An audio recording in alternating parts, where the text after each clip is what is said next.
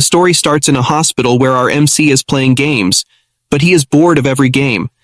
Then he finds a game called Dungeon and Stone on a forum. It's a 2D pixelated game, which he doesn't usually play, but since it's free and he's bored, he decides to give it a try. It's a rogue-type game where if you die, you have to start over from the beginning. Without noticing, he plays it for hours and becomes addicted. He plays it everywhere he goes for 9 years. Finally, after 9 years, he reaches the final boss room. After opening it, he receives a notification that the tutorial is complete. Suddenly, a light emanates from the screen, and he is sucked into the game world. He opens his eyes and finds himself as a barbarian, standing in the coming-of-age ceremony where barbarians choose their first weapon before entering the dungeon. He is shocked and wonders what is happening. Suddenly, a barbarian near him shouts, "It's the game! It's Dungeon and Stone!" After hearing that, the barbarian chief arrives and asks who shouted. The MC points towards the player in fear. The chief approaches the player and chopped his head off and announces that he was possessed by an evil spirit. Realizing that if he stands out, he will die, the MC faces a problem. He doesn't know his name. If he doesn't go when called, he will die. He starts to think of an idea and comes up with a plan. If someone else doesn't respond within 2 seconds, he will act. After some time, a name is called and no one responds. So he goes up on the stage and luckily he gets it right. It was his name. Finally, he discovers his name is Andal's son, Bjorn. With his years of experience playing the game, he chooses a shield as his first weapon because it offers the most survivability. After everyone chooses their weapons, they select their leader, Venom's third son, to guide them towards the dungeon. Because everyone that have gone through coming-of-age ceremony will enter the dungeon. However, after some time they get lost on their way. They decide to choose another leader, Feneline's second daughter Anor, but even she gets lost. Seeing their intelligence, the MC decided to help them and suggests her that they should follow other species to reach the dungeon gate. Anor likes his idea, and they start following other creatures until they finally reach the dungeon gate. However, upon reaching the gate, the MC starts feeling fear, but he have no choice but to go inside because all the citizens of the city need to pay taxes starting from the age of 20, and failure to do so results in execution.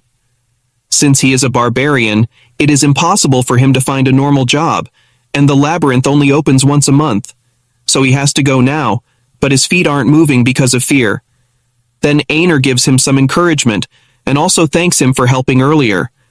After that, he gathers his composure and enters the labyrinth.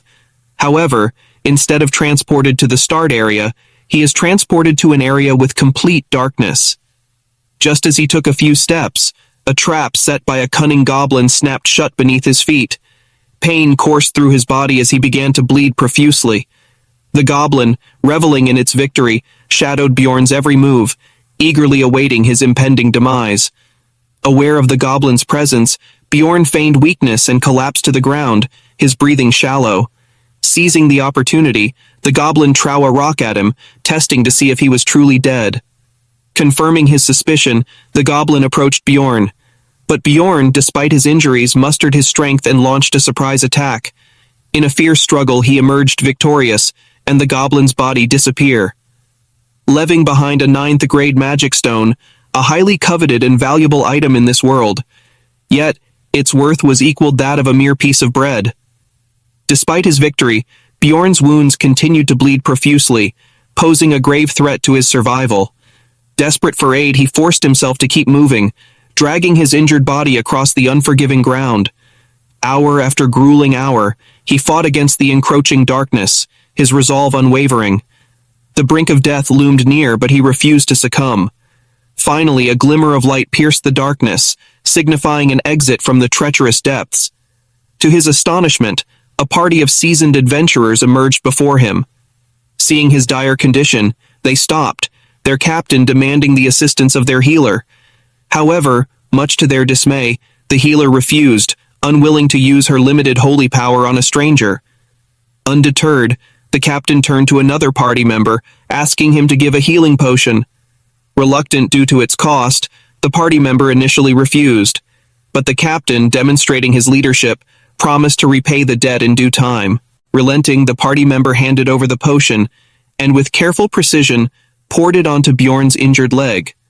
Unbeknownst to many, potions in this world inflicted a searing pain when used, making them impractical for use in the midst of battle. The healing process was arduous, but Bjorn endured the agony, his wounds slowly closing under the potion's influence. Grateful for their aid, the captain inquired how he had arrived before him. He wondered if there was a hidden shortcut he had missed. Bjorn, tell them what happened, after listening his explanation. The captain explained that such occurrences were exceptionally rare, happening only once or twice every 100 years. Bjorn couldn't help but reflect on his ill-fated luck. With their paths diverging, the party bid him farewell, and Bjorn resumed his exploration of the illuminated area. With a renewed sense of purpose, Bjorn ventured forth, his eyes scanning the surroundings for any signs of danger or opportunity. He knew that the light before him marked the beginning of a new chapter, brimming with challenges and untold treasures. Armed with his resilience, honed skills, Bjorn prepared to face whatever awaited him in this enigmatic realm. Little did he know that his journey had only just begun, and the trials ahead would test him in ways he could never have imagined. After his near-death experience, he kept running into goblins. They keep coming.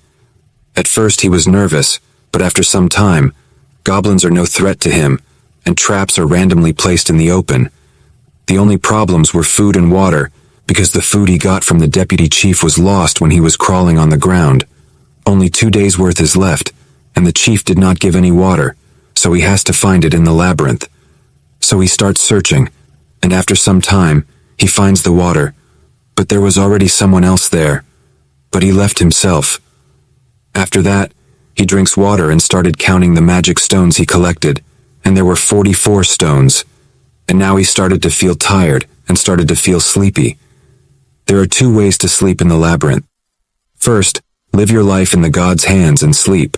Or second, find allies to protect each other. He tried the second option, but everyone got scared because of his looks and all the blood all over his body. Then suddenly, the man from before comes and asked him if he is looking for an overnight companion. After hearing that, MC got angry. Then he explained that he thought that they could take some sleep while protecting each other. Then MC understands that it was called an overnight companion, and he thought he was saying After that, he agrees, and they play rock, paper, scissors to determine who will sleep first, and MC lost. So the man gives MC a watch and asks him to wake him up after 2 hours. After 2 hours, MC wakes him up, and now it's his turn to sleep, but he can't believe in a stranger. So he pretends to sleep to see if that man does something, but he doesn't do anything. After 2 hours, they change turns again, but MC is frustrated because he didn't get a single minute of sleep, and he was so sleepy that his eyes closed, and MC falls asleep. Then suddenly, that man wakes him up. MC apologizes to him and offers him more time to sleep, but that man refuses. So MC takes his turn and starts sleeping. After some time, that man comes and attacks him with his hammer, but MC blocks it, and says he knew that there is no one that kind in this world who forgives and does not take the offer to sleep. They fight, and MC defeats him, asking him why he didn't attack the first time he slept. That man answers that because he also needs sleep. Then MC asks why he attacked him, and the man answers that it's because of his stone, but MC doesn't believe him and attacks him again, asking once more. That man explains that it's because of his heart, and tells him that a barbarian's heart is used for new magical research and sold for a good price. After saying all of that, he starts begging to be let go. Everyone in this world thinks barbarians are stupid and naive. Most of it is true, but our MC is a human inside a barbarian, so he kills him and takes his items. He have many items, like potions. MC starts to think that after only a few hours since he came to this world, he killed someone, and only after killing a man, he is now living like a man. After that, he started to hunt again, and goblins started to come in pairs because it's the second day. But it's not a big problem for our MC. He hunts for 14 hours, but now he started to feel very tired and needs sleep. Because of the previous incident, this time he chose the first option and tried to sleep alone, hoping goblins won't come, but goblins keep coming. After some time, he just closed his eyes, but a goblin attacked him and just missed MC's neck because of height. After that, MC becomes frustrated and decided to find another barbarian, but instead, He meets many humans this time who want to become his overnight companion, maybe because this time he is looking good and didn't cover in blood. But he refused them all and told them that he is looking for another barbarian. Then one man tells him that it's going to be hard to find because most of the barbarians quickly go up to the second floor. Then MC realizes that it would be embarrassing for someone of their build to struggle on the first floor. So he starts to look for any race other than human to become an overnight companion, because every race has a special trait other than human. After some time of searching, he finds an elf. She was injured and afraid. Then MC goes there, and she instantly starts to beg him to let her live. Then MC tries to comfort her, but she gets more scared and says that even if he is a barbarian, let her live just once because she has a younger brother to take care of. Then MC starts to think about what barbarians do. So to make her let her guard down against him a little, he gives her some healing herbs and some bandages he got from the men from before, and asks her to treat her wound first while he stands guard. After she finishes treatment, he introduces himself, and she also tells her name, Irwin. Then he asks her why she is so afraid of him. She tells him that he is a barbarian, and barbarians and elves had a very big war in the past, and now they are hostile towards each other. She says she doesn't care about this, and asks him to let her go. MC didn't know about it. All he knows is that elves and barbarians have a good relationship, so he does not know which timeline this is compared to the game he plays. Then he tells her that he also doesn't care about it, and asks her to become his overnight companion. I know it sounds weird.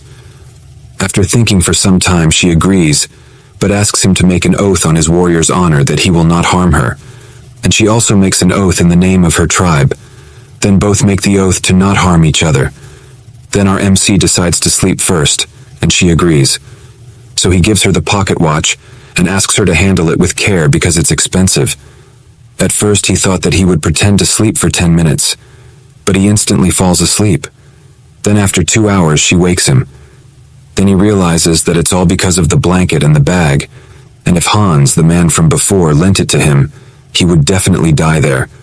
So he decides to lend them to her, and just like that, they both take a few turns, and now there are only 10 minutes left before the last turn. Then 2 men came there and asked Bjorn what his relationship with the elf was. He told them they were overnight companions. Then they asked how much time was remaining. After hearing that, Bjorn told them it was none of their business and that he was not obligated to tell them. He scared them away, and they left. After that, Bjorn tried to wake up Irwin, but she pretended to sleep. Bjorn forcefully woke her and asked why she was pretending to sleep. She answered that if she got up, he would leave her because their partnership would end as soon as she woke up, and he would leave her alone. Then Bjorn asked her what happened with those 2. She answered that she didn't know them, but they were probably from the same group called the Crystal Union as the human who tried to hurt her. After hearing that it was a whole group, he first thought of parting ways, but this beautiful elf was only 20 years old, and that was reason enough for a man of culture to help someone. So he decided to help her and asked for her full story before deciding. She got really happy and told him that she had met them on the first day inside the labyrinth as overnight companions. And when she was sleeping, she felt a gaze behind her. Only later did she find out that he was a manager of a clan doing business on the first floor, and somehow she managed to escape. Since then, they had been chasing her. Then Bjorn asked how they were able to chase her in the labyrinth. She told him that they were probably using message stones, which allow communication when synchronized prior to usage. Their range is up to about 300 meters. It was a device that didn't exist in the game, so he was a little shocked. Then Bjorn asked her why the members of the Union continued to chase her, when it didn't seem like she had done anything wrong. She told him that while escaping, she swung her knife around and accidentally cracked one of the assailant's ears. Bjorn felt bad for that man, and she was laughing while telling him all this. Suddenly, she felt someone following them from behind, about 150 meters away. It was an ability of elves they are born with, so they decided to increase their speed, but the distance between them didn't increase. Bjorn started to think about the risks he was taking and the benefits. Well, I think we all know the benefits of helping beautiful elf. So he asked her what she was good at. She gave a great answer fitting for the situation. She said that she was good at laundry and cleaning but bad at cooking. I just want to ask what is going on in her head at a moment like this. Everyone, what do you think? But just don't go overboard with it. Then he asked what she was good at during battle, that she was good at archery, and could also use spirit magic, specifically flame element. Flame element is actually the rarest element in this world. Then he asked her if she had killed anyone before. She answered that she hadn't, but she could do it. Then Bjorn asked seriously if she would like to become his comrade until they got out of the labyrinth. He would take 90s, and she would get 10. He didn't even finish his speech, but she instantly agreed without any hesitation. So Bjorn decided to get rid of the pursuer because the distance between them was getting shorter and shorter. He decided to enter a dark area where they waited for the pursuer. After he arrived and started searching for them. Bjorn ordered her to shoot the arrow. She was a little nervous, but she shot the arrow and got a headshot. MC sure was smart. He didn't kill the man himself.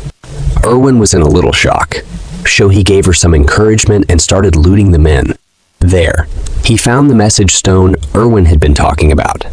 After that, Bjorn checked the loot he got from the man he just killed. He had a pouch of magic crystals, 2 daggers, 1 potion bottle from his waist belt, and the clothes he was wearing, a leather top and bottom. Bjorn sure was a scavenger, and I like this kind of Bjorn story. Then MC asked Irwin about how to use the message stone, and she told him that there was a button on the side. After Bjorn pressed it, a voice came from it, and there was someone giving everyone instructions and asking them to catch the elf and the barbarian with full instructions. He also placed a 10,000 gold bounty on their heads and asked everyone to gather at the Goblin District, which was where Bjorn and Irwin were currently. After hearing that, Irwin got scared, but MC asked her not to be scared, and they moved up to the 2nd floor. After hearing that, she asked if they were really going to the 2nd floor by themselves, as there was a huge difference between the 1st and 2nd floors. Bjorn said he knew it and told her that they would just stay near the entrance, and they were also a good match. She got flustered after hearing that, but she still hesitated to go to the 2nd floor. Then, suddenly, a voice came from the message stone, saying that whoever found the elf first could enjoy her first on top of the 10,000 gold. Then another man's voice came, saying that if she was too resistant, could he cut off one of her arms and legs. Then that man asked if they should just leave the important part, and he asked if they all knew what he meant, right? After hearing all of that, she immediately agreed to go up to the 2nd floor. This makes Bjorn's work easy and saves his time. He always likes to help people in need when it is beneficial to him, of course. When a chance like this comes, of course, he will take it. After that, Irwin asks Mick about the path to the 2nd floor. Bjorn said that he doesn't know the specific path, but the dungeon is designed in such a way that if you keep following the darkness, you will reach a portal, since the darkness represents a path that leads you to the upper floors. Suddenly, Irwin stops Bjorn because there was a trap. After seeing the trap, Bjorn remembers the dark past and that he just walked a few steps before stepping on one, but they only appeared now after so late. Then he realizes how unlucky he was. Then Irwin asks Bjorn to let her handle it and he should rest. Then Bjorn told her not to use spirit to save strength. With her clumsy look, you can understand what she is going to do. After that, she goes near the trap and suddenly 2 goblins attack her, but she was ready in counter. Attacks them and kills the first goblin. Then the second goblin. Then the second goblin tries to attack her, but she quickly finishes him too. After that, she gives both stones to Bjorn according to the agreement of 9-1, and she seems very happy about it, saying there's something her younger sibling has been asking for. And if they keep progressing like this, she can earn a little bit too, right? After hearing that, Mick feels like she is trying to insult him. I also feel the same. But she's got a point there. Then a voice from the stone comes again, saying that they are raising the bounty on the elf to 20,000 gold, dead or alive. After hearing that, Irwin gets scared again. Then Bjorn asks her not to worry and says there's no one who will search in the dark for them. And these bastards don't have the best teamwork. That's all he said to her. But inside his mind, he was thinking that it's suspicious, that all things are going too well. He was just thinking, but suddenly, Irwin shouts, "There are ghouls." After seeing them, Bjorn starts to think, how are the ghouls here? On the first floor, there are different monsters based on the direction you go, and ghouls are supposed to be in the south. They've come too far after roaming for so long, but actually, it's a good thing for Bjorn. Maybe you guys are thinking about what level Ma currently is, right? To know that first, I'll explain the experience awarding system for the dungeon in stone. You are only awarded for the first time you defeat a monster of the same species. But if they are from a different rank, you can also gain experience. For example, if you kill a goblin and a goblin chief, they are both considered different species, and you gain experience from both of them the first time you kill them. Meaning you need to defeat as many species as possible in order to level up, so Mick is just level 1. And by the way, a personal question, I'm also thinking of making a similar game, but in 3D, of course. So can you guys tell me which platform I should create it on? The mobile version will have lighter graphics compared to the CC version. Also, tell me all your ideas about gameplay and everything else. And if you guys want, I can make another channel where I'll share my progress on it. Now, let's get back to the story. Irwin said she will handle it alone, but denied it, asking her to cover from behind. After Bjorn comes within a certain range of ghouls, they attack him. And why is their hair like melting cream on top of a cake? Well then, the fight begins. And it was a piece of cake with Bjorn's power and Irwin's artillery. After that, they keep walking towards the north until the 3rd day. Then Irwin sees blood on the ground, and it was not Goblin's blood. After following the blood trail for some time, they find a sandal. And I think everyone knows about the dark past of Mech. After seeing that, the portal was less than 10 meters away from his starting point, and if only he had gone in the other direction.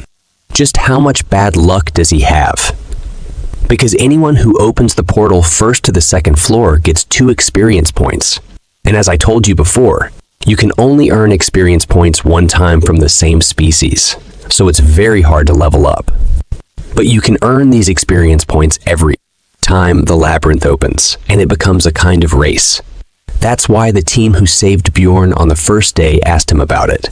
Thinking about that makes him very angry, and seeing him like that, Irwin asks him if there's something she did wrong. Then he says it was not because of her. After that, she comes to a conclusion that Bjorn lost his barbarian comrade here, so she gives him some sympathy. Bjorn gets confused, but he decides to ignore it, and they go up to the 2nd floor, the Goblin Forest. But their landing is not a smooth one, for Bjorn, of course. Irwin lands perfectly. After Bjorn recovers from this unfortunate experience, they look around, and there is no living being in a 50-meter radius. The 2nd floor is different from the 1st floor. While the 1st floor is like an underground maze, the 2nd floor is an open forest, and there are 4 gates in 4 different directions on the 1st floor, and each gate leads to a different place. But you can go to the 3rd floor from any of them. Just tell me, what's with the ghouls? Others look good, but ghouls look like ice cream is melting on their heads. After that, Irwin asks Bjorn what to do now. He tells her that once the time is up, which is 168 hours for the 1st floor and 240 hours for the 2nd floor, the labyrinth spits the explorers back out into the city. So they will stay on the 2nd floor before the 168 hours are up, and then they go back to the 1st floor. But they can't just stay here by the portal all day, so they start to explore the nearby area a bit. Soon after some time, Irwin finds a trap, but Bjorn didn't see it. Then Irwin throws a rock at it to deactivate it, and then she asks for praise from Bjorn. But Bjorn just says that she is good at throwing rocks, and it was always her duty to find the traps. McSure is a Sigma. Let's talk about the 2nd floor a little. Traps on the second floor are different than the first floor. They are well hidden and are all over the floor. But there is no goblin watching over them. And other than traps, another difference is that the goblins go around in groups of about a dozen, sometimes with warriors or archers. And there are more high-ranking monsters the farther you go towards the exterior of the forest. Continue the story. Bjorn and Irwin started exploring the goblin forest, destroying traps in their way so they wouldn't cause any trouble later when monsters attack. Soon, Irwin heard footsteps of the goblins and asked Bjorn what to do. Bjorn asked her about the number of goblins, and she answered that she doesn't know the exact number, but it's more than 10 for sure.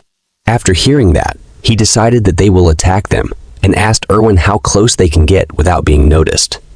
She answered that on her own, she can get to about 30 meters away from them. Then, Bjorn said that they will go with her plan. First, Irwin goes near them and shoots the first arrow. Then Bjorn will attack them. However, the second floor is different. There are 3 times the amount of goblins from the first floor. And there's a goblin warrior too. Yes, this guy with the knife-like sword is a goblin warrior. And it should be scary face so many goblins to gather. But instead of being scared, Bjorn's warrior's heart was twitching. He was feeling excited.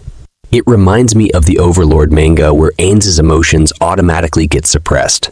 With this sense of excitement, he started to crush them one by one, but dealing with the goblin warrior isn't easy. He almost chopped Bjorn's head off and surrounded him with other goblins. The situation became quite threatening, and he might also get injured, but that's if he was alone, of course. But with a trusted partner like Irwin, his back is covered, and he quickly finished them all. He gained 1 experience point for defeating the goblin warrior for the first time, and 11 magic crystals. But the warrior's weapon and armor disappeared with the goblin. The warrior stone has more value than a normal goblin of the same rank. So he decided to give Irwin 2 normal stones. She looked very happy. And after that, they started moving again. Once they went farther out than a 3-kilometer radius, they began to come across goblin groups every 5 minutes. This time, there's an archer among the goblins, and as soon as he saw them, he disappeared using stealth magic. It became difficult because of the goblin archers. But it wasn't enough to defeat Bjorn. He just had to focus a little more to dodge the arrows coming towards him, and he easily defeated the goblin archer. After 15 hours of fights, they decided to take rest. And Bjorn gave Irwin the first chance to sleep, and she instantly fell asleep. Then Bjorn started thinking that explorers are scarier than the goblins, especially now that he has a reason to be worried, and it's a problem that she's so pretty. He said it out loud, and Irwin woke up instantly and asked him if she is really pretty. But Bjorn asked her to sleep. Well, it shows that she was not stupid and is always on her guard. And just like that, the 4th, 5th, and 6th day passed, and it became the 7th day, the last day, and it's finally time to leave the labyrinth. Bjorn told Irwin that it was finally time to leave the labyrinth. There were only 2 hours and 47 minutes until the first floor would spit the explorers back out. Irwin told Bjorn that she's so tired that she will immediately fall asleep as soon as they're out. Bjorn told her that they should go back now because they should get to the portal earlier rather than late. Of course, things would get a bit tricky now, because the goblin groups had respawned and put down new traps all over the place. Irwin also sensed a goblin group 70 meters away from them with 8 regular goblins, 2 archers, and 2 warriors. Bjorn decided that they will fight. Goblins were just chatting and laughing. And just like before, Irwin shot from afar and popped one of them in the skull, leaving the other goblins stunned. Then Bjorn charged in with his fierce look, scaring the goblins, and he started his attack. He knew that Irwin would take care of the archers, so he focused on killing the warriors first. Bjorn had become a master at fighting goblins, swinging his hammer around and hitting them all to their death in each shot. Irwin also got used to it. She knew exactly when and who to shoot, and because of that, the time it took to kill all the goblins had shortened. He praised her and told her that she did a good job, and she loved having Bjorn's approval. but he told her to tell him when she kills the archers so that he doesn't have to worry about getting shot while fighting. She apologizes and tells him she wasn't sure if the last one was hit or not. He is a bit confused, but agrees that unconfirmed information would be more dangerous. While Irwin just smiled and waited for a response. He was thinking about how much he's grown. He's actually kind of proud, but I doesn't know who he is proud of. To me, it looks more like self-appreciation. Suddenly, Irwin calls Bjorn's attention to something cool near a dead goblin. Its corpse hasn't fully vanished yet. Rather, it has a blue aura around it. Bjorn notes that this essence particularly belongs to the goblin archer. Essences are a part of the skill system in Dungeon and Stone, which gives you passive and active skills with varying stats, depending on the essence's type. There is only one essence allowed per level, but it is kind of like a cheat.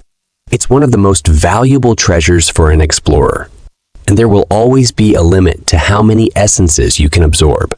He remembers his early days of playing the game and recalls how each goblin has a different ability attached to their essence, and your fate will depend on which essences you take.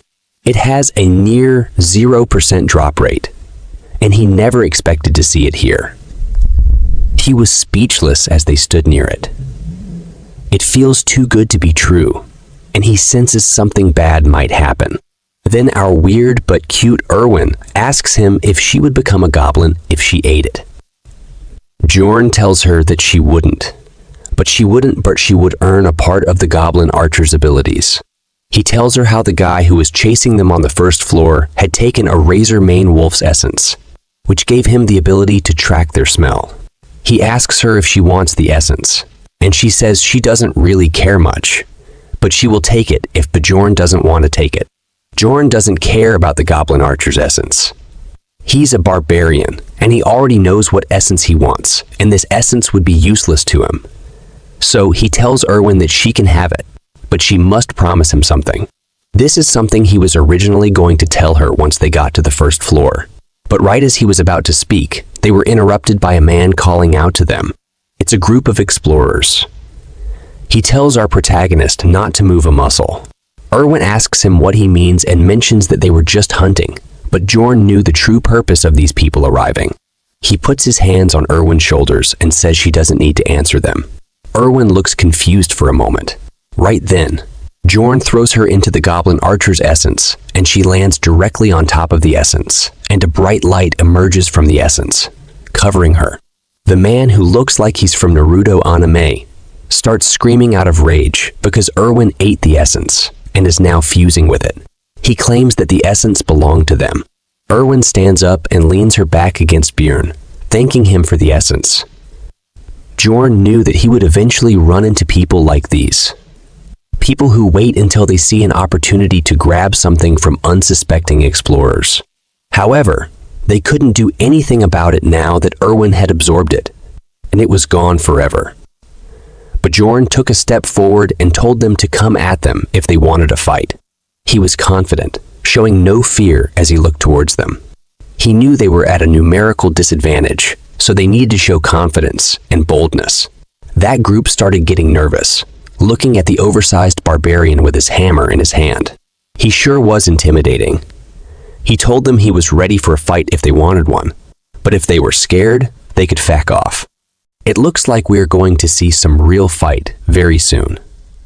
But for now, we have to wait because that group decided to go from there. But before they left with a warning to Bjorn that they will come.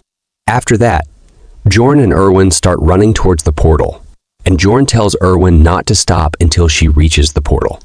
She runs at the fastest speed she can while asking Bjorn if the four from earlier are gone, or whether they'd chase them. Bjorn remembers how they threatened him that he would get revenge for the essence, and even if they didn't follow them, they would probably end up in the same place, which confuses Irwin. Bjorn tells her that they were a party of 4, which is a good number for a second-floor raid.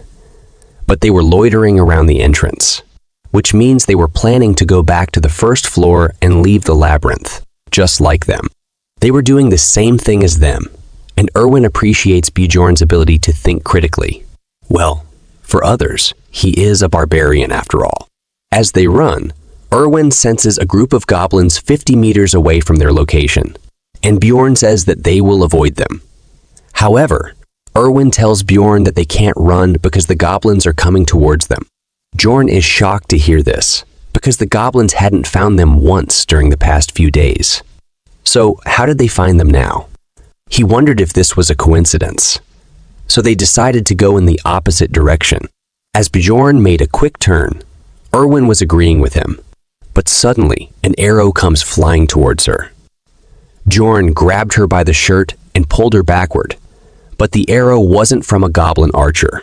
She says she was going to dodge it herself, and Bjorn says that it's the guys from earlier who shot at them. He tells Irwin that they lured the goblins to their location, and they're waiting on the opposite side. They were planning to tire them out with goblins, and now they had no choice but to fight. He told Irwin to use her powers. She is confused as to what powers he means, and he tells her to use the essence's power that she had acquired by eating the goblin archer's essence. You see, every essence has its own special ability, and since Irwin had absorbed the goblin archer's essence, it would give her special powers. It would increase Irwin's stats in many ways, as you can see on the stat window. Alongside that, it adds a passive and active skill, which can be quite useful in situations like this. She had gotten a passive skill that made all her arrows poisonous, while also giving her an active skill that made her stealthy. Irwin tells him that she doesn't know how to use it, and he just looks at her and tells her that it's already working. Irwin begins to glow blue with the essence surging through her body. She can finally feel the powers of the goblin archer. Her active skill thief step was now in use. Bjorn looked at her and wondered whether the skills work just by willing them, or did they need to say something to trigger it. Meanwhile, Irwin is just enthralled by her new powers. He hands her his bag, telling her to keep it safe. He was going to handle the goblins on his own, and she can look for the guy with the crossbow. Irwin is worried for Bjorn because it would be too dangerous on his own. However, he doesn't care at the moment. He tells her that there is no time to think. He tells her to stay hidden, and when he gives the signal, she must kill the guy with the crossbow. There would only be one shot. After that, he runs into the forest towards the goblins without even telling her what the signal would be. After some time, he stops, because goblins were surrounding him from the left while rushing into the goblins headfirst. Bjorn notices how those guys haven't shown themselves since they shot at them with a crossbow. Early on, he assumed that they would show themselves once he killed all of the goblins, and he began the killing spree. Blood splatters were everywhere as Bjorn was killing the group of goblins. There were a dozen of them. 2 of the goblins were swordsmen or warriors, but there were no arrows flying towards him. There were probably no archers, or so he thought. But an arrow comes flying his way, so he blocked it with his shield, and he now knows there were archers too. Then he felt something pierce his back. It was a goblin with a dagger who stabbed him from behind. He threw the goblin off and bashed its head in with his shield. He was fighting the goblins to the best of his abilities. But he also remembered the crossbow guy was there too, and he didn't have Irwin to help him this time. The injuries were piling up as they were cutting Bjorn up. It was looking like the attack on Titans. But he didn't let up though, as he slammed his hammer onto the goblins and killed them all. They turned into smoke, and he realized that things were getting a bit too dangerous for him. Suddenly, 2 arrows shot in his direction at once. He had to dodge them, but he realized that they were both different markings. One belonged to a goblin archer, and the other arrow was from the crossbow guy. It was impossible to block both arrows, and now he had to pick and choose which arrow would be more dangerous to get hit with. So he decided to block the crossbow bolt, and as he blocked it, the goblin arrow had pierced through his elbow because he simply couldn't have blocked shots from both sides. His arm was wounded and bleeding, not to mention the goblin arrows seemed to have been poisoned. His arm was turning purple, and he couldn't feel any movement within it. He only had his right arm, and he needed to choose between his weapons now. So he let go of the hammer, knowing it wouldn't be much help. He pulled the arrow out of his elbow and chose the shield. It was his original weapon. He knew that the real enemy was that group of scums. If it weren't for them, the goblins wouldn't have been much of a threat to him. He could easily kill goblins with the hammer, but the shield was necessary to protect himself from those crossbow bolts. Bjorn kept slamming into them with his shield. He was flinging them around like they were nothing, sending them flying far away with each hit. But it was not enough. Eventually, he had enough, and he got angry. As he gave the goblins an angry look, the remaining goblins began to run away. As they ran away, Bjorn had one slight moment of rest. He managed to hold on long enough, and he knew he didn't have to chase them down. The group started to emerge from the bushes. They were hiding in there for too long. Their leader smiled and looked smug. He respected Bjorn for getting rid of all of those goblins on his own. He found it impressive and quite unexpected as he walked out with his two other companions.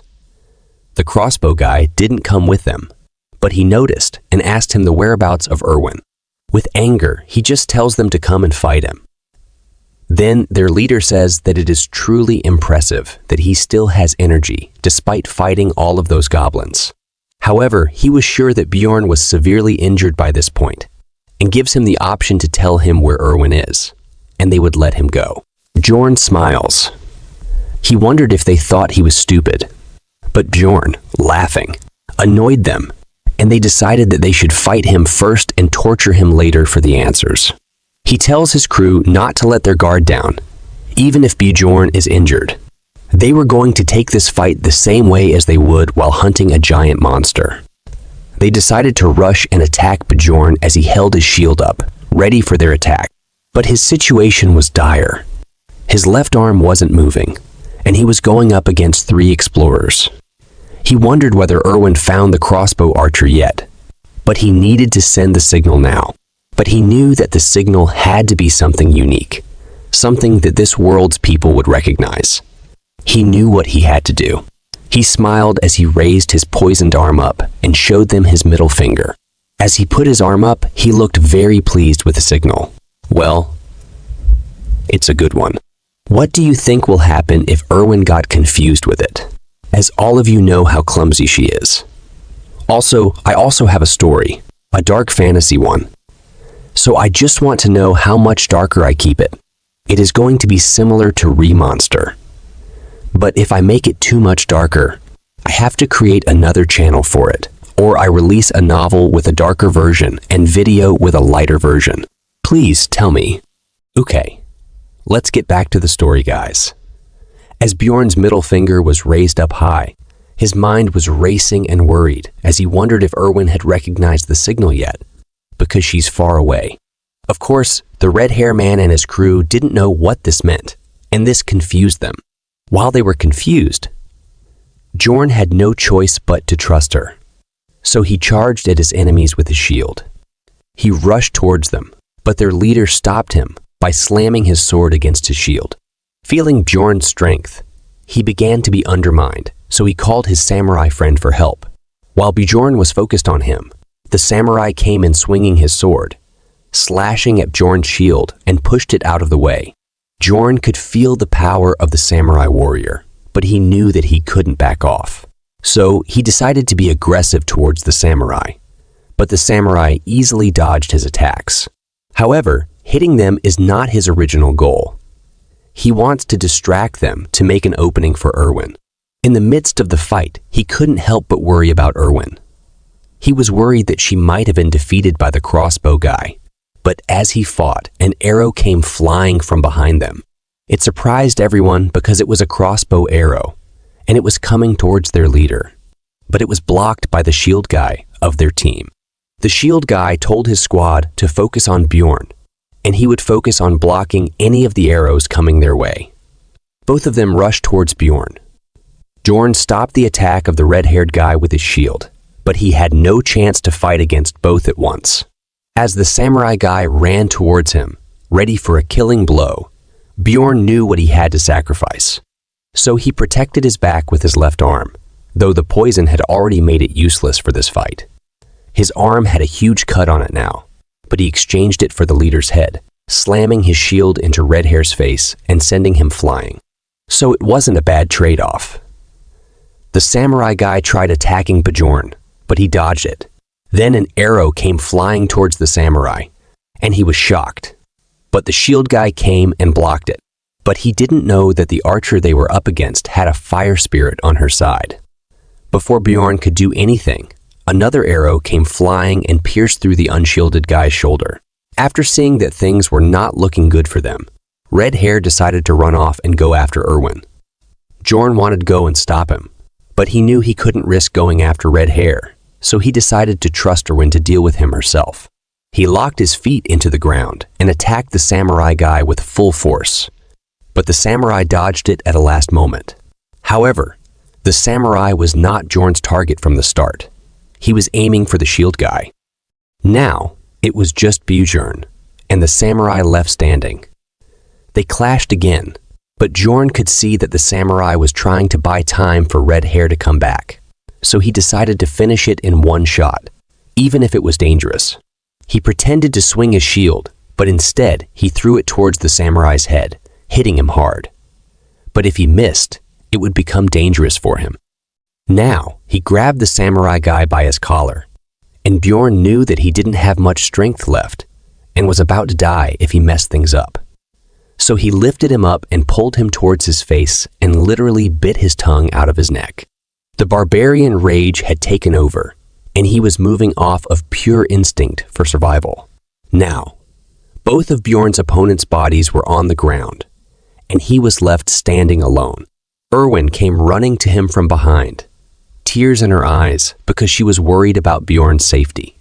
She also killed both of her opponents, and now they had both survived the game of survival one more time. This time, it got a bit too close for comfort though. As Irwin saw how wounded Bjorn was, she handed him a potion, telling him to drink it immediately. Bjorn was confused because he didn't know that people can drink it.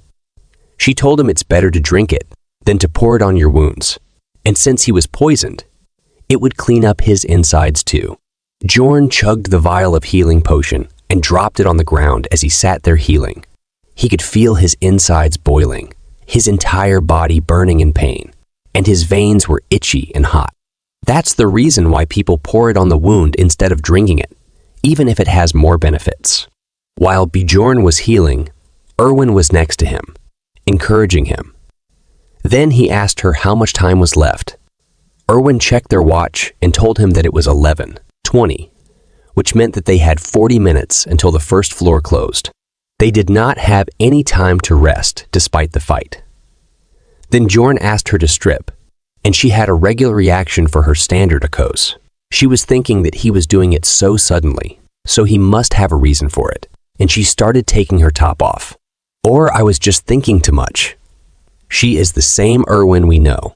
Then Bjorn asked what she was doing, and told her that he meant stripping the bodies of the dead guys for items and resources. But now that they had only 40 minutes, Bjorn decided to just take their equipment, magic crystals and backpacks. They didn't have time for other things. So Irwin went to get Red Hair and Crossbow Guy's things too. They had only 34 minutes left when Irwin came back with all the stuff. After that, they ran through the forest at top speed. There was only 1 minute left, but they got to the portal of the first floor, and then they jumped into the portal. They managed to come back to the first floor in time. Irwin rejoiced in their success. She had lots of fun. Meanwhile, Bjorn still wondered how she managed to land perfectly every time. She told Bjorn that he did a great job. Then he told her that she did a great job too. Then she leaned in close to Bjorn, asking him what he wanted to say earlier before. But there were less than 10 seconds left before the labyrinth closed. So he told her that they should talk once they were back in Raftonia, but they would both emerge at different locations. So they had to choose some spot for meeting, but Bjorn forgot the name of the tavern. There was no time left, and he was scratching his head in rage because he couldn't remember the name of the tavern. Finally, he remembered and told her to meet him at the Black Whale Tavern once they were out. She happily agreed to it, and their time together in the labyrinth ended. The labyrinth began to close, and he was being transported back to Raftonia. Bjorn emerged back in the city filled with explorers. Now the story is going to be more interesting, my horny friends. But for now, he was back in Raftonia, amidst the hustle and bustle of people. It's a place filled with a tremendous amount of people, because all the explorers are gathered in one place. But for now, he began to reset his clock, because time in the labyrinth flows differently than in the city. No matter how many days you spent in the labyrinth, once you come back to the city, it's always noon on the next day. And you have to reset your clock so that it points to noon. I was curious about one thing. If no matter how many days you spent in the dungeon, you come out the next day and the higher the floor, the more days it takes to close, does it mean you age faster compared to the person outside? Or does the age of the person inside the dungeon not increase? Think the second option is more reasonable. What do you guys think? Let me know in the comment section. Let's get back to the story. In the crowd, he saw a tall barbarian calling out to him, and he wondered what this guy's name was. As the two men shook hands, Bjorn remembered his name as Vanon's second son, Karak, but he was actually the third son. Well, Bjorn always does that. Then another one came, and he was glad to see both safe. This guy's name was Serum, and the name reminded me of something. What about? After that, within a moment, a crowd of barbarians gathered around, surrounding Vanon's second son, Karak, talking about their experience in the labyrinth. He sure was a popular guy, but Bjorn didn't seem to be happy about it. They were having a whole reunion, but I didn't see Anor anywhere. Maybe we'll see her in the future. For now, one of the barbarians challenged Karak to a duel, and Karak accepted it, which was a celebratory barbarian thing. So they all decided to head out to the bravery checkpoint, where they could get their magic crystals counted, as well as talk some more and share their experiences as they walked away. They asked Bjorn if he was coming with them. It didn't really seem like he wanted to, but he obliged anyways, because what else could he do? At the register table, a lady was counting all of the magic crystals. Some had 20,000, some had 30,000. And at the end, Vanon's third son, Karak, stood above them all with 40,000 magic crystals. Everybody was cheering for him, calling him the warrior of warriors. Then Bjorn walked up to the register and dropped a bunch of bags on the counter. The cashier lady began to calculate. She was so fast that Bjorn was left shocked. After the count was done, it turned out that Bjorn had 182,413 magic crystals. Hearing the numbers, Bjorn was also in shock. After hearing that, they gathered around him and started cheering for him.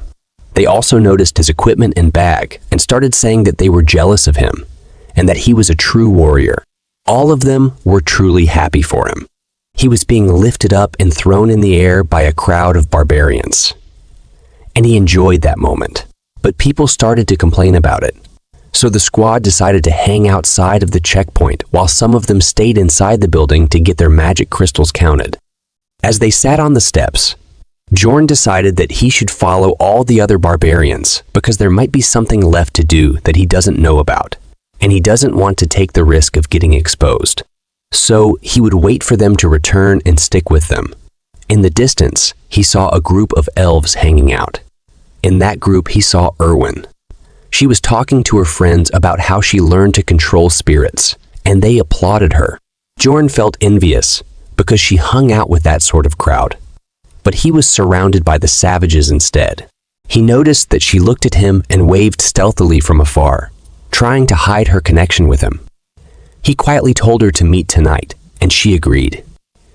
Then the elf lady asked Irwin if she knew him. She denied it immediately. Meanwhile, the same happened to Bjorn. Karak asked him if he knew the elf, but Bjorn said no. Of course, barbarians are free, spirited and loud, and this guy straight up shouted that there's no way a #1 warrior like him would hang out with those cowardly earheads. This pissed off Irwin's friends, and the mood became tense all of a sudden, but she didn't escalate the situation. Bjorn was annoyed, but thankfully, the rest of the barbarians came out of the building. So Bjorn got up, telling the other barbarians that they should leave now that everyone's here. On the way, he noticed a child calling out to his father. The child ran up to his father and hugged him. They told each other that they missed one another. This was also a feature in the Dungeon and Stone game. Anyways, there were moments of joy once you came out of the labyrinth. People would meet their families and friends. However, there were also moments where people would die, and the repercussions of that could be felt. A woman cries to her husband's companion, begging him to tell her where he is. But the companion can say nothing because her husband had died. Another moment happens where a woman is crying as a little girl innocently asks her mother where her brother is. These moments of agony and sadness couldn't be felt throughout the 2D game graphics. But now, seeing it in real life, his feelings were in chaos. After some time, the barbarians raised their mugs to drink the night away, pouring liquor down their throats like true barbarians. Bjorn thought these guys were going to do something important, and he was worried he might miss a necessary step of sorts. But they were just trying to get drunk. He was angry looking at them, wasting his time. So he slammed his hand on the table and told them that he had somewhere else to be. Karak was shocked upon hearing this. The whole crowd became angry when they heard this. It looked as if they would kill him because he is the protagonist of the night and he is leaving. But they let him go happily while still calling him the best warrior. As he walked through the streets of Raftonia, he could hear the laughter and joy in people's voices. This place was peaceful, and he felt comfortable walking around. He thought that there were no monsters or humans that would harm him. As he looked around at stores, he felt the relaxation of being in a place that had rules and laws. In this place, even if he fell down on the ground, nothing would happen to him.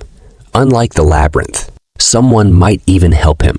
Then he walked into a hotel to properly take a rest, then started thinking that this other world might be more barbaric than the 21st century Earth, but it was still peaceful. Then he got a room for himself so he could change and shower. All those near-death encounters in the labyrinth had made him realize that living in Raftonia might not be that bad. After he came out of the shower, feeling refreshed, and now all he wanted was a comfortable bed to sleep. But thoughts of his home were rushing through his mind. He still wanted to go home, even if there is no one to greet him at home. As nighttime approached, Bjorn woke at 9 at night, feeling fully refreshed and relaxed. He remembered that he came out of the labyrinth at noon, so he must have slept around 4 to 5 hours. It was now time to go meet Irwin at the Black Whale Tavern. But an old man told him that the Black Whale Tavern was sold off 10 years ago. Bjorn was shocked to hear this. Then the old man got more into detail.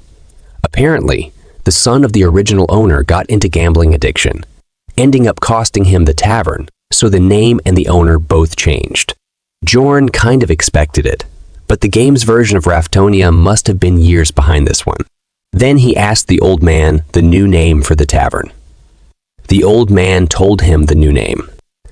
The tavern was now called Python Path, and Bjorn had arrived at the place ready to meet Irwin. After seeing it, he wondered that the Black Whale Tavern used to look much different from this place in the game. He was glad that at least he can read this world's language, so he had to go to the library to fill his missing knowledge of this world. Then he entered, and this place was filled with people going wild. He immediately started looking around for Irwin, but she found him before he could. She called him over by waving her hand and saying his name. However, he noticed the elf lady from earlier was also there. The short-haired woman stared at him angrily, saying that he is the barbarian from earlier. He introduced himself as Jandal's son, Bjorn, and asked her who she was. She said she's the older sister of Irwin. Then Bjorn said that her name couldn't be older sister, so she just told him to call her Teresa. Then he remembered that Irwin's last name was Teresa, so this lady was trying to keep her real name hidden. He asked her reason why she was there. Then she stood up and slammed her hand on the table. She asked Bjorn why he called Irwin to such an inappropriate tavern like this last night, and then stood her up, making her stay the night out. And now he is asking what her purpose here is. She insults him, calling him a thick-skinned barbarian. Then Bjorn asks her what she means by it. Then she replied and said, "Are you trying to play dumb?" After hearing that, he got confused and asked Irwin how much time it has been since they got out from the labyrinth. She answers him that it had been 30 hours. Bjorn was feeling like an idiot right now. First, he thought it had been 4 to 5 hours. But nope, it had been a whole 30 hours. He realized the reason why he felt so refreshed after waking up. It was because he slept over a day. Seeing Irwin, he was feeling sorry, so he apologized and told them that he overslept. After hearing that, both of them were shocked, especially Irwin's sister, to see a barbarian apologizing. After that, in shock and embarrassment, she asks Bjorn why he would call Irwin. Bjorn could have given many long reasons, but he said he had no obligation to answer her. She can ask Irwin if she wants and piss her off again. She says he is just a beginner, and then Bjorn replies that she should throw away that kind of attitude unless she intends on taking care of Irwin all her life. Then she calls him a savage and slams a huge bag of 350,000 magic stones on the table. After seeing it, he feels like he is in K-dramas. Bjorn just stared at the stones, and this made Irwin's sister wonder why he wasn't taking it. She knew that he had a different reason for asking Irwin to meet. Does she think Bjorn is Johnny Bro or something who accepts any types of payments? Bjorn looked at Irwin and asked her if she agrees with her, but she doesn't know what to say. At least for a moment.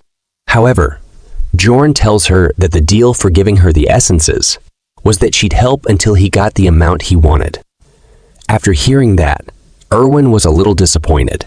Then Bjorn told her that they would also split the rewards 50-50. Irwin was overjoyed at first, but suddenly she realized something and asked for Bjorn's forgiveness because she wouldn't be able to go labyrinth exploring with him anymore. This made Bjorn wonder and puzzled because he thought that they were a really good and pretty compatible duo. Then her sister explained that she comes and explores the labyrinth with her from now on. She said that they were just following tradition and letting her go alone since it was her first time. However, she never intended on letting Irwin explore the labyrinth on her own. Bjorn now realized that she already had someone to accompany her through the labyrinth, and he was jealous of people with personal connections. Then she pushed the bag further towards him and said that if he understood, he should just take this pouch. But Bjorn stopped her and said that it was a result of splitting the essences in half. She responded that this was indeed because it's the loot they got together.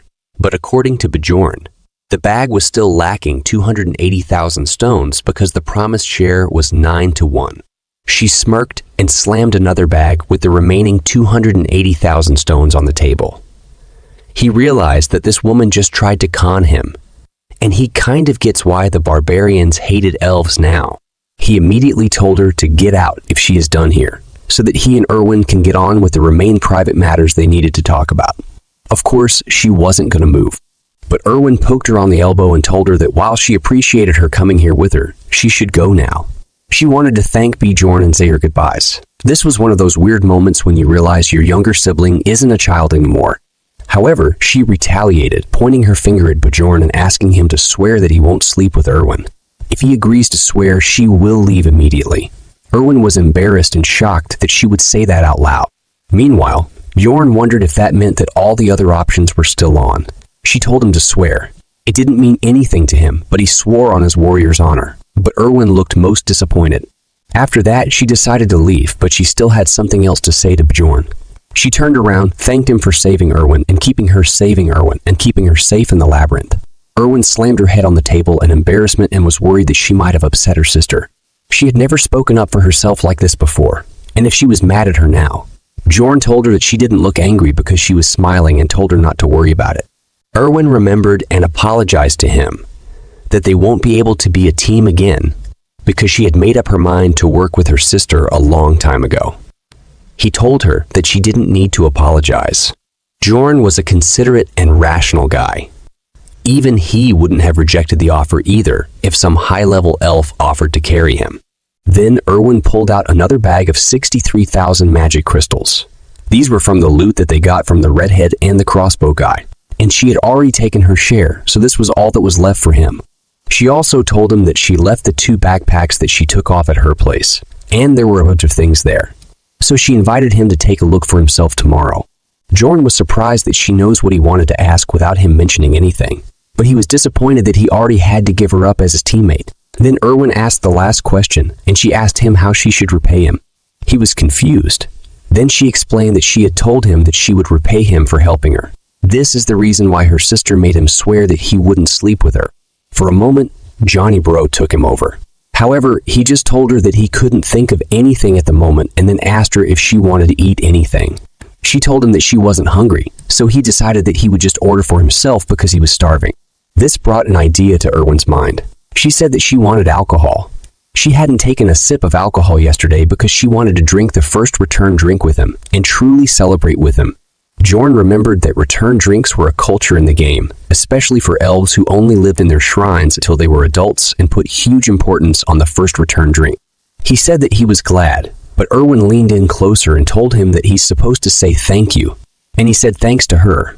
Irwin was happy. She told him that they went through so much together in the labyrinth, so it was a given that they share their first return drink with each other. She said that this is probably not his first return drink though, but he says that it was actually the first time he was going to have a return drink. She was surprised to know that he was serious when he told her that he was only 20 years old, which is the same age as her. She had initially thought that he might just be joking. He told her that it was his first time in the labyrinth as well. They start celebrating, and as they're celebrating, Irwin tells Bjorn that he did a great job. Then he tells her that she was great too. The two raised their mugs and slammed their mugs together in a toast. After a bit, their mugs were empty and their food was done. Irwin said that Bjorn was wearing a shirt today as she looked at him, and Bjorn only said in his mind that she was wearing a skirt today. Bjorn took a big sip of rum and decided that it was time for him to talk about the more important stuff now.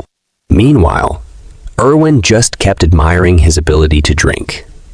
He asked her if she still wanted to repay him, because he has thought of a way. She asked him what it was, but he said he couldn't tell her here, because he feared that the security would come after them. She blushed and looked at him and asked him if they should head up to his room. After they went to the Bjorn room, outside of Bjorn's door, moaning of a woman can be heard from inside. Inside, Bjorn told her to spread wider. He was sweating as he tried hard. As she moaned and screamed louder and said to let it go, he was just scratching her shoulder to check her stats effects. But Irwin screamed out loud from the pain, telling him that he was going to dislocate her shoulder because it had never gone that far back before. He still wanted to make sure though, and asked her if she was sure this was the breaking point. She swore on her family, crying and screaming, so he let her go and told her to rest for a bit. When he let her go, she was in complete shock at being alive. She thought she would lose her arm and life from all that. She looked annoyed and disappointed. She wanted to know if he asked her to come to his room just so he could check her abilities and stats. Then he said that ability use wasn't allowed within the city, and he really wanted to check the difference in her body after the essence. But in reality, he wanted to check the difference between the game and real life.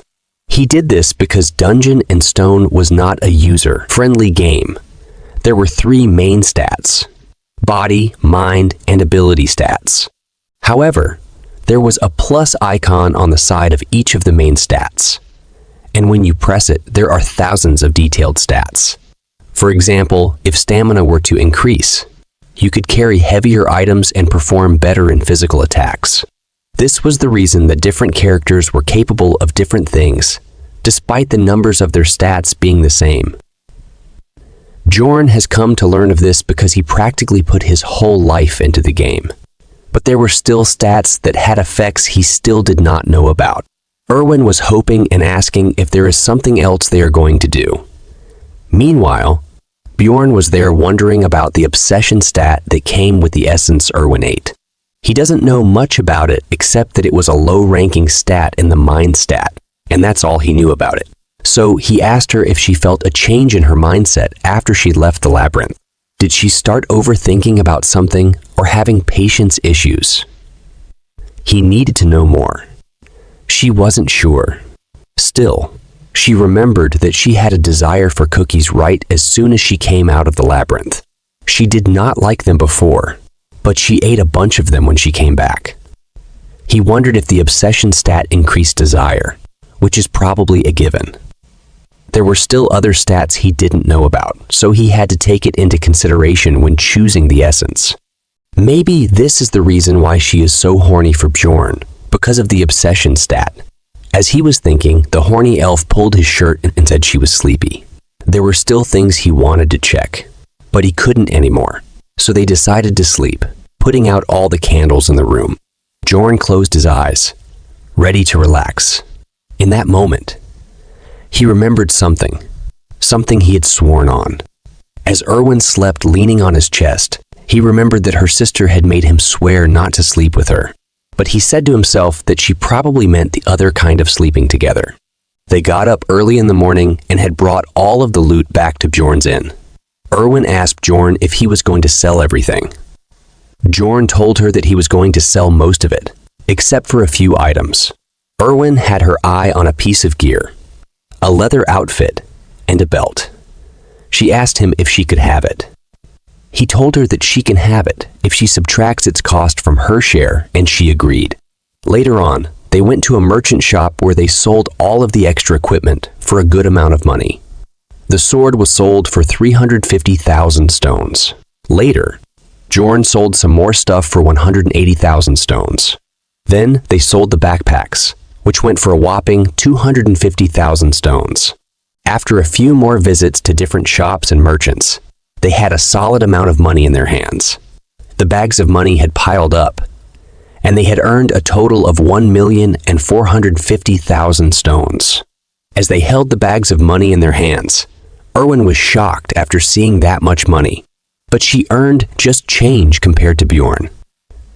He really is a heartless man. Bjorn gets almost 1.4 million stones after subtracting Irwin's share because he also killed a man alone before meeting her. He had never made this much money in the game's start before. This was a nice start for him. They walked out into the street. Bjorn told her that this is where they should part. This surprised Irwin. Then he wondered why she was surprised, because they had already decided to go their separate ways. He told her that they're taking the same route, so they should walk to the central square together.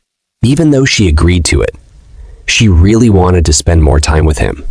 As they walked up to the town square, they saw a huge crowd of people standing around a guillotine blade. Bjorn and Irwin walked up there. A guard screamed out loud, stating that there was an execution happening and that everyone should back off.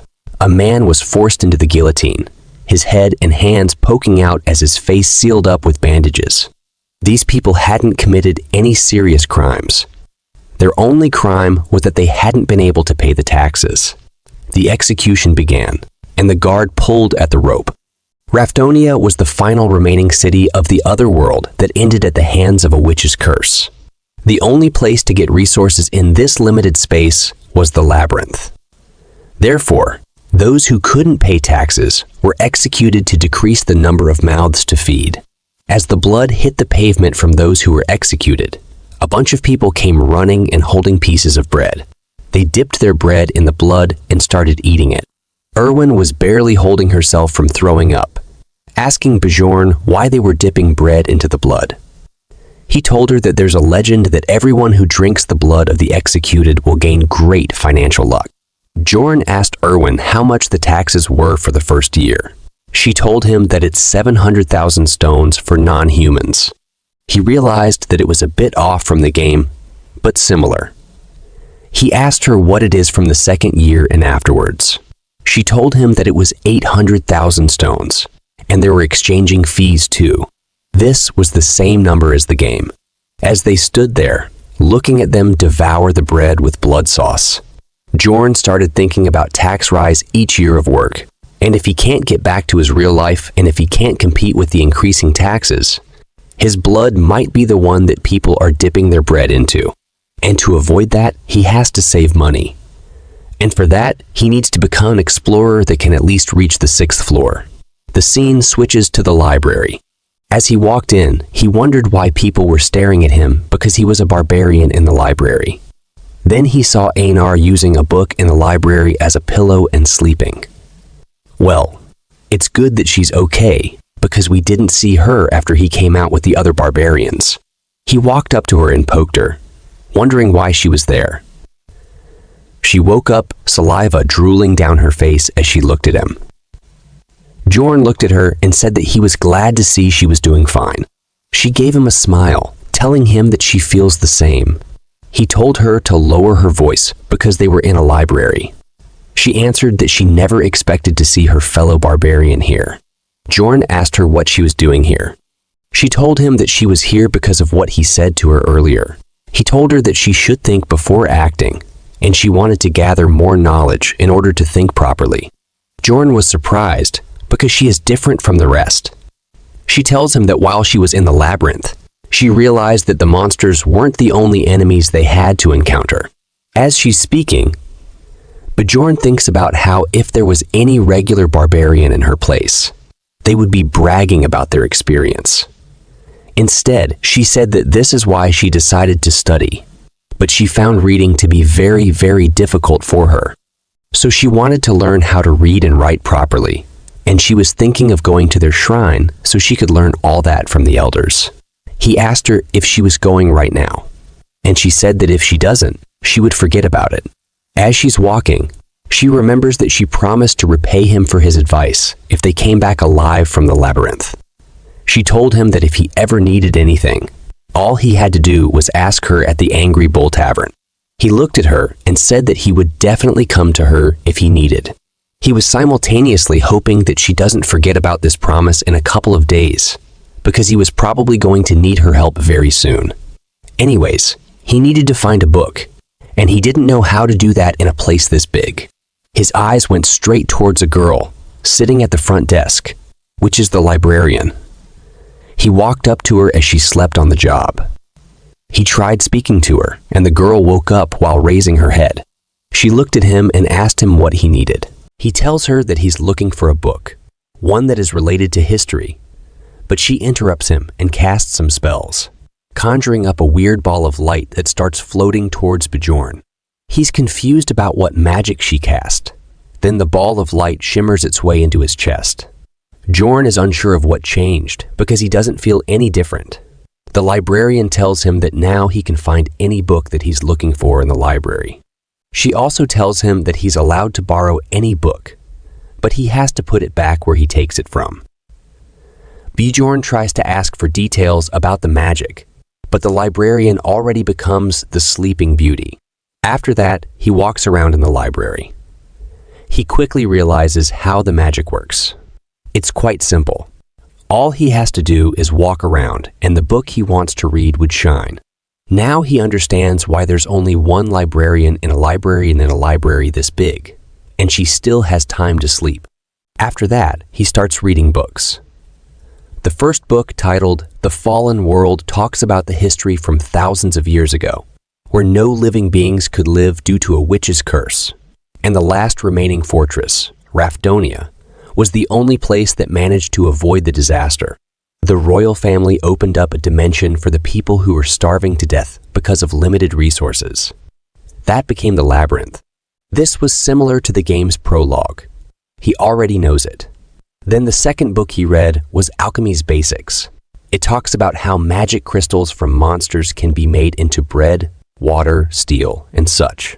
They are literally changing the atomic structure. Isn't it too much?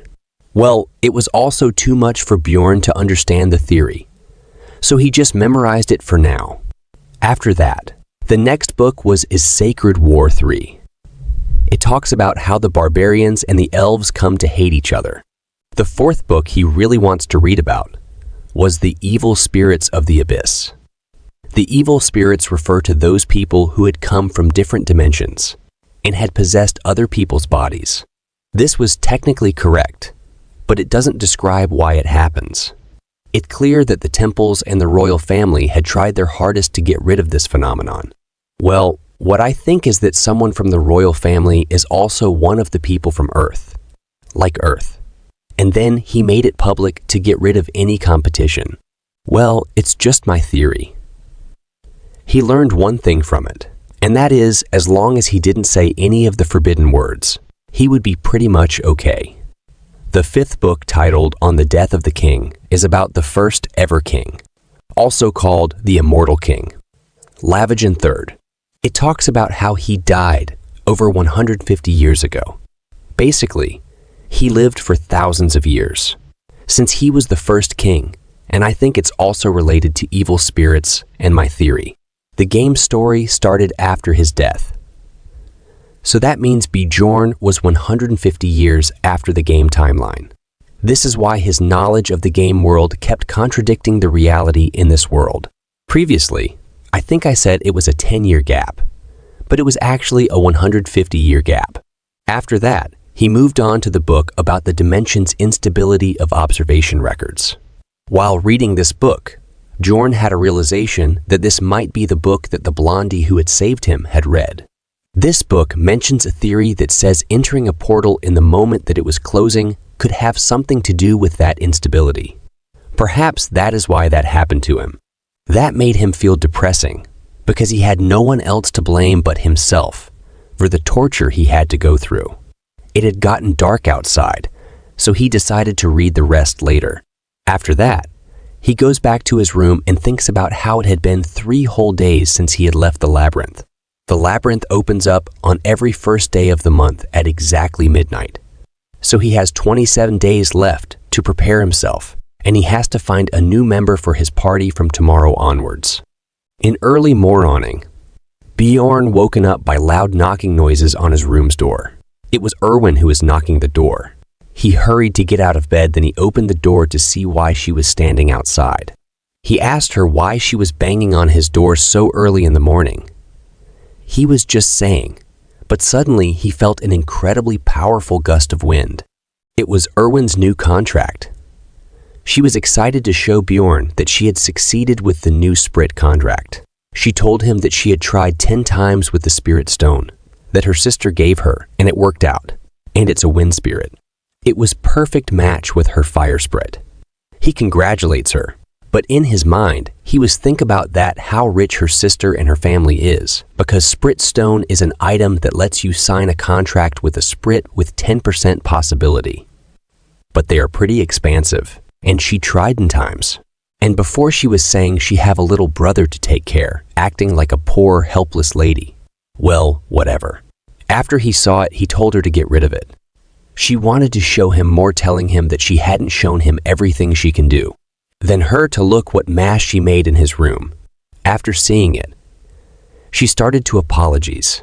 She promised to clean up the whole mess right away.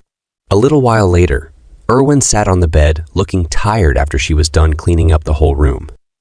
Bjorn looked at the room and wondered how incredibly talented she was at cleaning, even though she had told him before that she was great at it. He congratulated her on having a contract with the spirit, and she was really happy as she thanked him. But he is a stud. He told her that she shouldn't have come to him just to show him this. He tells her that she should have spent her time much more wisely, because she would have to go back into the labyrinth in 26 days. While Irwin agreed with his logic, she had wanted him to be the first to know about her achievement. Bjorn wondered why she felt so attached to him and speculated that it might be due to an obsession trait she gained from a goblin archer essence. He wanted to maintain a business-like relationship, but also expressed his willingness to be there for her as a friend and fellow comrade. As the morning continued, Bjorn planned to use his time effectively. He went to a place called the Angry Bull, where many barbarians were staying. He was welcomed by cheers from the crowd, being recognized as the strongest warrior. Inside the inn, a barbarian warrior informed Bjorn that he could stay for a cheap price due to multiple barbarians sharing rooms. Bjorn revealed that he was there to see Feneline's third daughter. He was still forgetting the names. Then that barbarian corrected him, because Anor was Feneline's second daughter, and I think it is very important. Anor arrived to the scene, and that guy told her that Bjorn was looking for her. She walked up to Bjorn and asked him why he had come to see her. Bjorn told her that he had a favor to ask her, which is that he wanted to fight her. She asked him if this was for training purposes, And he said yes, he needed to get stronger, because he knew he wouldn't be able to survive with his current fighting skills. Anor told him that it wasn't really a favor. If you wanted that, all he had to do was come out to the field where there were already dozens of sparring. She told him that as long as it wasn't in the morning, she was ready to fight whenever he wanted. He told her that they should begin right away. The crowd was ready to see some combat as Bjorn dashed towards her. He knew that he came to learn, but he wasn't intending to lose either. The fight began, and Bjorn rushed toward Anor with his full power. Anor was also ready. She swung her sword, and Bjorn's body hit the ground with his face bruised and nose bleeding. Crowd starting to shout that Anor is the best warrior now. She walked up to him and asked him if he was okay. He answered that he was fine and asked her for one more fight. And just like that, they keep fighting for entire day. They both are huffing like a dog. But Anor asked Bjorn that it's fine if he wanted to keep going, but she would like to rest for a bit. I don't know why, but to me it's looked like she is also from another world. It's just my thoughts. He told her that was enough for today, and asked her if she was going to go to the labyrinth alone next time around as well. And she nodded. She told him that she was too broke to form a party, so this was her only option. Bjorn immediately asked if she'd like to be his teammate, and he would keep 80 of the profits, but that he would pay for the party fees and everything. But in reply, she told him to shut up, as she had already heard enough. Bjorn stated to feel nervous. He was worried she wouldn't agree to be his teammate, so he brought up other ideas for her to stick around. But Anor just grabbed his hand and told him that she wouldn't understand even if he tried to explain it to her. However, she trusted him to join the party. He told her that he was looking forward to working with her. Next day, Bjorn headed to the Barbarian Shrine, a place of great importance to the barbarians. Here they saw the chief of the tribe. I like this old man's smile. He welcomed both Anor and Bjorn. Old man asked him if he had come to learn how to read and write like Anor had, but Bjorn denied it. He was not here for that. He was come here something more. That thing called the spirit seal, or more specifically, he wanted a spirit seal called the undead seal. In this world, every species have specific trait to them. Elves enter contracts with spirits in order to borrow their powers, and dwarves receive the blessing of armor, which increases the effects of all their items, and the beast people enter into contracts with ancient beasts, called spirit beasts. As for the barbarians, they had the spirit seal. The chief got way too close to Bjorn's face, aggressively asking him how he even found out about that. The chief knew that usually that wouldn't be common knowledge to a young barbarian. So how did he find it? This had made the chief suspicious. But it doesn't matter though, since Bjorn had gone to the library to find out more information about the seal. So he told him that he read about it in a book, and that he had heard that spirit seals were greatly helpful in the war against the elves. The chief's attitude immediately turned. He told Bjorn that he was proud of him and Anor for reading books. He said that he had no reason to deny the spirit seal. Bjorn immediately wanted it, but before he could even finish his sentence, the old man told him the spirit seal would cost him 800,000 stones, as the chief looked almost giddy, knowing that Bjorn could never afford that. He looked at him like an accomplished person, almost as if he had won this scenario. Bjorn told him that he would pay for it, surprising Anor on how he could even afford that, because she was not there when Bjorn's stones counted. This was a careful plan by Bjorn, you see. Spirit seal was difficult to obtain at the start of the games because of its prices, especially because the higher your rank would get, the rarer the ingredients he would need on top of the already large sum of money. But now he have money. He dropped 4 bags, one bag, which had 500,000 stones, and the other 3 bags had 100,000 stones each. The chief was shocked this time, and he asked Bjorn about where Bjorn got that much money. But Bjorn had already thought of a reason to tell him. If the old man didn't ask, Bjorn would have been disappointed. So he began to tell him a story that he would love. About an injured elf that he found on the first floor. He told the chief that he used the elf as his slave, and used her to acquire as many stones as he could. Then he fed her essence and got even more money from her sister as payment. Those elves were completely helpless against the might of Bjorns. Well, it's actually true if you look at it from other perspective.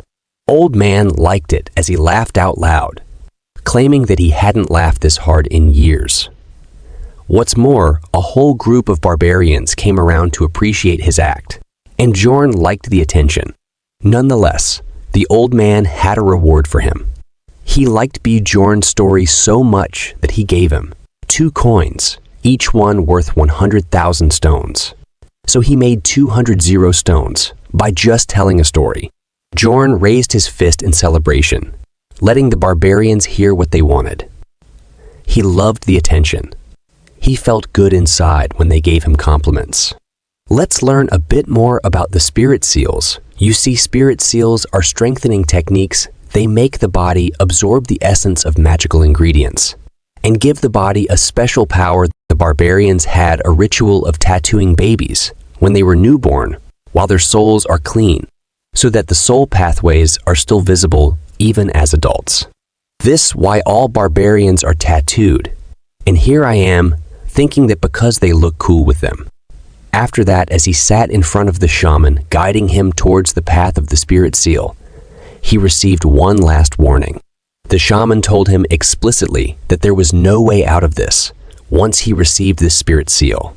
He cannot receive another kind of spirit seal if he chooses this path. But Bjorn had accepted it. This undead seal is the essence of a tanker barbarian. So the shaman began the process by raising his needle at Bjorn's back. He knew that this was the right choice. He had played the game too long to not know this. Red rays of light began to pour out, entering the tattoos on Bjorn's back. He was starting to feel it. He felt it on his back, and then he felt it through his entire body.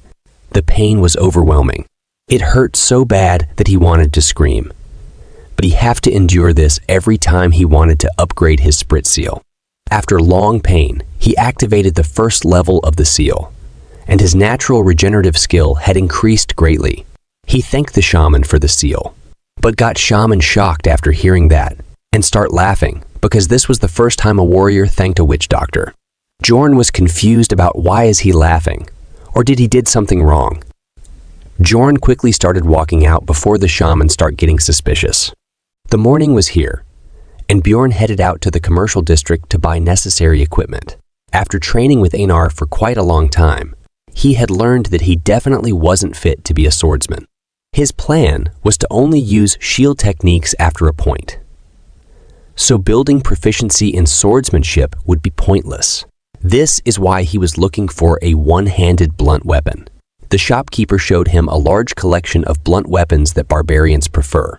These were good-looking weapons that Bjorn knew would fit a barbarian's taste, but he asked for a more normal-looking one. The shopkeeper handed him a simple bronze mace, which immediately caught his eye. It was a small mace that cost 220,000 stones.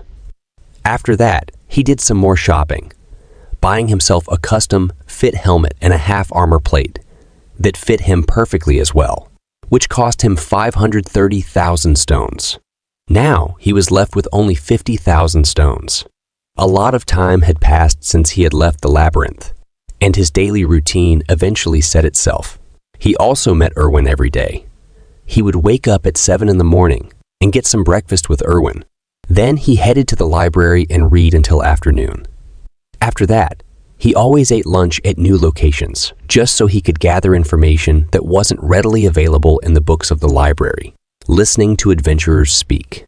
At around 5, he would make his way to the end where the barbarians were living, and he would train there. By the 7th day of training, he started to go up against different barbarians, testing out his strength against the lot. There were no techniques or systematic combat skills involved in these duels. It was just a fight with your instincts, and that was good practice for the labyrinth. After regular training, he had become strong enough that he could even win against Anor sometimes in duels. During the duel, she would compliment him on his skills improving. Although when he beat her, he would tell her that she had a pattern of fighting, but since it was habitual, Anor had a hard time changing her patterns. At night, he would get home and wash up, after which it was time for Irwin to come see him again. He walked out of the shower and saw her there. He asked her how she could make the 1-hour walk journey every single day, but she was usually just happy to see him and wanted to eat dinner with him. They would be together till 11 p.m., after which she bid him goodnight as it was time for her to leave. After that, she stood there for a second, looking back at him and telling him good luck for the labyrinth, because the day was almost there. They were going back in tomorrow. As he wished Irwin the same for her time in the labyrinth, Bjorn realized how quickly the time had passed. There were only 24 hours left before the labyrinth gates opened. I clear it to you if you are confused. Bjorn can't see these pop-up windows. The next day at 8:10, they went to the Explorer Guild to receive the Unity magic. They arrived inside the building and walked up to the counter. He asked to receive the Unity magic. The cashier lady looked at them and wanted to make sure that it was just the two of them. Bjorn acknowledged it, telling her that she was correct, and in return, she told them to place their hands on the crystal. As they put their hands on the crystal, the lady proclaimed that 2 rank 9 explorers would have to pay 15,000 stones. It was an expensive fee considering that this was just a one-time use thing. However, it was a necessary thing to get. The Unity magic had only one purpose. It existed so that you would spawn at the same spot in the labyrinth as your teammate. Bjorn asked the woman at the counter about what determined the rank of explorers. She told him that they judge it by the amount of essence in one's soul, which made Bjorn curious if the price would also increase with his rank. The lady told him that he was right and that it was only valid for 24 hours from now. Anyway, after they got their Unity magic, it was time to go and eat. Anor looked like she was in love at the look of the food, wondering what the hell this was. Well, Bjorn had ordered the most expensive meal at the tavern as a last feast before entering the labyrinth. He told her that this meal cost 800 stones, as she drooled at the sight. He told her to try it, and just as she took one bite, it was all well worth it. It was almost as if she found herself to be in heaven. It felt like a dream to her. The food was way too good. This meal had motivated her. She wanted to work harder from this moment onward so that she could earn a lot of money and get this meal every day. This makes Bjorn think about what she is eating until now. After that, at midnight, there were only 10 minutes before the labyrinth would open. The guards were stopping people from entering before it began. As Bjorn was noticing the size of the humongous portal, he heard a loud commotion in the background. It was a group of freshly turned warriors. They were cheering Parthun as a great warrior. Bjorn wondered how they even managed to find their way every time. I think there is another worlder like Bjorn every time in the new group. Again, it's just my thinking. Anor, on the other hand, got sentimental looking at them. It reminded her of the good old days, which was literally just a month ago. The announcer told everyone that they could now enter. Anor got excited and told Bjorn that they should go now, but he told her to wait. Instead, he was trying to explain how an unstable portal could help them spawn closer to the second floor's gate. But she just told him to shut up about it and tell her what to do, once it's time. After all, she had blind faith, and she knew that she was too dumb to understand his explanation. There was only 1 minute remaining until the gate closed, and she got a bit nervous that they weren't going to make it in time. Bjorn noticed how much smaller it had gotten than how it initially started. It was about the same size when he first went into it. As well, he was just waiting for the guard to say that it was about to close, which would be his cue. That's when he heard the guard scream out that the gate would close soon, and Bjorn was ready. He told Anor to go, and the two began to dash towards the gate. It was time for them to enter, and even though the guard tried to stop them, telling them it's dangerous as they passed through the gate, they had found themselves in complete darkness. As Bjorn opened his eyes, he knew that he was right. Bjorn was right. It was the dark region of the first floor, which made Anor panic because she couldn't see anything. He came prepared though. He had brought torches with him this time. As he entered, he saw a large concrete slab. which made Anor a bit confused as she asked him what that was. Bjorn explained that this was a monument, which they can use to open the portal gate to the second floor. This time around, they weren't going to stick around on the first floor at all. They were going to the second floor immediately. You see, beyond the Barbarian, Bjorn was an expert gamer, and every pro needs to know how to utilize and exploit bugs. Bjorn opened the portal to the second floor, and after seeing this, Anor was in shock. As I explained before, Bjorn gained 2 experience points because he opened the portal first. And because of this, Bjorn's level increased, and he is finally level 2 now. And also, the maximum capacity of essences has been increased by 1. Let's talk about this later. Both of them entered the second floor. Anor asked Bjorn how they got here so quickly. The chief said that it takes at least 3 days to get to the second floor. Bjorn answered that he read about it in a book. Anor complimented him and said that he is amazing. This time, the second floor they came to isn't the goblin forest, but the land of the dead. Then Bjorn asked Anor if she is feeling something. She asked what he is saying. Then Bjorn told her that it feels like something is filling his entire body from inside his veins. After hearing that, Anor congratulated him and told him that his spirit status must have gone up. Then Bjorn understood that this is leveling up. There are also levels in Dungeon and Stone and B, which are needed when using skills increase with level.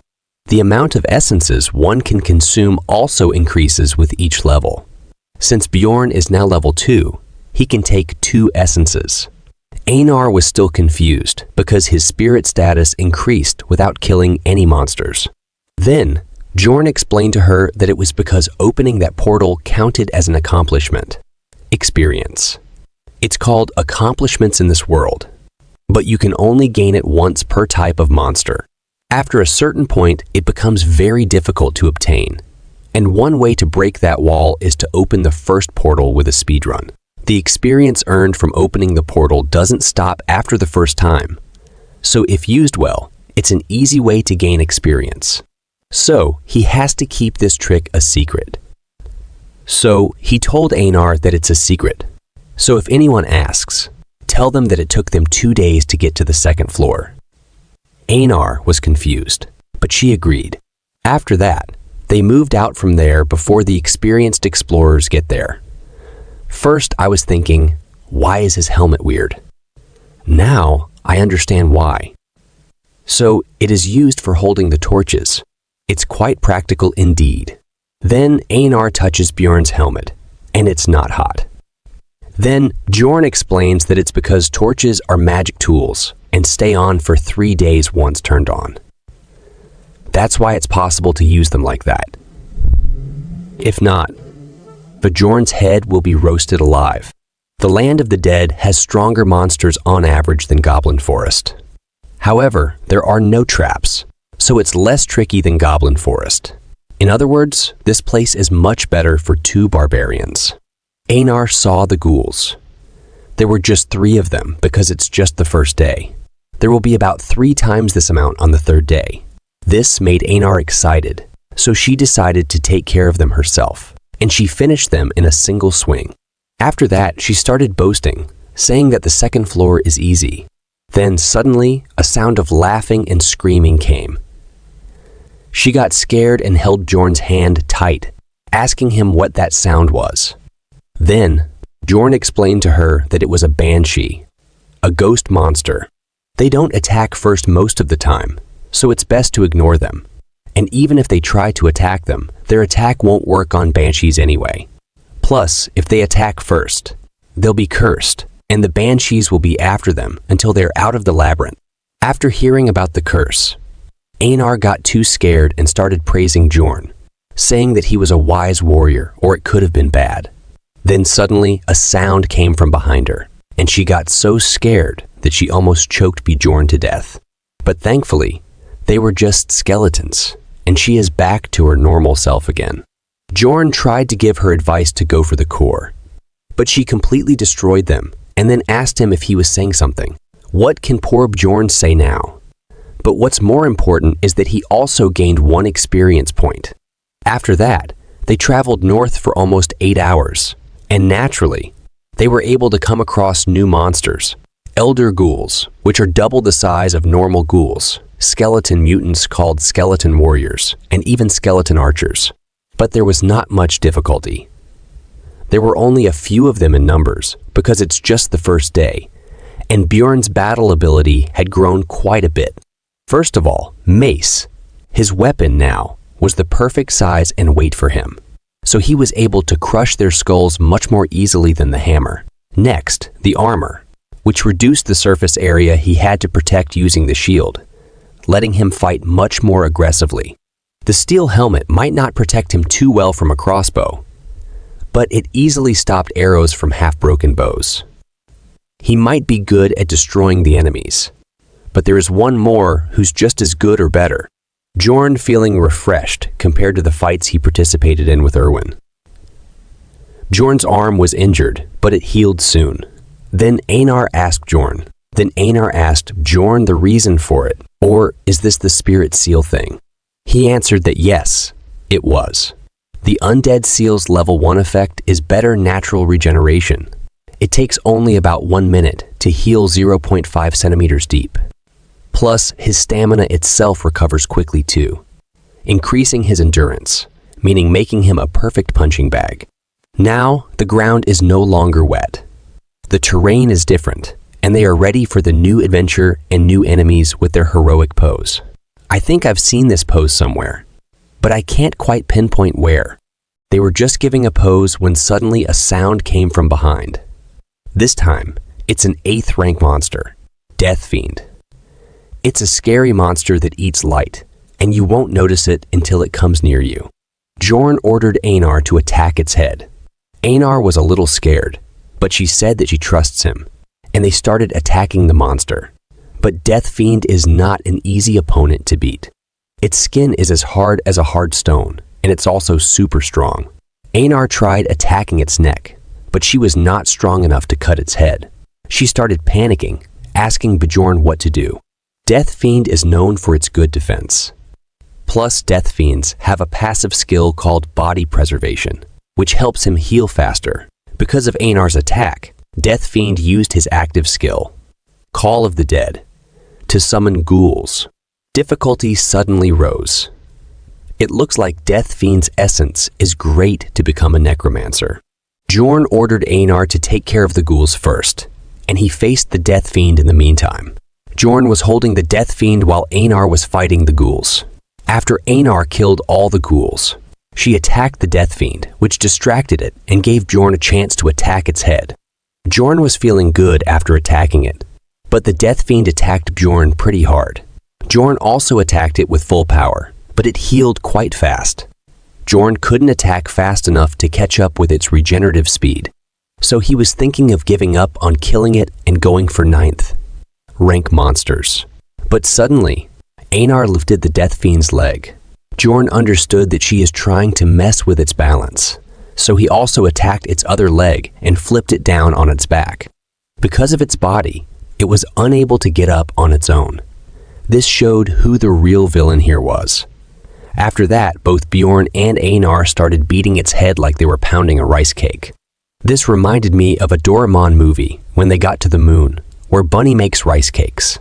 They were really enjoying it. And just like that, they defeated the Death Fiend. It's lying behind a big stone. Anor was happy, but Bjorn told her that it's only worth 100 stones. But with ghouls, it's 300. She was shocked that one Death Fiend is worth only 100. Then Anor asked Bjorn how much the bread they had at the inn was. Bjorn answered that the cream pie would about 300 stones. She was happy, and said that she can enjoy one of those each time she kills a Death Fiend. This motivated Anor, but I think she forgot that they are splitting 8. Bjorn gets 80, and Anor only 20. Well, whatever. Bjorn was also happy because she was so active, while Irwin was a bit passive. After that, they went around the area hunting Death Fiends. As soon as they came across one, they attacked its 2 legs to bring it down and started pounding its head until it died. They hunted about 70 Death Fiends like that all day. At the beginning of Dungeon and Stone, where the essence drop rate is very low, most people build their base on the essence they pick up. That's why he aimed for a Death Fiend's essence, which would synergize with his undead seal and has a nice passive skill. But they haven't gotten any. On the second day, the Death Fiends now appear in pairs, but they had learned how to deal with them already, so it wasn't as difficult as he expected. They knocked one down and worked together to knock down the other one. Of course, if they can't kill the Death Fiends quickly, they might be surrounded by ghouls, putting them in danger.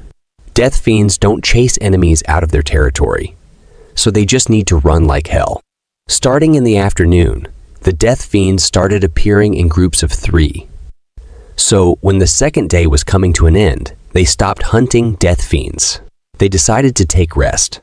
So they found a cozy place to rest, but another team showed up. Bjorn tried to scare them off, but before he could do anything, Anor scared them and quickly ran from there. Then she ordered Bjorn to move somewhere else because they now know their location. They needed to find a different place to camp. It looks like they don't like humans at all. Maybe something similar to what happened to Irwin happened to her in the last labyrinth exploration. They were just searching for a good place to camp when suddenly the screams of people asking for help came. They were shocked because these were not the sounds someone makes when attacked by a monster. Instead, it sounded like a person killing another. They tried to run away from there, but a voice stopped them. There are 4 fresh corpses there, and no fighting signs, and one woman standing there. This means she is a plunderer. Plunderers. They are people who professionally hunt explorers. Instead of collecting monster magic crystals, they loot explorers' equipment for profit. Of course, plundering is outlawed in Rafdonia, and its punishment is death. But just like how Bjorn wasn't investigated for killing 6 explorers, although it was in self-defense, as long as no one mentions it, there is no way for people outside the labyrinth to know. For now, they are facing a strong plunderer, and she asked them if it is their first time seeing a plunderer. Both of them are stunned. Bjorn didn't speak out loud, but he was thinking that he never seen a plunderer that looked as professional as her. She is over 170 tall and thin, with red hair that comes down to the shoulders and an injured right ear. This ear didn't look like that of a human. I think she is not human, or at least not a complete human, maybe half-elf or something else. Again, it's just my thoughts. She also have a tattoo underneath her eye. These kinds of traits make her very recognizable, but considering he never heard about her, she must be very good at her job. In other words, she leaves no witnesses. Then Anor tells Bjorn that she thinks that she is very strong.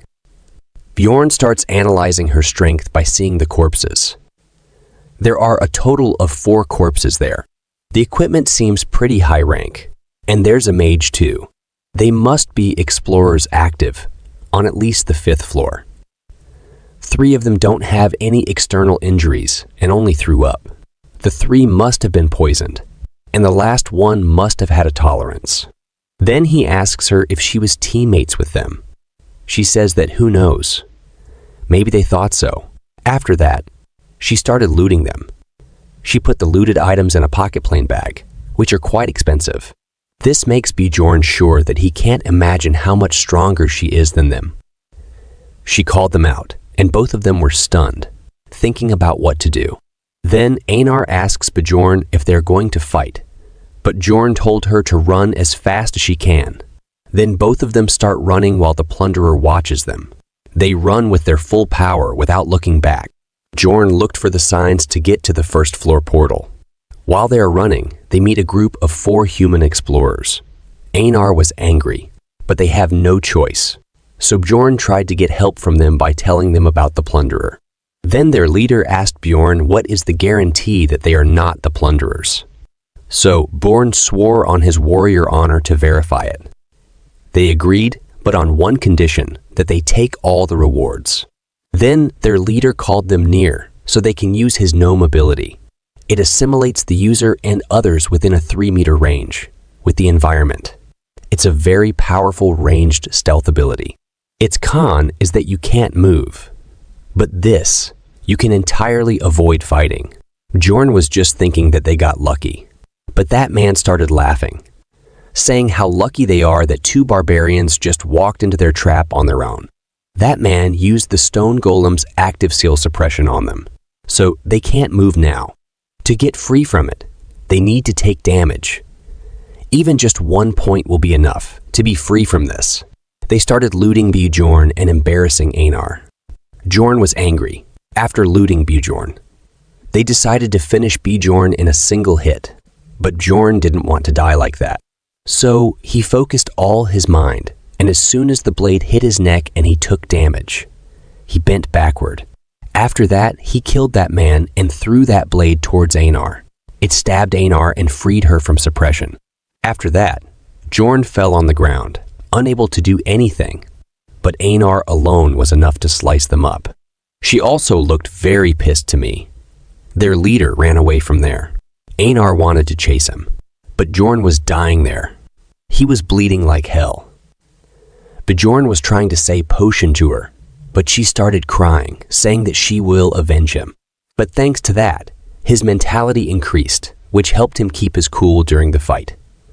After that, he drank a potion. It healed him, but it still left a scar. Thanks to his undead seal, he is alive.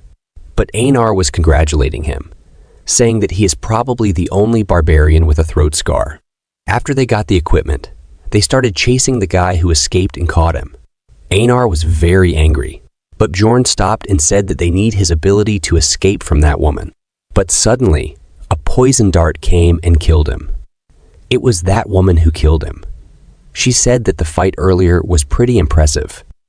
That means she was watching them all this time. Bjorn was afraid, but now that they can't run anymore, so he told Anor that they will face her head on. So the fight with the tick girl began. Are there still my horny friends there? Looks like many of your dreams are breaking, or there's still some hope left. Let's wait and see. So the fight begins.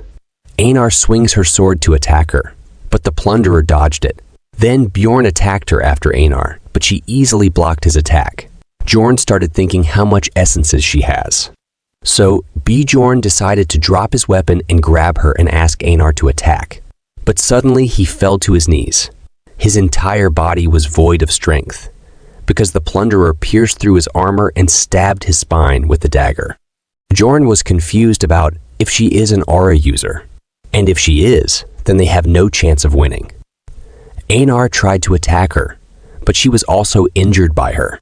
Then she asked them to give up, because poison is already spreading throughout their system, but she can let them live if they swear to not tell anyone what they saw. Bjorn was confused why she is doing it. She tells them that it was her idea from the start. She really doesn't want to kill barbarians because she was indebted to them. That's why she was just watching when they were attacked earlier. She wouldn't have had to kill them by herself if that group earlier had killed them. Anor on the ground told Bjorn not to trust her, saying that she is messing with them.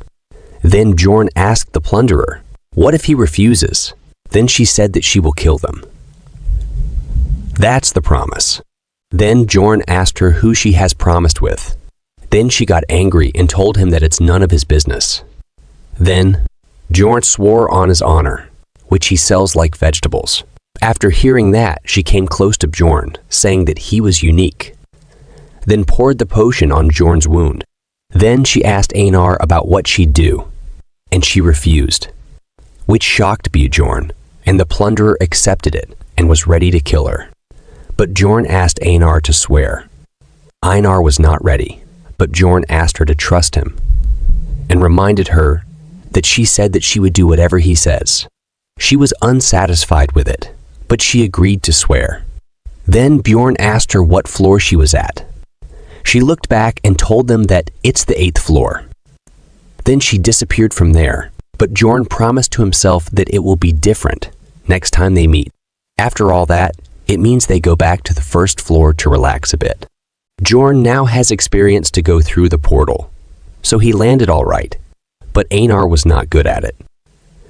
Bjorn asked her if she is all right. She said that it hurts, but as a non-warrior, she doesn't even deserve to talk about her pain now. Her mind is completely broken from the shame of begging for her life.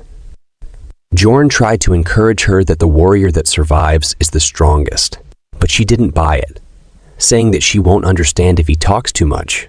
But still, she gets what he means, enduring this shame and desire. That means she is a strong warrior like Bjorn.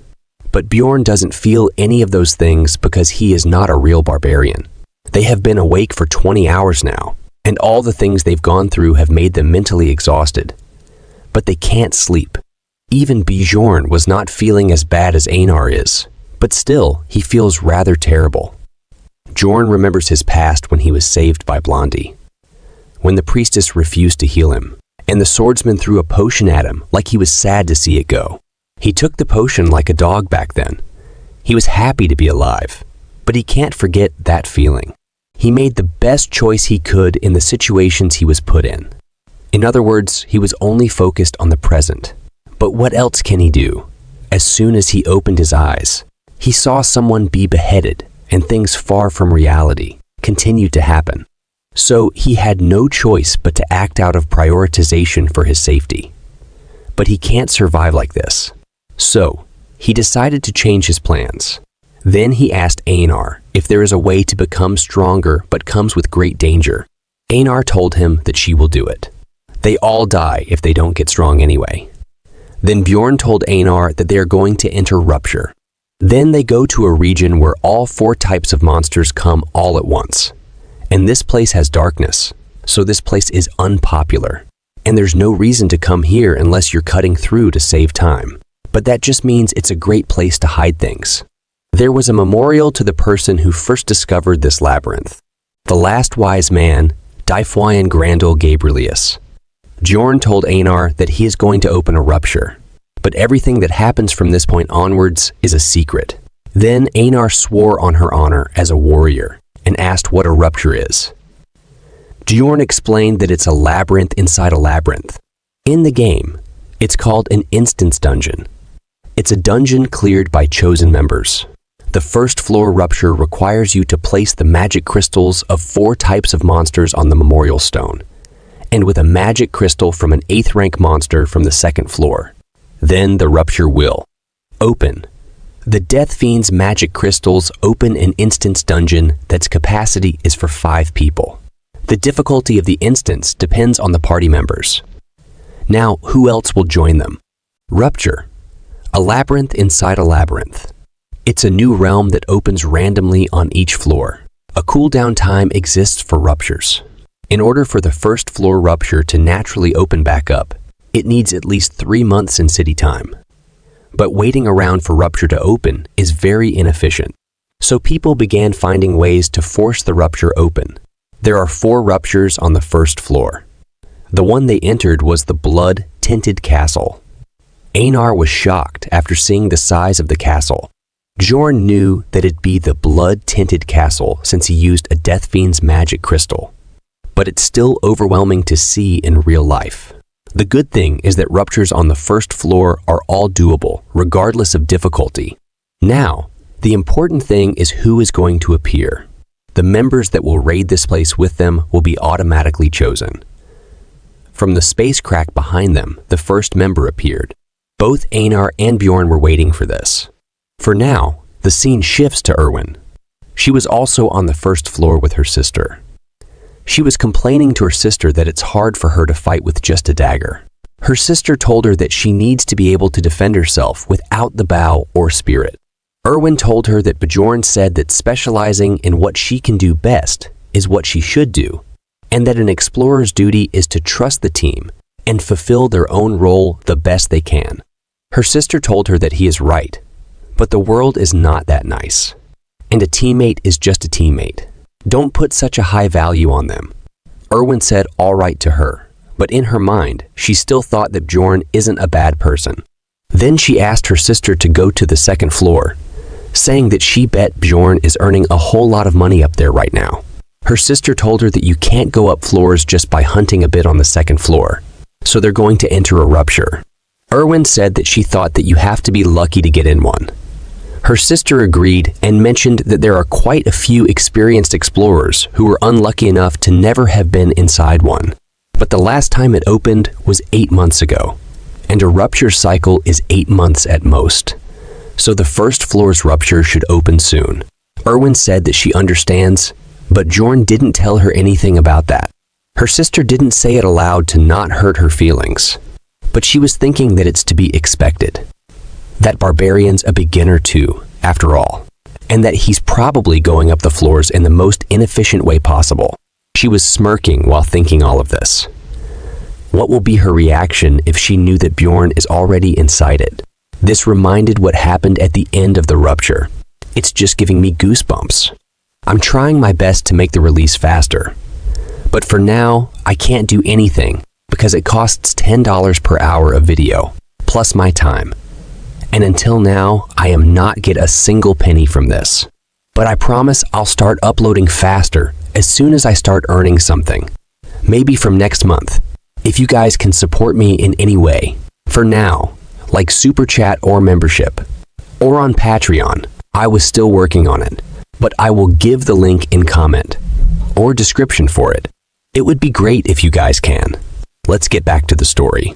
Her sister asked Irwin to trust her, and she will make her unbelievably stronger than Bjorn in just a year. She was speaking, then suddenly the rupture opened in front of them. Both of them started running towards it. They almost entered it, but the rupture closed, and they were too late because someone else entered it, and the capacity is full. So the first party member is a dwarf. Then the second member entered, and it's a mage with a man to carry her luggage. Both Bjorn and Dwarf were surprised to see a mage on the first floor, but Anor was confused. So she asked Bjorn why a mage is that great, when the librarian also was a mage. Then Bjorn explained to her that the librarian was a 9th rank mage, and mages are an important resource to the city. So only those whose skills have been verified can enter. In other words, her being here means that she's skilled enough to have proved herself worthy. Does this mean we can see the librarian can become Bjorn's teammate in the future? It looks like many of your dreams might come true. The mage told Bjorn that he is quite knowledgeable for a barbarian. Then she introduced herself. She is a 6th rank mage, Alua Raven. If you guys don't know, the rank in this world is reversed, starting from rank 9 for both monsters and others. Some of you might think that the librarian is a legendary 9th rank mage from other stories' logic. She seems a bit condescending, but all the mages in the game were absolute scums, so she is basically a saint compared to them. Then she introduced the professional carrier that she hired. His name was Tarjan. Then the dwarf introduced himself. His name is Hikurad Murad. He is an explorer for 3 years. Then Bjorn and Anor also introduced themselves as Jandal's son, Bjorn and Feneline's second daughter, Anor. Did you guys also notice that Bjorn uses his father's name and uses her mother's name? I was just thinking, what if both of them are brother and sister? I know, I don't want to ruin your mood. It's just a random question that came to mind. Let's get back to the story. Then Bjorn asked them how they got into the rupture on the first floor, since they don't seem to have a reason to be working on that floor. The mage said that she can't tell the details, but heard that a rupture is going to open this time. The dwarf said the same for him. They're not talking about the method, but this is ladder kicking. In simple terms, they are monopolizing low-level ruptures and preventing new explorers from getting in. Then they started discussing how to divide the loot. The mage suggested that the loot be divided among them, excluding Tarjan. The dwarf agreed and said that it's common knowledge to listen to a mage in the labyrinth. Since there's a mage in the team, Bjorn has to listen to her. The very person that convinced the royal family that evil spirits needed to be killed was a mage. Bjorn said that he agrees, but Anor disagreed with listening to orders from her. She wanted Bjorn to be the leader and said that he's not a normal barbarian. He is wiser than anyone, and he reads 6 hours a day. Bjorn tried to stop her, but she didn't stop. It looks like she really wants to expose Bjorn. The mage said that a barbarian reading is unique, but they already decided. Anor said that he is not unique. He is great, and she started repeating great and warrior countless times. Bjorn was super embarrassed. Then the dwarf said it's a great thing to be respected by one's wife, and that he was envious of Bjorn. Anor got flustered and said that she is not his wife. The dwarf said that she doesn't need to be embarrassed, and both of them started arguing. Then the mage stopped them and said that they should start moving now. Bjorn was thankful that the conversation topic changed, and Raven wasn't really interested either. He just hoped she never focused her attention on him until the end. Then the dwarf said that they only know each other's names. Shouldn't they know each other's skills too? The mage said that it's not necessary. The blood-tinted castle's monsters are all 7th rank and under, so just Tarjin and she would be sufficient. They all looked a bit upset because of it. She also said that she would be taking the loot from the Guardian. This pissed the big guy off. The situation became tense between the mage and the dwarf. The Guardian's loot is the Rupture's flower. For a mage who's financially stable, research is their priority. But the most important thing for an explorer is money. The mage said that she's going to give all the magic crystals that come from the Rupture, but the dwarf doesn't want to eat leftovers. Raven looked really taken aback. She must not have expected such a response. Then she said that she can let him take Number's item, but she will take the Guardian's essence. The dwarf agreed and said that both of them will roll a dice for the Rupture Stone. They are completely ignoring Bjorn and Anor. Bjorn doesn't like it. He can't go back without gaining anything. So Bjorn told them that he doesn't care about the essence or the Numbers item, but they take the Rupture Stone. The mage said that he is really greedy. They do not need 2 barbarians in this party. The dwarf also said that the Rupture Stone is too much. Then Bjorn gave up the Rupture Stone and asked for 2 essences that aren't the Guardians. Both the mage and dwarf thought for a second and agreed to Bjorn's condition. Well, considering their level, this place won't have any tempting essences they want. After that, the mage and dwarf acted all friendly again, like nothing happened. Bjorn was angry, but he realized again that he needs to become stronger. He has to climb the ladder, regardless of these ladder-kicking sons of... Then they entered the blood-tinted castle. The blood-tinted castle is divided into 4 areas. The drawbridge at the entrance to the castle, the urban warfare in the outer castle wall area, the underground prison in the inner castle wall area, and finally, the demon worshipping room within the castle lord's room. They met the gargoyle at the entrance. Gargoyles are 8th rank monsters. They stay still most of the time, like a normal statue. But as soon as they spot enemies, they immediately attack. The skill they're known for is petrification, and the target for petrification was Bjorn because he was at the front. It's the most common method to defeat the gargoyles, to sacrifice a party member to the petrification while the rest fight off the gargoyles. Anor was worried for Bjorn, but the mage stopped her because it is a different story when there is a mage. The mage cast the curse, canceling magic, and Bjorn got free from petrification. And now the gargoyle can't petrify its opponents. It's a piece of cake for Bjorn and Anor to defeat them. And the other one was defeated by the dwarf. The dwarf was pretty skilled too. While Bjorn was admiring the dwarf's skill, Anor's focus went to a stone because it was floating in the air. Then it got into her carry bag itself. Then the mage told them that it's a spell to collect magic crystals, and that she'll collect them for now, and divide them up along the way. The dwarf liked it, so they started opening the gate. Destroying it. It was very dark inside, so the dwarf asked the mage to cast a spell. When the spell lightened the area, they found out that it was filled with dead men. They're rankless monsters that do not reward any exp nor magic crystals. And their corpses do not vanish either unless it spits out an essence. So basically, they're a waste of time and strength for explorers. So, they finished them quickly without wasting much time. They aren't that strong either. They just look big. After they all defeated them, they dropped the Dead Man Commander's blowhorn. Anor was little shocked to see blowhorn size. So, she asked how it was used. Dwarf says that she will find out soon and start laughing. After that, they come across a steel gate. So Dwarf Hammer won't work this time. Mage asked them to leave it to her. Then she cast a powerful magic and destroyed the gate. Bjorn was very impressed by her power. After some time, they come across the first chapter, the drawbridge at the castle entrance. It was close up, so Mage asked Anor to blow horn. Anor was little confused, but she blew the horn. After that, the magic seal for the drawbridge activate and the bridge start coming down and also the red water beneath it. And there are countless deadman monsters in it. Mage asks Anor not to be afraid. Anor says that she is not afraid. This area goal is simple. You have to survive against endless deadman. It's quite a difficult, but that's if it was a normal 9th rank party. It's an easy area as long as you have a mage with wide range attacks. Age called them near her so she can cast her magic. After that, she cast a powerful large range magic and defeated all of the deadman at once. Dwarf was overwhelmed by her. He praised her. She says that they're just deadman. Bjorn was also overwhelmed by her. He didn't expect her to be this strong.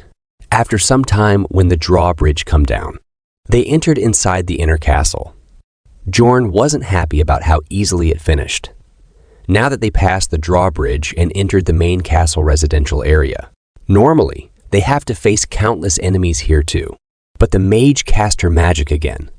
She couldn't kill all of them at once, like earlier, but still she killed almost 90% of the mob. But the Death Fiend is still fine.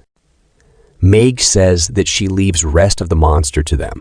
Bjorn asked Anor to get ready, and she was very happy, like she finds her favorite toy. After that, they use their old favorite move. Both of them grab the Death Fiend leg and flip it on the ground, then use their old method. Dwarf was very shocked after seeing their method of hunting. After that, Mage cast another magic, and this time it's an injury worsening spell.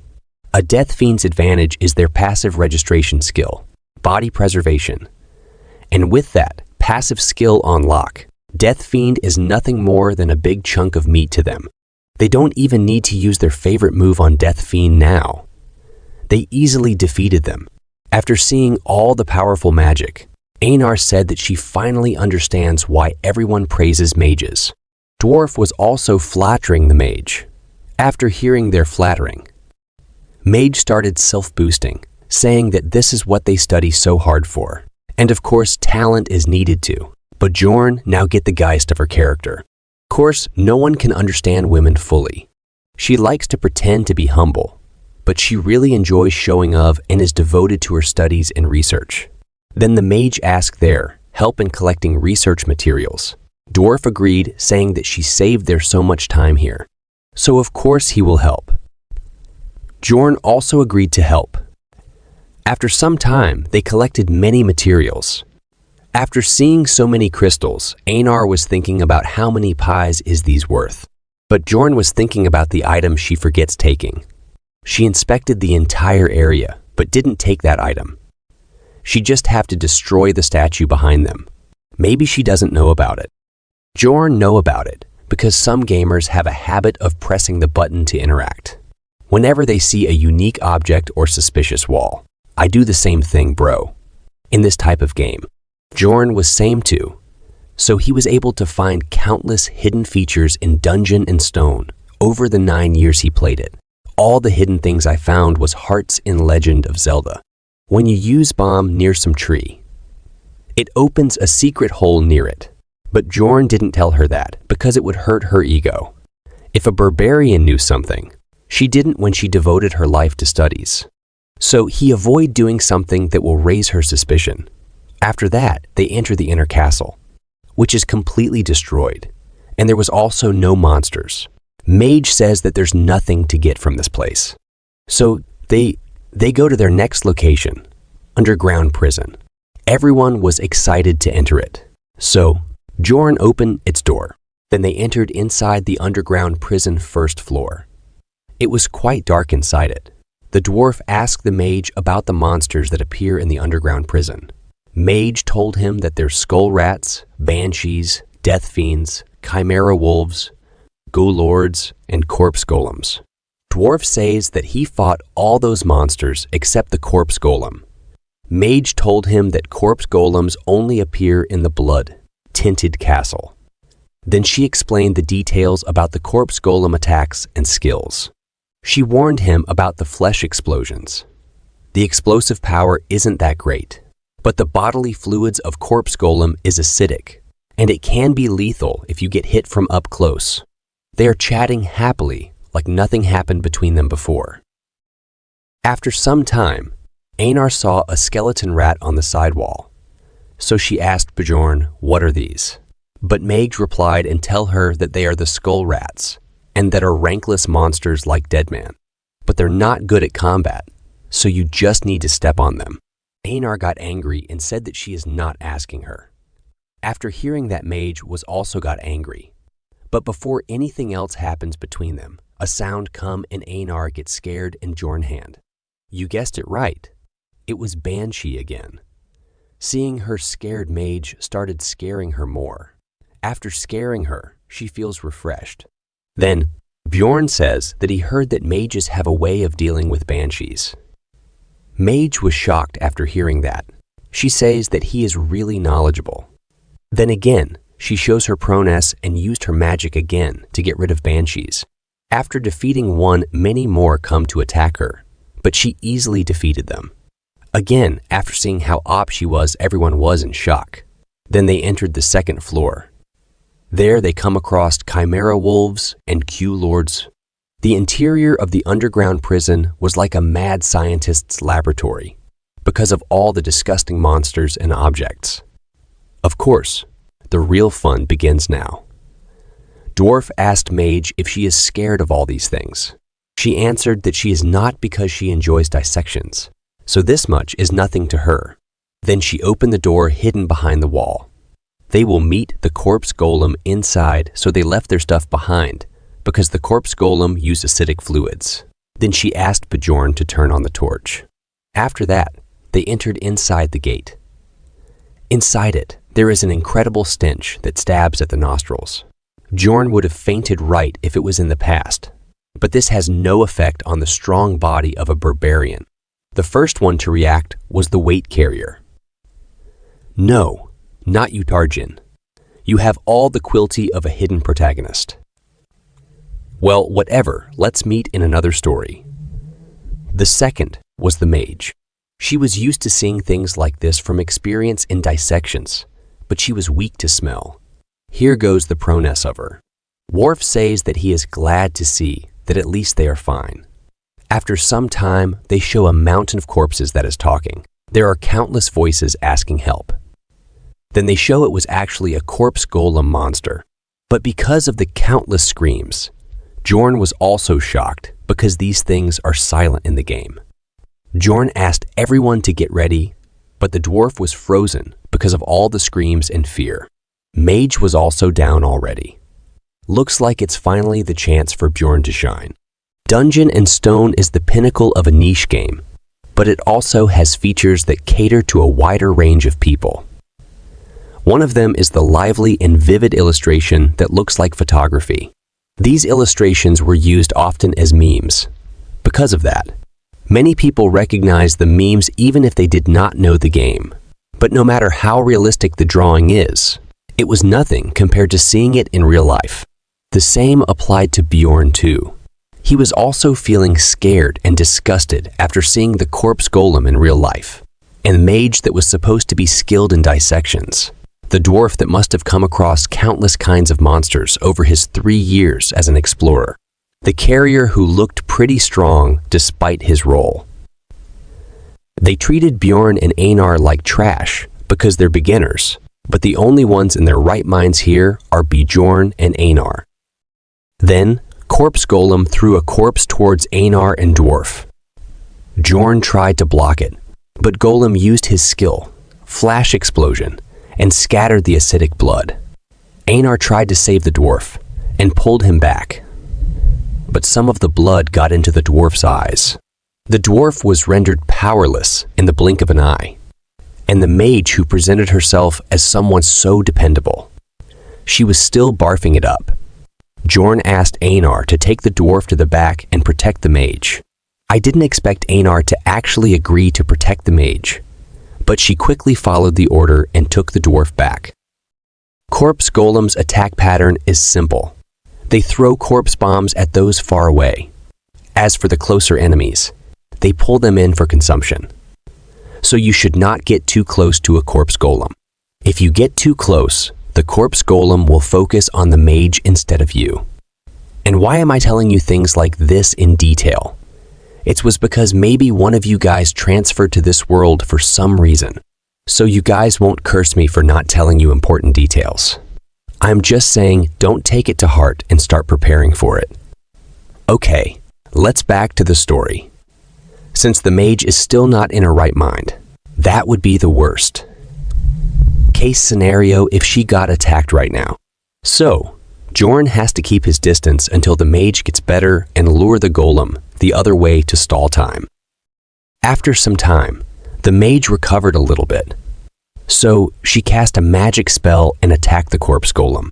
The first phase of the corpse golem, which would have normally taken a long time with many torches, was finished off with just one spell. The corpse golem's outer body was burned to ashes with just one spell. The second phase, skeleton golem mode, starts. Anor and Bjorn were ready to fight him. Bjorn told Anor to attack its chest. After that, both Anor and Bjorn attacked its chest and defeated it. After its body disappeared, it left behind the essence. Anor was excited to see the essence. A rupture is basically a treasure chest. Elite monsters that do not appear in the normal fields are like long-awaited rain to explorers since they have limited ways of earning experience. And the loot from the Guardians is something that all explorers desire. But a rupture's main temptation is the fact that the rate of essence drops increases exponentially. So considering the possibility, it's weird that it took this long for them to come across an essence. Anor asked Bjorn what they were going to do now with the essence. Bjorn said that they are the ones with a claim to it, and that they are the ones who did the most work, and that was what they had promised when deciding the loot. Bjorn actually wanted 2 essences. Death Fiend Essence for its regenerative power and a Chimera Wolf's for its strength. He didn't expect to earn the essence of a rank 7 elite monster, Corpse Golem, that only appears once in the blood-tinted castle. Plus, the stats it would raise are perfect for a tanker. His body will be dulled because of the decrease in perception, but the other stats increase makeup for it. Bone density has a great effect on defense, and it's raised by 55. Weight, which is great for knocking back an enemy or blunt weapon damage, will be increased by 21. Pain tolerance is very useful too. Strength and poison tolerance are also helpful stats. But the problem is the skills. The active skill is Flesh Explosion, which causes great damage, but it costs the character's own hap. Plus, because of acidic bodily fluids, if a character is damaged, the acidic blood gets on the equipment and greatly reduces its durability.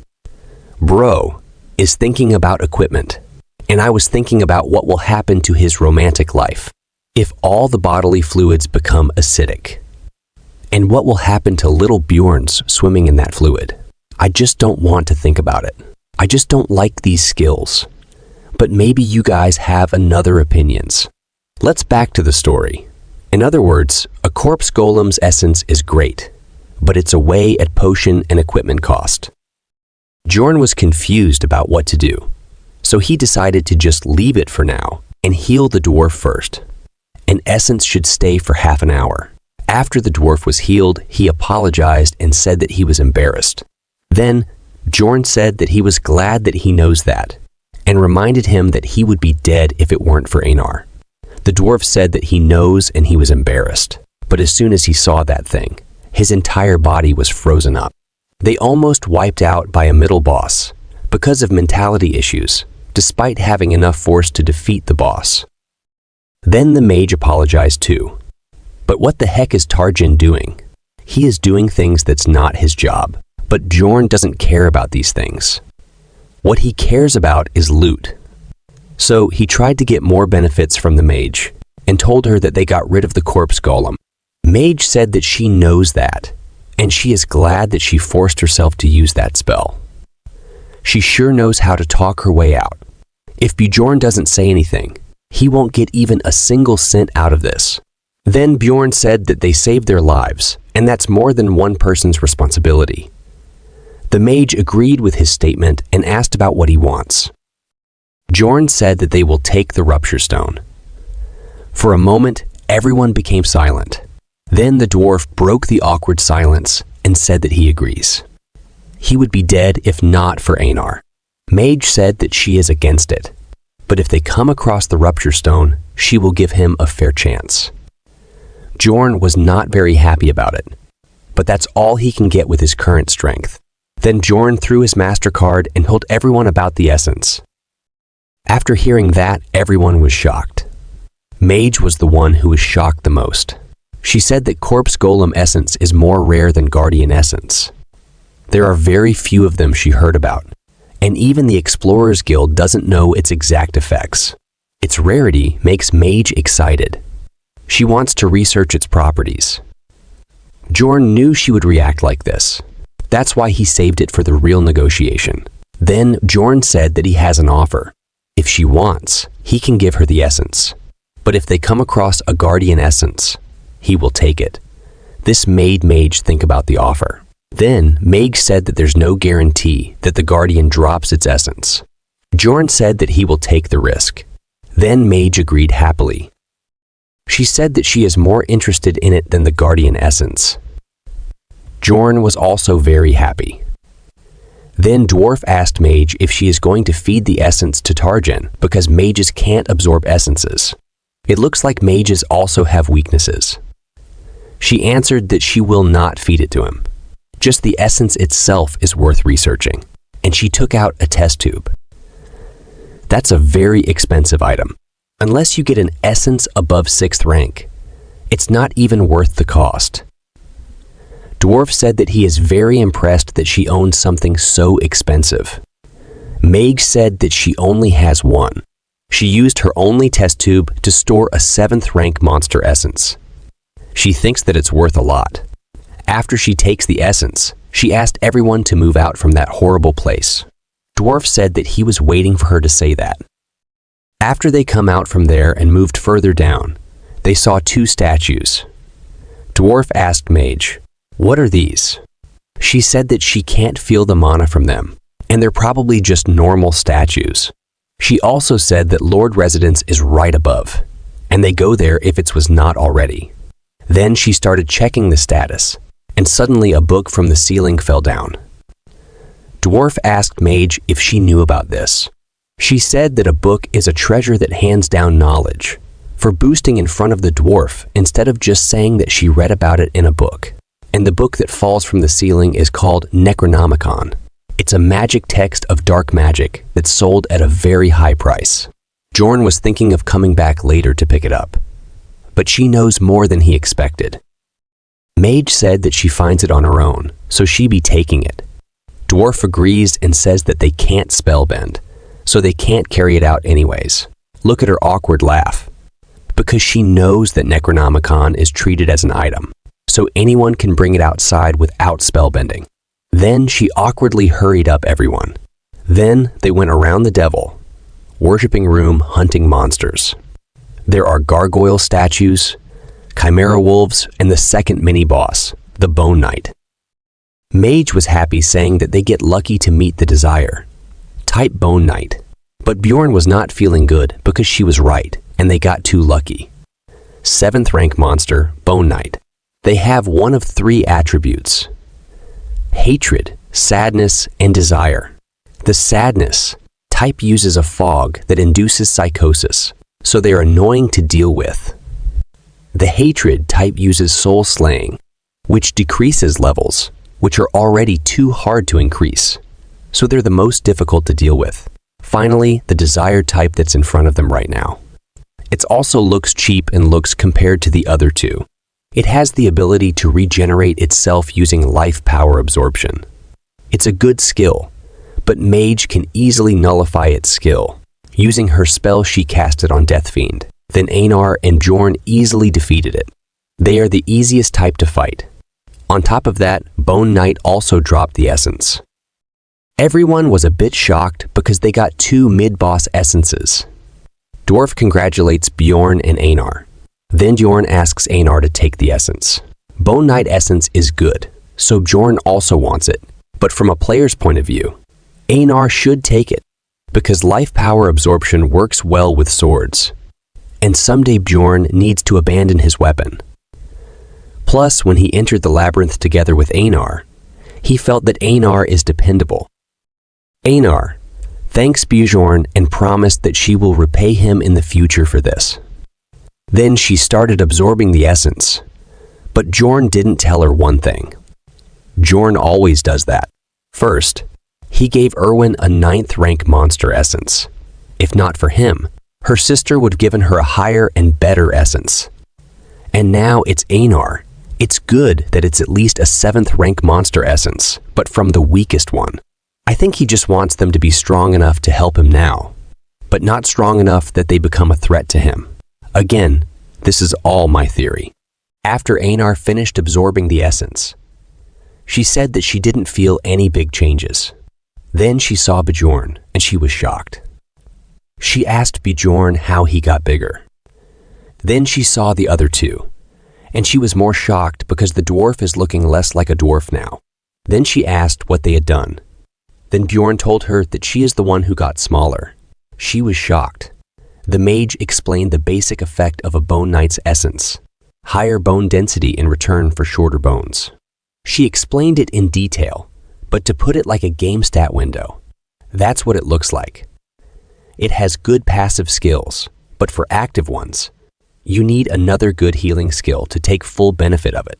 Mage explained that Anor only got shorter, but her strength didn't decrease. But Anor started screaming and crying, saying that now no one will see her as a warrior anymore. Everyone already looked down on her because she is a woman. Mage tried to calm her down by saying that she got very pretty, but it made matters worse because that means she doesn't look like a warrior anymore.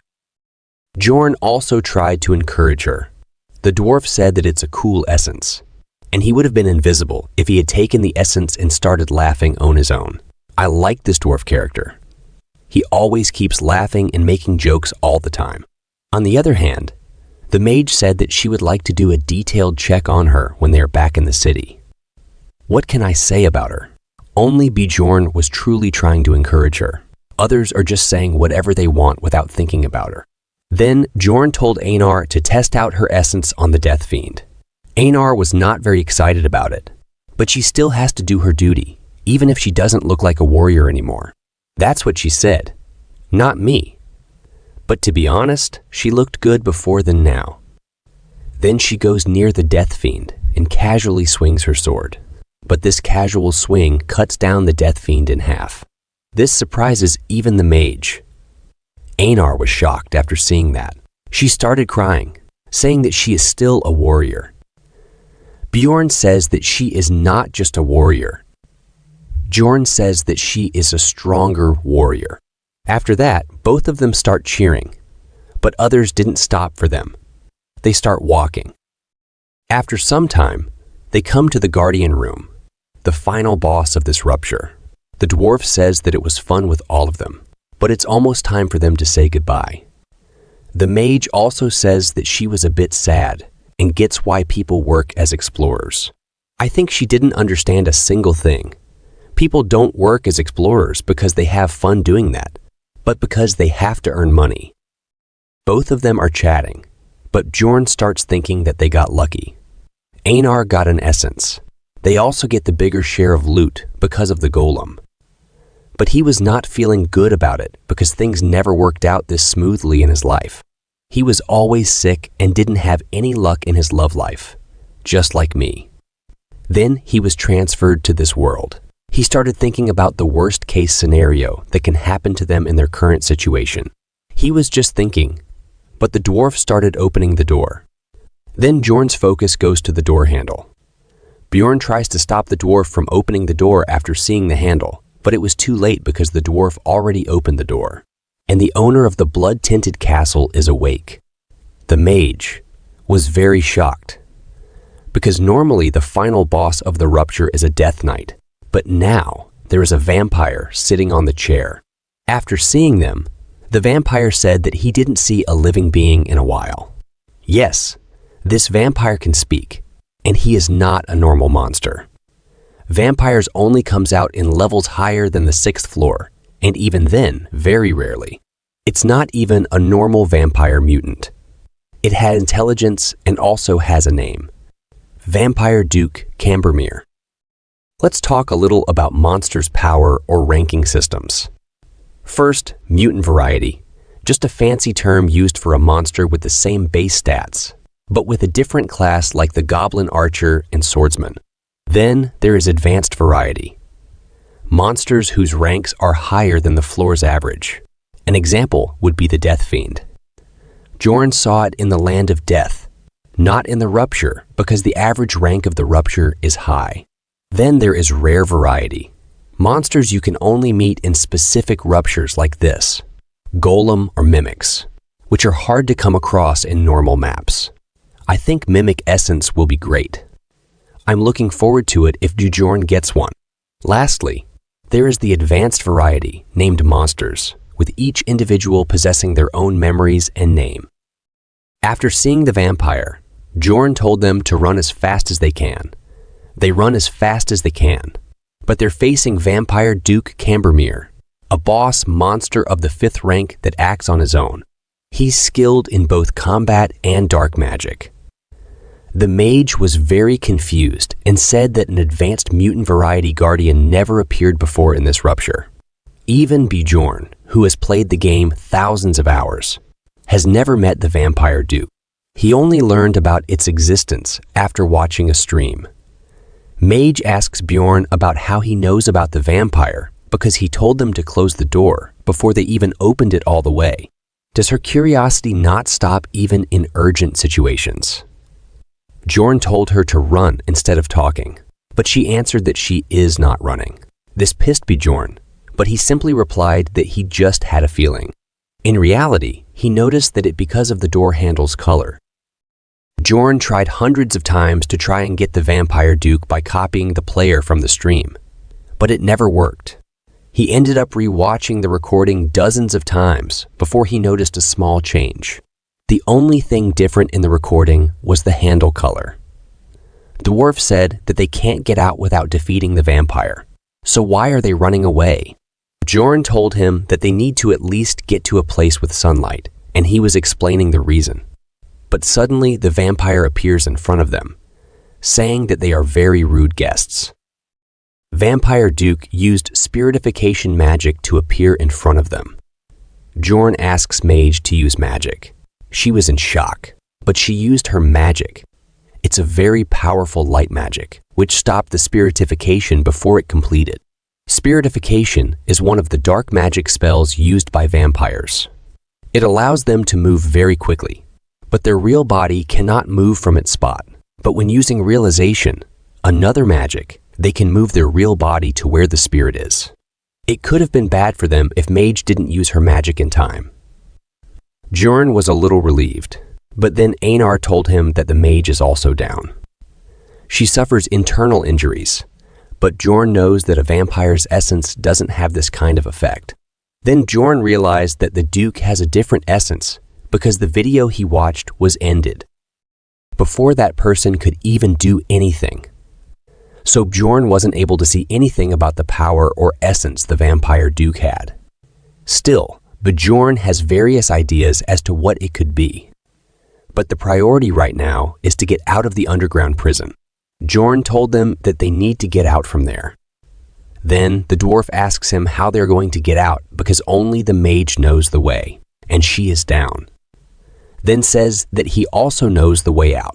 The dwarf was shocked and asked him how he knows the way when it was also his first time in the blood-tinted castle. Bjorn got a little nervous, but he answered calmly that he memorized it. Well, technically he didn't lie. He memorized the layout because he goes to this place hundreds of times when he played the game. After running some time, they finally saw the exit. but the vampire also just behind them. They run with all they have towards the exit. Even the exit from the underground prison looks like the gate of heaven to them right now. Here, this is a small teaser of my story, and I want this story to move forward with everyone comment. On a crimson moon night, deep within the ancient forest, the haunting cries of newborns echo through the stillness. These are not ordinary infants. They are the half-bloods, as they are known in this world. These unique children belong to the Great Eastern Orc tribe, residing within the Great Alzara forest.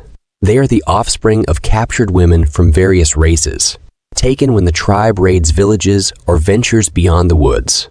In this world, such sights are tragically common, and nothing about it is particularly remarkable. However, in the midst of this routine, there is something, or rather, someone exceptional this time. I was a little confused about the origin of the main character in my story. Do I make him a reincarnator or something else? Also, I'm unsure about the system. I want to give everyone in the story world a status window, like many manga. But I'm not very sure, and the art is AI-generated, so it's not perfect. So please comment your suggestions. For now, let's get back to the story. The vampire is just behind them, and just like horror movies, they just barely get out when the vampire almost caught them.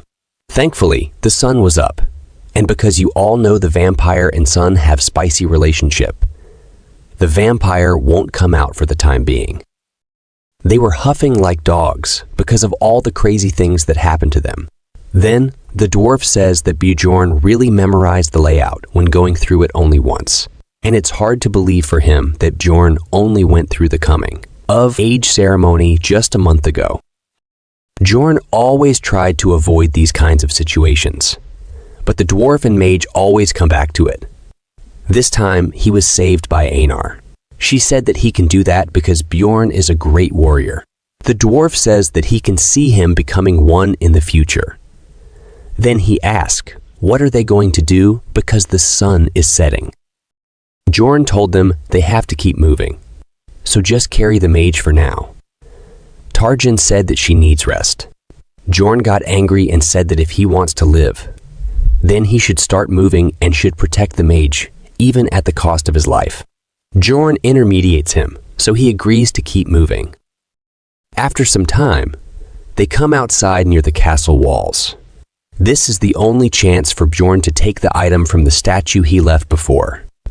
So he told them that he is going to look around a bit until the mage wakes up. Then he broke the statue, and in it, he obtained an item called Vir Goddess's Tears. It's a one-time, use item, but it's good for healing, and it's also good for attacking evil, type monsters too.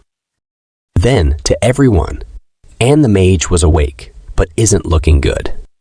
Then they have a chat about the vampire. Bjorn asks her how she became like this. She answers that she doesn't know the specific reason, but it can be pain, sharing. Then Bjorn asks her how much time will it take to recover her. She says that it will take about 20 minutes, and then she will be able to cast a 7th rank spell 5 times. Only 5 spells are not enough to defeat the vampire. Then Bjorn asks her if she knows any sun magic, and after hearing that, the mage got angry and said that it's very rude to ask a mage about the spell they know. It's the same thing as it's rude to ask a girl about her age. Bjorn already knows, but so what? He is now a barbarian at the peak of rudeness, who doesn't care about manners except when talking to the king. After seeing Bjorn doing these things, she gives up and tells him that she can use Sunspot Sphere. Sunspot Sphere is a 6th rank attack spell similar to a Flame Sphere, but it has sun attributes. Then Bjorn asks her if she can use the attribute reinforcement spell with it. She says that she can with more mana, but it will take 10 minutes more. Bjorn said that he will hold him somehow for 30 minutes so she doesn't have to step in to help them. She agreed, but she was shocked and asked why Bjorn is acting like a leader. Bjorn says who else than if not him, and he doesn't care who the leader is. The mage says that's true, but she was just saying, But the dwarf started laughing and said that he is sorry for that, but he trusts Bjorn. And he has a good wand. It comes to seeing people's character. Bjorn thanks him while looking like a burning candle. After some time, the sun sets and night comes. The vampire is ready to calm his thirst.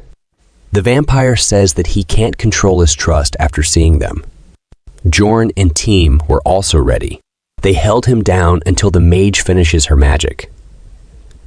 Vampire Duke is not going to wait for them. He takes out his claws and spreads his wings ready to attack. Bjorn told Tarjin to take Raven back and protect. Vampire comes flying towards them to attack, but the dwarf at the front stopped the vampire. The dwarf was holding his ground despite the attacks. That's all thanks to the first essence the dwarf has. A 7th rank monster, Iontro's ability weight balance. It makes you resistant to knockback as long as your feet are on the ground. It also comes with shock absorption, so it's a pretty good essence for a tanker. While the dwarf was holding the vampire, Anor tried to attack the vampire, but he dodged the attack. Still, Bjorn, ready behind it, attacked him. It didn't do much damage to the vampire, but on the other hand, Bjorn's hand felt like breaking because of the pain, sharing. After that, the vampire's body turned into crows. This reminds me of Itachi. Crows started attacking them. The dwarf stood in front to stop them. He used his second essence living armor skill emergency restoration to restore his broken shield. Crow's bombardment started on them like crazy. They stopped them from hitting directly, but the blood splattered everywhere and touched them, which created a sacrificial seal on their forehead. This is the skill of the vampire. It's not as bad as it sounds. This seal increases Vampire Duke's physical abilities temporarily as much as the number of the seals within a 100-meter radius. Vampires have 3 skills, which are very powerful in battles. The first one is the sacrificial seal. The second one increases the regenerative power in proportion to the HP lost. And the third one, also the most powerful, according to me, is Donor of the Blood, which absorbs some of the opponent's skills when sucking their blood. The problem for them is that this vampire can use those 3 skills as well as dark magic. He can turn into smoke to avoid something like a sword attack, transform into crows to explode or summon monsters with blood. He has very overpowered specs as he's a high-rank monster. Dwarf was the first one to go down because he was at the front. Then the vampire starts attacking Bjorn. Then he asks Mage about how much more time will it take for the magic to be ready. She answers that it will take 5 more minutes. 5 minutes is too much time for Bjorn to hold. Now that the dwarf, who had been doing the most in the battle, is down, and Anor and Bjorn are already exhausted. Then Bjorn decided to take the risk and ask Anor to take the dwarf at the back. Anor was not ready, but Bjorn convinced her to fall back. Now what Bjorn is going to do isn't fighting. Instead, he is going to become a living punching bag for the vampire. He throws away his weapon and starts taking the attack's head on. The vampire stabs him, and he drinks the potion. He started using his own body to stop the vampire. This shocks everyone. Bjorn was planning to endure all of it by just using the potion. The pain potion itself is unimaginable, and the pain gets worse the worse your injuries are. Still, if something like the potion exists in the real world, it would be treated as a holy grail. He suffered so many injuries and drank so many potions that the smoke started coming out from his body. Bjorn still blocked an attack at his current state. It's a miracle itself that Bjorn did not pass out, but he still manages to block all the attacks that are aimed at his vital points. Mage says that this reminds her of something she read before, and that is that the real value of a barbarian lies not in their physical capabilities, but in their mentality. And she understands what that means now. Tarjin said that it's getting. They should get out from there. Mage asks him if he is out of his mind and where else they can go in their situation. There is only one way to get out of the rupture. It's to defeat the Guardian. Tarjin sure is hiding something. We never saw him fighting. Mage started thinking about what is she doing. Even the barbarian who has only recently gone through his coming. Eve ceremony is doing the best he can by making rational judgments. But she, the mage, was just sitting it back without thinking anything. Mage told Tarjin to help Dwarf, so Anor can help Bjorn. Mage started running her brain cells and came up with a plan that I personally don't like. She cast a bunch of magics like aim, assist, and target automatic aim. Then she threw the golem essence towards Bjorn. This gives Bjorn lots of stats boost, as I told you before, but I don't like the skills personally. But Bjorn looks like he is going to eat vampire. Now that Bjorn has absorbed the essence of the golem, the vampire's nails can't pierce Bjorn's bones anymore. He's annoyed, contemplating how he has to change his progress plan. He never wanted to take this essence. However, in the short term, things look optimistic. The meat shield that had been taking a beating from the vampire is now able to move, raising the possibility of surviving this situation. Though he can't endure the continuous beating. If this persists, he'll still die. Suddenly, a potion bottle flies towards his back, breaking and triggering an advanced heal that mends his injuries. It's all thanks to someone who started using their expansive potions on Bjorn. Thinking that if he keeps healing like this, he might be able to hold the vampire down. Bjorn jumps directly towards the vampire and hugs him tightly, entering what he calls immortal barbarian mode. Regardless of his flesh and muscles being torn, any damage heals in seconds thanks to the essence and the potions. The acidic blood of Bjorn gets in the vampire's eyes, hurting him. This infuriates the vampire, and he attacks Bjorn with full power, throwing him away. Anor comes running to help Bjorn. She swings her sword at the vampire, but he turns into smoke and escapes. As he flees, Bjorn jumps to punch the vampire's face, but the vampire dodges it at the last moment. Then, the vampire punches Bjorn in the guts with full power, causing immense pain. Anor tries to save Bjorn again, but the vampire dodges her attack, throws her away, and resumes attacking Bjorn. It seems the vampire has developed a personal grudge against Bjorn. Then Mage told Bjorn that the sunspot sphere magic is ready. Bjorn was taking the beating like a dead body, but after hearing the mage's words, he gathered his strength and grabbed the vampire once again. His face turned red as he gathered all his strength and threw the vampire on the ground. Then he asked the dwarf to attack him. The dwarf used lightning and expulsion skills to gather thunder in his hammer and formed an electric ball. It looked like Thor's soul had entered his body as he swung his hammer and threw the electric ball towards the vampire. After the vampire got hit, he fell into an unconscious state. Then, Bjorn took out the item he was hiding in his shoes. He had been saving the goddess's tears for this moment, even after going through all the dangerous situations. Bjorn then stuffed the bottle into the vampire's mouth and gave him an uppercut while cursing him. This broke the bottle in the vampire's mouth. After the bottle broke, the vampire became the target of the blessing. The blessing heals normal targets, but seals all kinds of defensive skills or tolerance for an evil, natured creature.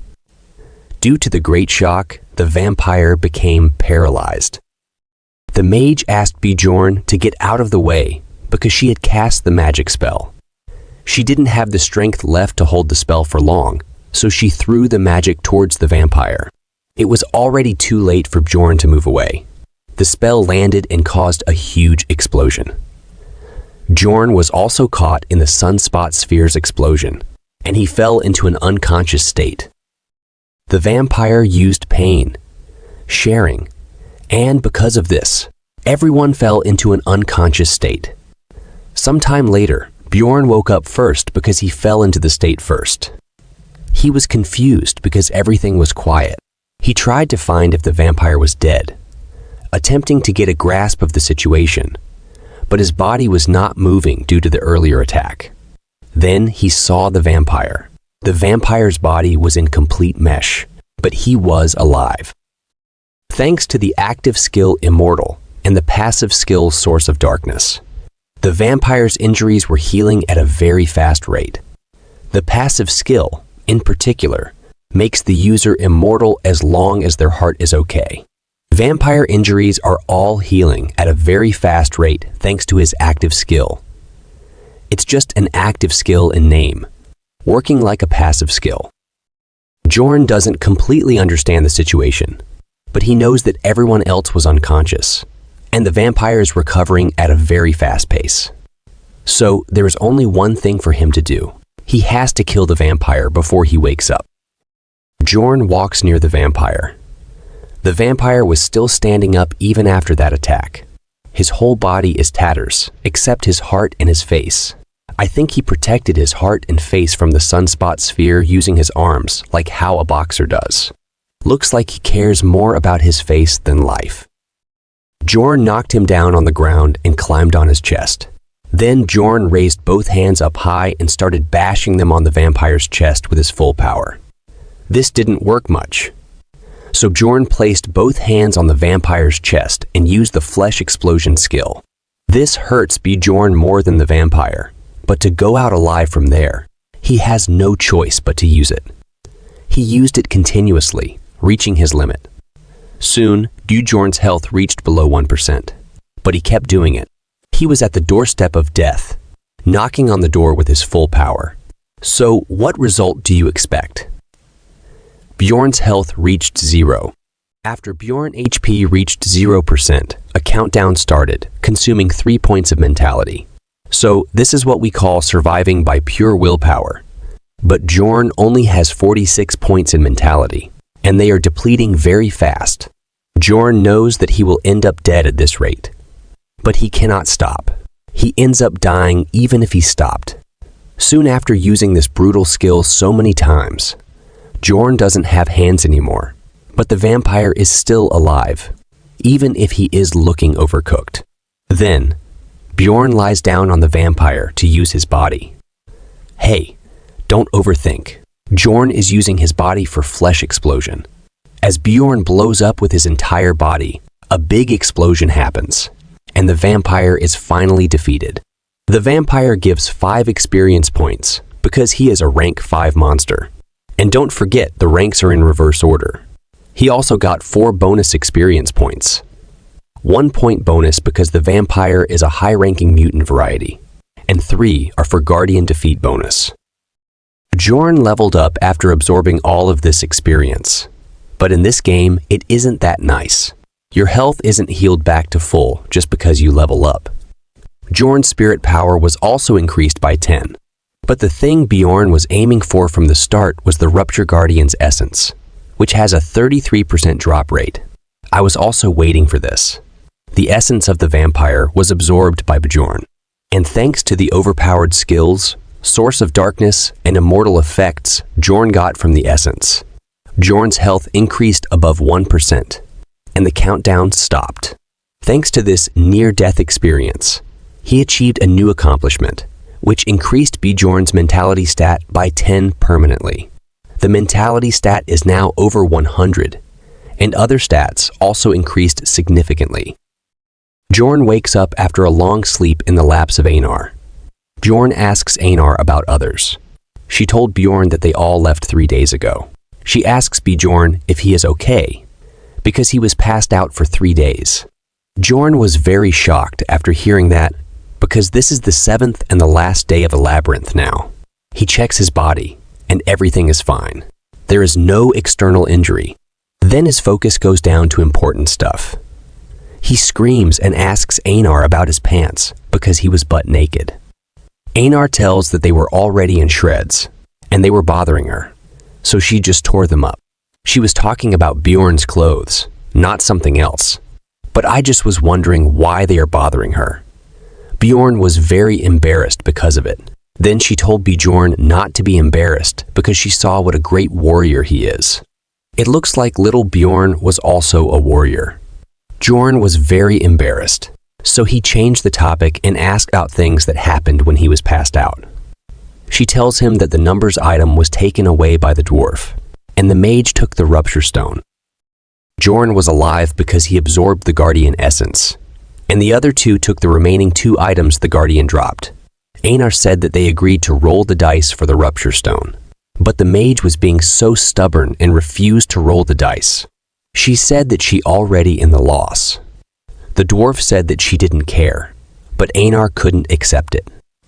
Then the mage said that Bjorn took the best loot he could have gotten, so he won't be able to argue against her taking the rupture stone. Sounds like she's the only one who knows that he absorbed the vampire's essence. Plus, she gave him the golem's essence as well as all the potions she had with her, meaning she did lose things in this rupture. So he was not mad at all about the distribution of the loot. Anor was angry. She said that the mage also took all the items going around on her own, and then she left without even waiting for Bjorn to wake up. She was a disloyal and greedy mage. Anor was so angry that Bjorn has to take Anor's side, even if he doesn't mind it. So he told Anor that she is very dependable to make her happy. Then Anor asks if they should leave, but Bjorn says that there's something they have to do before leaving. There is something that's still here even if the mage took everything. He will make sure to take that thing. But before that, he needs something to wear. After they take that thing, they return to the first floor and then back to Rafdonia. We don't know what that thing is yet. After that, Bjorn goes to the Explorer Guild branch for the stones counting. This time, there are only 230, 1,520 stones. It feels like a pretty small amount compared to the hardship he had to endure. But it's fine because he absorbed 2 essences. Then he moves his hand forward to take the stones. But the receptionist lady takes them back. She said that it's too much for a 9th rank explorer and asked what is in the backpack of Bjorn. Bjorn was confused about why she asked this question because they never asked this kind of question before. Then suddenly, guards come and surround Bjorn and tell him not to move and tell him that they will talk more in custody. Irwin had also just come out of the labyrinth. She was completely exhausted because she was hunting on the 3rd floor with her sister. She experienced the strength of the 7th rank monsters that she had never experienced before. Although it was just her sister that was fighting, the 6th rank monster they coincidentally came across, it felt like a proper adventure to her. Unlike the first one where she was so busy trying to survive, she was excited to surprise Bjorn. She wanted to show Bjorn her new essence and was wondering if he would try it like last time. Even if that hurts, she was still excited to see him. Then she entered the guild building in a line. When her chance came, she gave her stone for counting. She earned 184,100 stones. The cashier lady got suspicious and asked her how she earned that much, despite being a 9th rank explorer. Irwin told her that she was with her sister. Then the cashier lady asked her the name of her sister. Irwin told the full name of her sister, which is Daria Wittember de Turcia. The cashier lady checked her register and found that her sister is a certified explorer, so she let Irwin leave easily. Then she went back home to take a shower. She was very excited to meet Bjorn, got ready quickly, and looked beautiful in her new dress. She couldn't stop her happiness. She wanted to meet Bjorn and buy him dinner with the money she had earned. She wanted to exchange experiences with Bjorn. When she reached the place where Bjorn was staying, and she asked about him, they told her that he still hadn't returned yet. There is only one meaning if someone enters the labyrinth and doesn't return when it's closed. Irwin didn't want to think about it. She refused to believe it. And just like a week went by, when she came again, she saw a man taking Bjorn's stuff out of his room. She got angry and asked them why they were taking Bjorn's stuff out of his room. That man said that he had waited quite a bit for her sake already and asked her what she thought it meant. She already knew, but she didn't want to believe it. But that man told her that he is dead in there. This broke her will completely. She was crying alone outside when her sister approached her. She said that she heard about him and asked Irwin to get up. She told her that she couldn't stay here like this. Irwin grabbed her sister's hand and told her that she wanted to become stronger so that she could protect the people she loved. This look could give anyone goosebumps. On the other hand, it was already a week since Bjorn was put in prison. He was charged with being a plunderer. On the first day of interrogation, the investigating officer asked him about the bow. Bjorn told him that he got it from the guys who were trying to kill him. So it's not a problem to loot people who attacked you first. That man said that they would figure out who attacked first. He was going to imprison Bjorn just for this. Bjorn felt that something was off.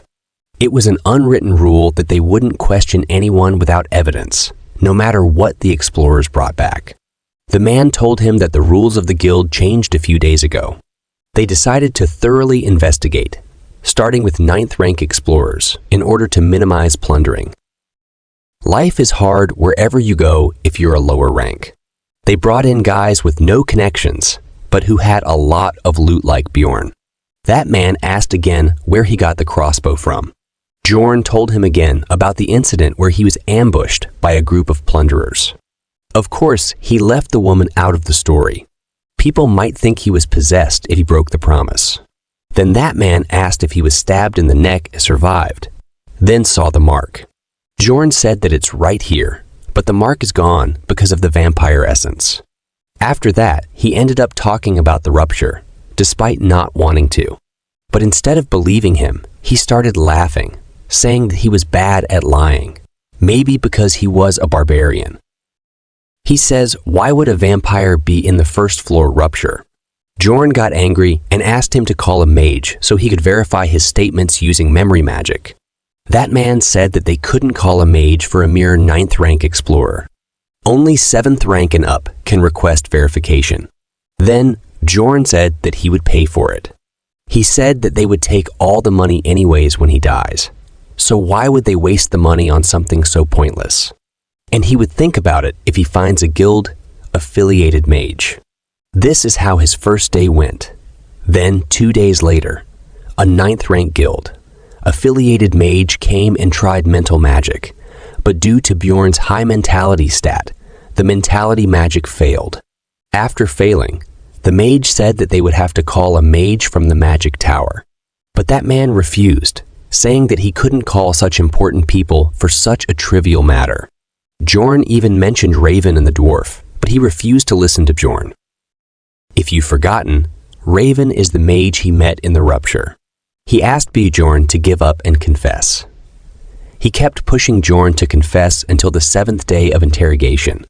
On the 7th day of interrogation, he came very happily and said that he finally got solid evidence while showing the communication stone Bjorn got from the Crystal Union guy when he met with Irwin. He said that it looked like this was not the first time Bjorn was plundering people. He looked up the number on the message stone and found out it belonged to a dead explorer. He also got statements from the Crystal Union about what he had done.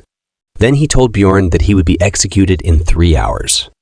Bjorn was already past the point where it can be resolved by words alone.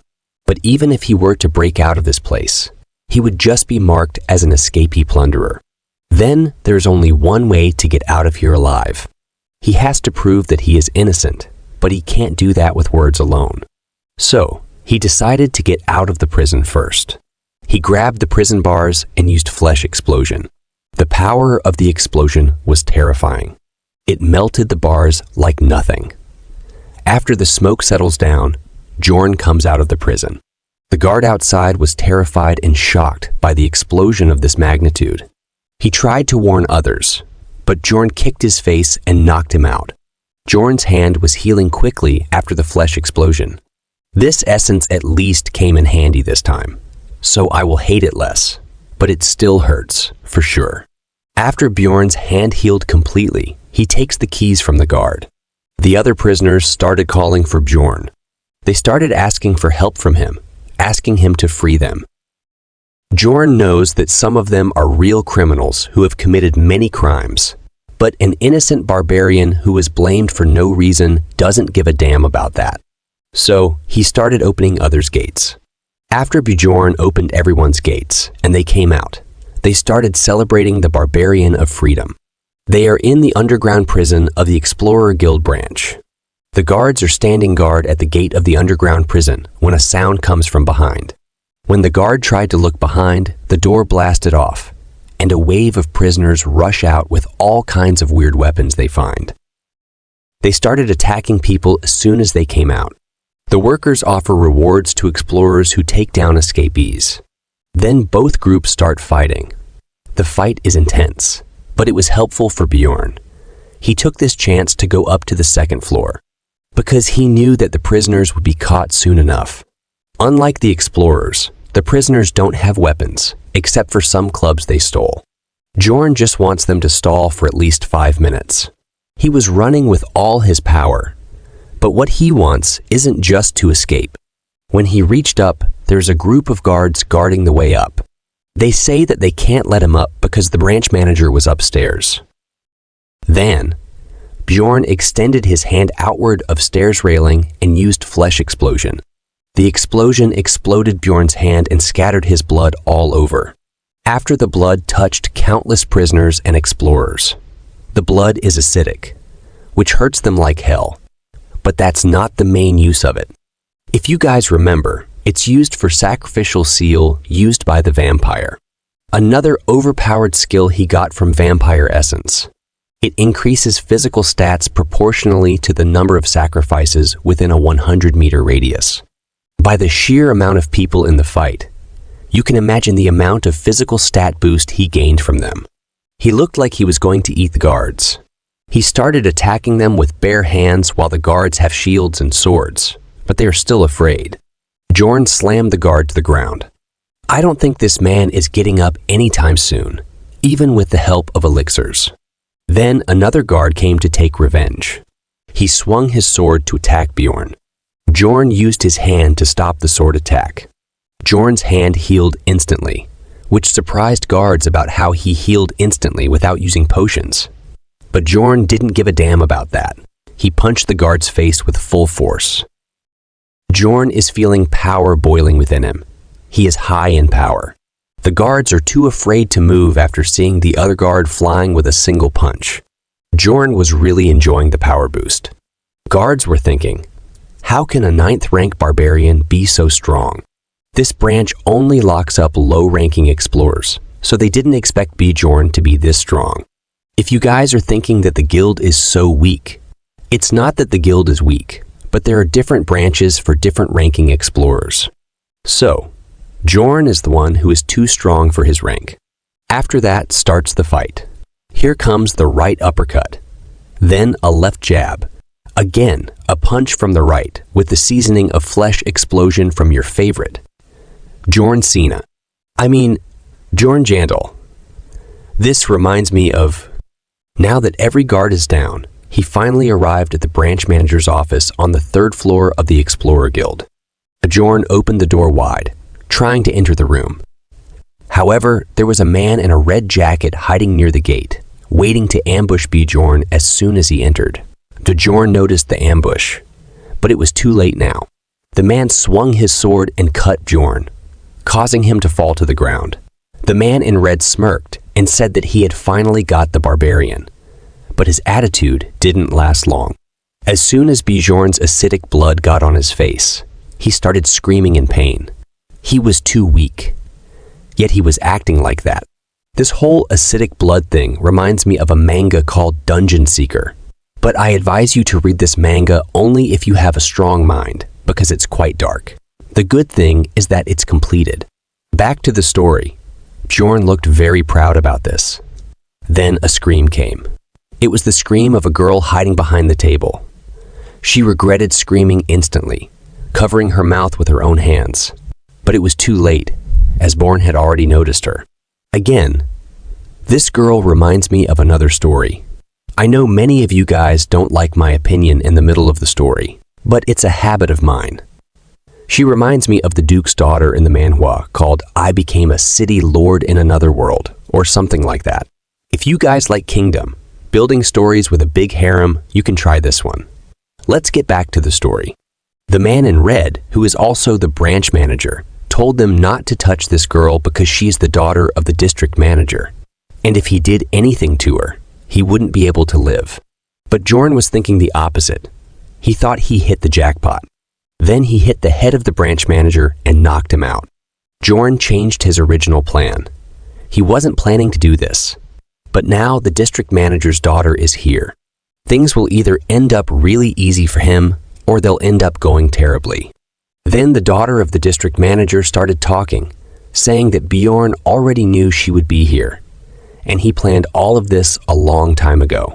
Then Bjorn grabbed her and shut her mouth up with his hand. Bjorn told the guards to bring the inspector in charge of him, the Crystal Union's leader, and also a mage from the magic tower. He warned them that if they failed, he would kill the daughter of the district manager. The guards were confused about what to do, but in the end, they decided to leave the branch manager behind and go to do the things Bjorn told them to do. Poor branch manager. Bjorn was holding the lady very tightly. Then he took a long breath and shouted with all his power. His head looked like it was about to burst from his own scream. He started telling them about himself and the things the guild had done to him. He told them that the guild was framing him, and even swore that he was innocent. He was doing all of this to make a big scene like this, so they wouldn't be able to just cover it up. Bjorn's demand reached the magic tower. An old man claiming to be from the branch manager informed them that a psycho was causing havoc. The person he was talking to was Raven. She looked even more beautiful without her hat. The old man then told her the story of what that maniac had done with the other prisoners, and that he had taken the daughter of the district manager as a hostage to request a mage. Raven said that he must be really stupid to do such a thing. Then she instantly got ready with just a snap of her fingers. That's how women should be, ready instantly. Raven stated that she would go because there was someone she needed to look for anyway, and she was also curious to see what this person looks like, how she will react after seeing the stupid face of Bjorn. Thanks for watching. If you haven't liked or subscribe, what are you waiting for? Raven was shocked after seeing Bjorn there, but I am more surprised to see that she can fly. She looks like Supergirl, the cousin of Superman. Then she asks about what he is thinking or if he has multiple lives or something. Bjorn told her that she will know that later and asked her to use memory magic on him. He told her to hurry because there isn't much time. Raven says that she will do it, but he has to promise to do a favor for her in the future. Bjorn says that he will do it if it's something he can do. Then she landed inside and used her magic on Bjorn. Is he not afraid that his secret will be revealed if she sees the memory of his life on Earth? But thankfully, the magic didn't work on him. Then the mage asks Bjorn if he has some kind of equipment or artifact that can block psychological spells. Bjorn asks her if it looks like he can have anything on him. It looks like the people who come from another world, like Bjorn, also known as evil spirits in this world, have some kind of mind barrier that prevents them from getting exposed by the mages or prevents the information about their world from being leaked in this world. Whatever the reason is, Bjorn asks Raven to use something else. Then suddenly, a scream comes from behind. It's from the investigating officer who screamed after seeing the branch manager on the ground. He feeds the branch manager the potion to heal him and asks the branch manager about what happened. The branch manager stated that he took care of most of the prisoners on the first floor. He asks the branch manager if someone got up here. Then he sees Bjorn. The officer who looks like a quack doctor says that it was him who started all of this. The branch manager says that he already knows that. The officer was confused, but then asks the branch manager why he is not doing anything if he already knows that. The branch manager says that this barbarian is saying that he's been framed, and that he is the one who inspected him.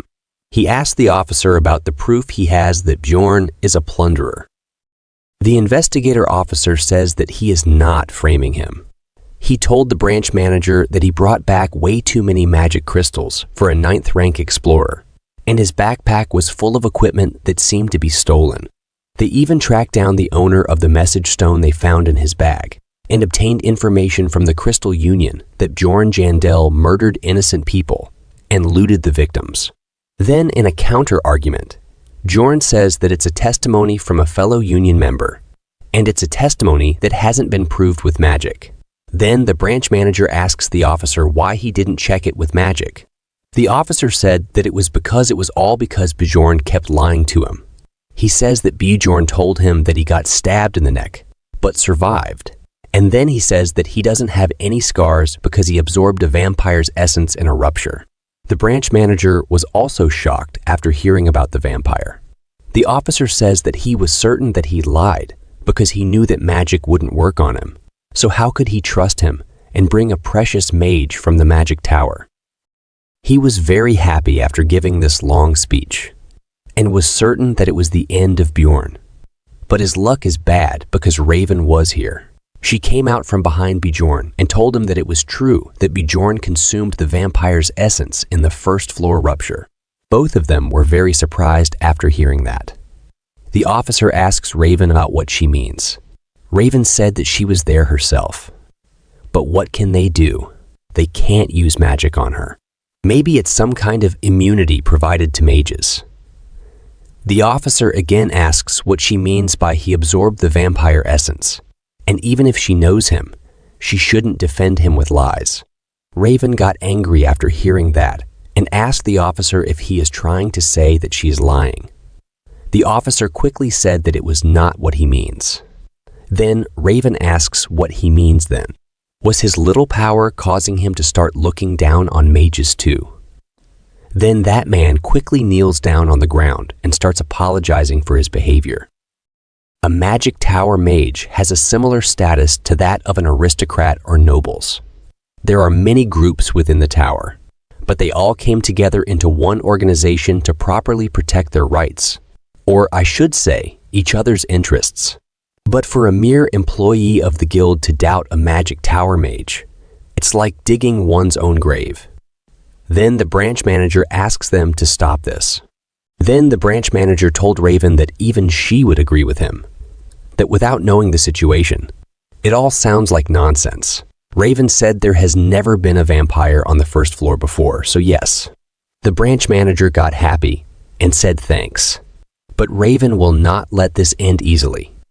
She said that it's a reason for a normal person, but that's not something an Explorer Guild's branch manager should be saying. After hearing that, the branch manager got nervous. He understands that she will not let this slide easily. Raven says that even now, after so many years since the first appearance, there are still mysteries they don't know the answers to. They can never predict what might happen in there, but he was telling her that something can't happen. So he can be so sure. The branch manager's face was looking like he was getting scolded by his mother. After seeing how ruthless, even to the branch manager, he understands that she is really a mage through and through.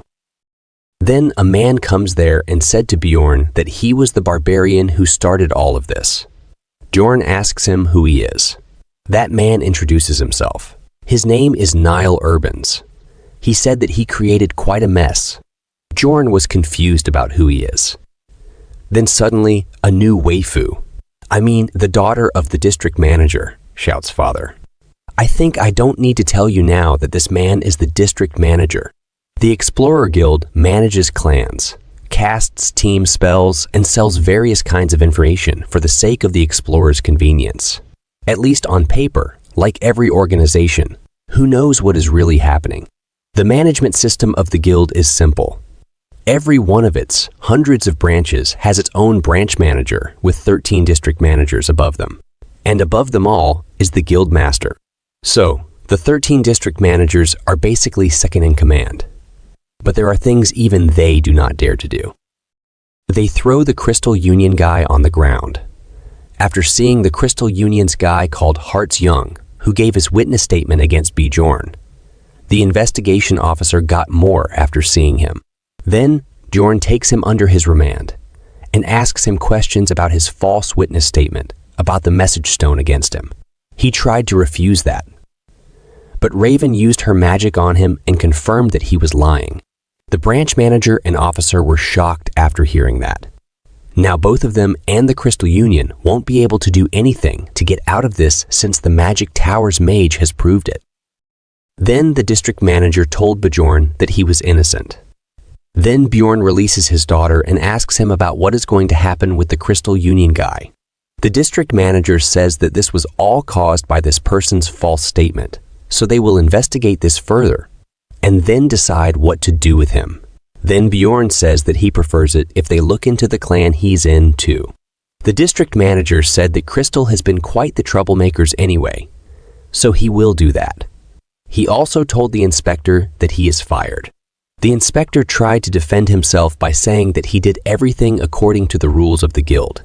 But the district manager refused to listen and asked if he is trying to bequeath his lack of skills to the guild. Then he told him that there will be a thorough reinvestigation of every case that he handled, and if they find anything wrong, he will be punished accordingly. Now I am feeling bad for him. They're just trying to push all the blame on a low-ranking employee. He also understands that and didn't say anything after that. Then the guards take both of them out of there. Then the district manager says that they will compensate Bjorn for any inconvenience he goes through. He said that he'll make Bjorn a 7th rank explorer first, and they will replace all of his current equipment with new gear. He thinks he can fool Bjorn with just that. But Bjorn got angry and said that he can become a 7th rank explorer with a 5th rank essence anyway. So they are not doing any charity here. I don't know about Bjorn, but they almost fooled me. For a second, I think that it's amazing that they are even giving any compensation. The district manager said that he only has 2 months of experience. Then Bjorn almost got on his face and told him to bring any 7th rank explorer, and he will show who is stronger. Bjorn goes into full Barbarian rage mode and told him to come at him. The district manager was shocked, confused and scared at the same time. He tried to calm down Bjorn and told him that it never happened before. Then Raven comes forward in support of Bjorn, blinking at Bjorn to let him know that she is with him. Then she said that she is sure that there has never been an explorer who has fought off a 5th rank vampire and come back alive, having eaten the Rupture Guardian vampire's essence. And it's funny that he was doing something he should have done anyway, and counting it as compensation. The branch manager doesn't like this, but he doesn't have a choice now. So he asked Bjorn about what compensation he wants. Bjorn smirked. Then Bjorn told him that he wants money. A lot of money. It reminds him to ask something everyone. If guys want and can support, you can do it with just a finger or a thumb. You want to support more, you can however you want. On Patreon, or here on YouTube. You guys should at least subscribe and like the video if you can't do financially. Not me, but Bjorn is asking. Bjorn asked for 5 million stones. He was saying all of this with full confidence, but he knows that it might be too much. But he doesn't care because he is a stupid barbarian anyway, so he gives it a try. The branch manager said that it's too much, but the district manager agreed. Bjorn was surprised that he accepted it that easily, then said that the 1 million stones for her work here is separate.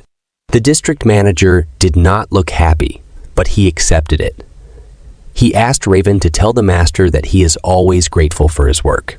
It looks like the magic tower has more power than I expected. It's only because of Raven that Bjorn's demand was accepted. After they were done with her work in the guild, Raven took Bjorn to her personal lab in the magic tower.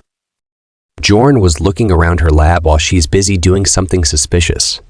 If someone makes a face like this in the chemistry lab, I will definitely run for my life from there. Then she gives a lab flask to Bjorn and told him to drink. Bjorn was confused about what is in it, so he asked her to clarify if the liquid in it is water. Raven says that it is water in it because they don't have any cups in the lab, but if he would like to have some of the basilisk concentrate in it. Bjorn says that he is fine with water. He was thinking about what kind of weird liquids and monster organs were in this thing, until now. So he changed the topic and asked the reason why she brought him to her lab. He swiftly put the water on the side.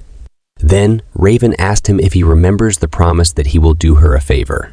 It's a promise he agreed to before in a hurry to save his life. But it's not bad for him to be friends with a mage. Then Bjorn reminds Raven that he will only do something if it's something he can do. Raven says that it's fine. What she wanted to do is study the essence Bjorn consumed. She told Bjorn that it was also beneficial for him because there might be some features they didn't know about, since no one's taken it before. Her eyes change. They're full of a passion for knowledge. She is so excited to study the essence of the vampire that never appeared as a guardian in the Rupture before. Mages like the graduate students. Bjorn asks her if it's the reason behind the thing she said when signing the agreement papers. They signed a contract in the guild, and she asked the district manager not to record that Bjorn took the vampire's essence in exchange to agree on a condition. Bjorn was grateful that she was being so considerate, but she was just securing her test subject. She was embarrassed now that Bjorn found out. She tried to change the topic and told Bjorn to come to the lab once a week and help her for about 3 hours. About half a year. Bjorn told her that half a year is too much and told her to make it 6 months. And she also has to share research results with him. Raven told Bjorn that he survived thanks to her and also got 5 million stones, so he should be more grateful towards her. Bjorn is grateful, but that's a separate issue, and in order for this relationship to work out long term, he needs to show her what kind of person he is. He stands up and told her that she should be the one giving money to him. Raven was confused about why she should be the one giving money, just like you all. Bjorn told her that she has to pay because she fed him the essence of a golem that he doesn't want. Raven pushed Bjorn away, or at least she tried to push him, then asked Bjorn about how that is an issue. She said that she gave him an essence for free. Bjorn told her that she forcefully fed him that essence so that she could live. So how is that not a problem? She says that it also saved his life.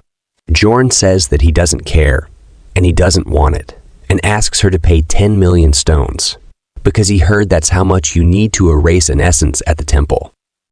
So you can actually erase an essence. That's great news. So basically, all rich and powerful people like the royal family should have the best essence. But if it's me, I should add a merging or devouring system in the game, where if you get a similar essence of higher rank, the higher rank essence should devour the lower rank. Like if you get the essence of Death Fiend and Vampire, the Death Fiend's healing ability will become useless because of the great healing ability of Vampire. In that case, the Vampire essence should devour the Death Fiend's essence. You guys can give your suggestions if you want something similar in my story. I'm going to start writing my story. If any of you know any good platforms, please comment down the name. Let's get back to the story. Raven asks him why would he get rid of such a precious thing. She called him a psychotic barbarian. Bjorn says that it's because he doesn't want it, and she has seriously harmed him. She said she heard that it's super rare and precious for explorers. So she should be the one getting paid instead. Bjorn said that it's a biased opinion of a mage since you guys can't take essences, so she should be asking other explorers. She said that he was saying all that because he thinks she doesn't know any explorers. He should just wait and see. She walks towards a magic ball and taps it. She calls someone called Patsaran. She introduces herself and says that he met her mentor last time. It looks like Mr. Patsaran is a high-ranking explorer. She asks him about what he would do if someone forcefully feeds him an essence that he doesn't want. That man said that he will get very mad. Raven is surprised. Then she asks, what if it was really, really rare? A really rare 7th rank essence that you could only earn in the rupture. That man said that he would still be mad. An essence that he wasn't planning to take would only harm him. Raven was shocked and nervous, while Bjorn was sitting on the chair like a mastermind who closed all the doors of its enemy. That man is explaining to Raven that mages don't understand. But you can't make it to the upper floors by just taking whatever essence you come across. Bjorn was looking very proud, while Raven was embarrassed because of it.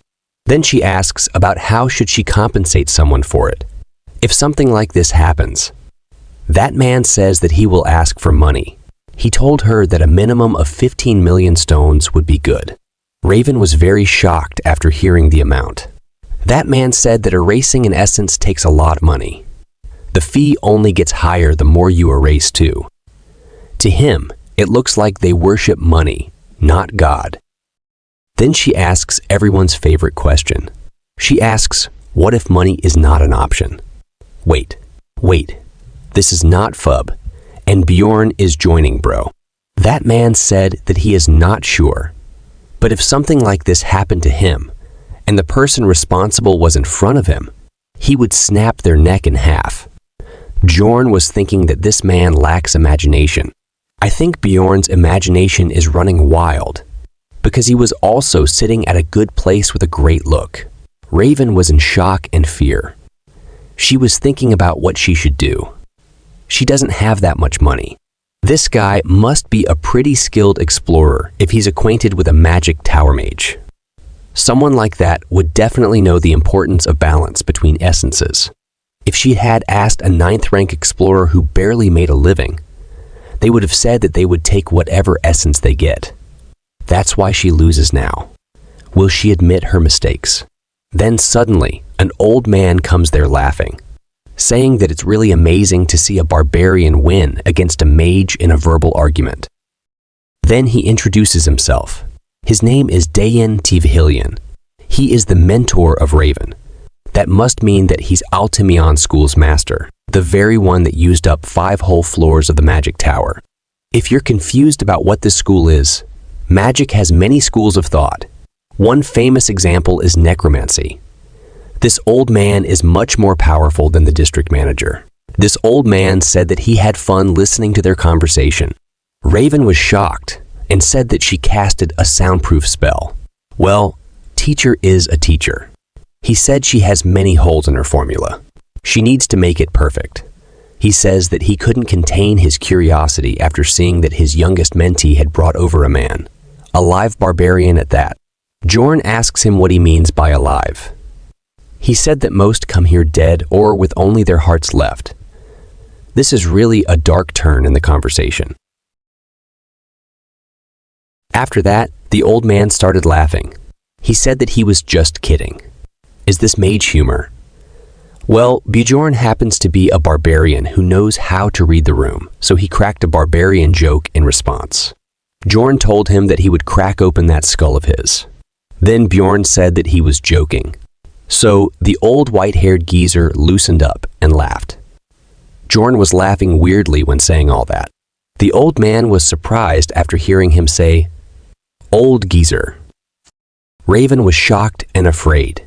She asked him if he lost his mind, if he had any to begin with. Bjorn was thinking if he had crossed the line now, and if he did, how he was going to resolve it. But the old man started laughing again.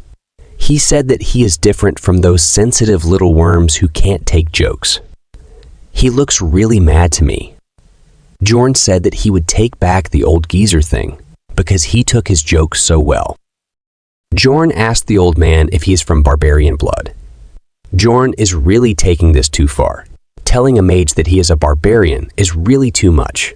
But the old man took it calmly and said that he sure has a bold side to him. Then the old man changed the topic before he started beating Bjorn. He put his hand in his pocket and asked Bjorn if he would be satisfied with something else instead of 10 million stones. He takes out a ring. This ring is a numbered item, and its number is 9,425, and the name of the ring is Forest Spirit Ring. You might have already guessed it, but the lower the number, the better the item. The number of this ring is a bit high, but it's still a numbered item. A numbered item is something you can only obtain from guardians of ruptures, with each one of them being rare and possessing their own exclusive abilities.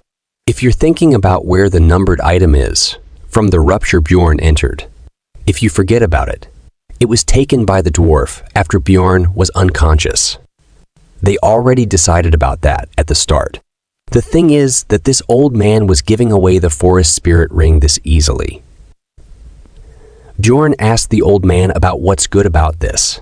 The old man says that it's something he definitely needs.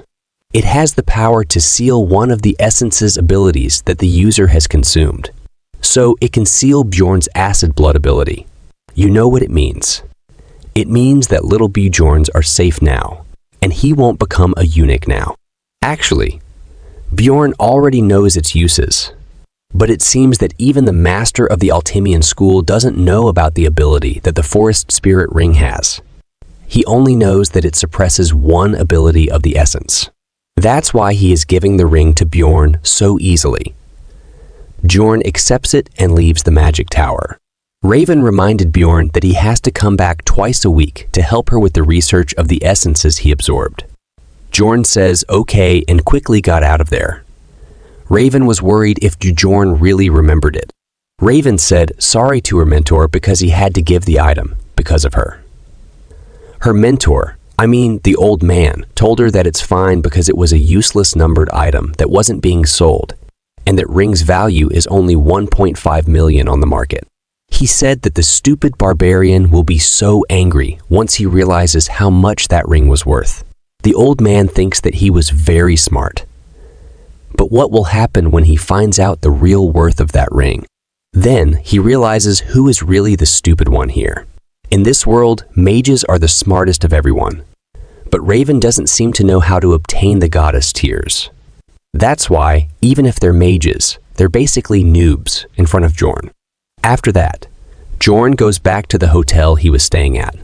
The man from the hotel said that he thought that he was dead, so he emptied Bjorn's room. Then Bjorn asked him about his stuff. The hotel guy said that he threw them out. Bjorn got angry and said that he paid for an extra week before he leaves.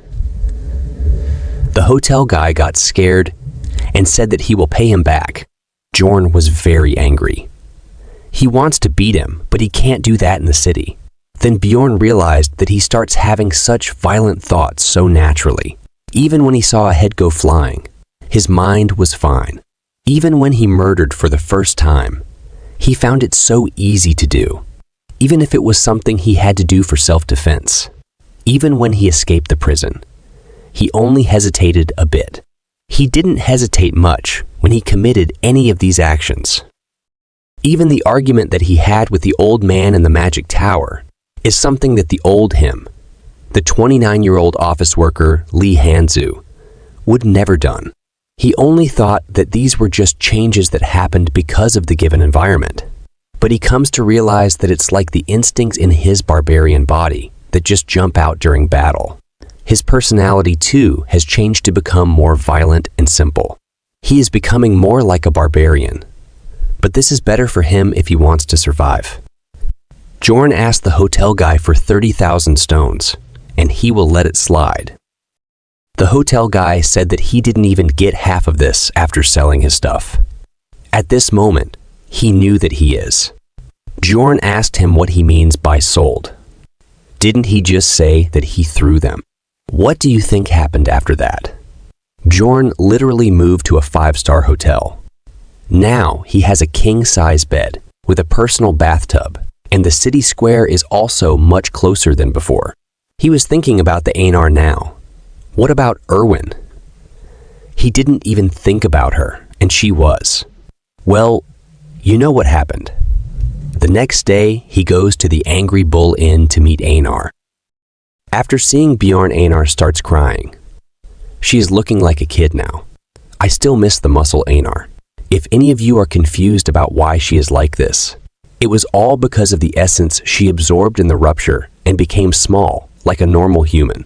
She hugs Bjorn and asks him where he was all this time.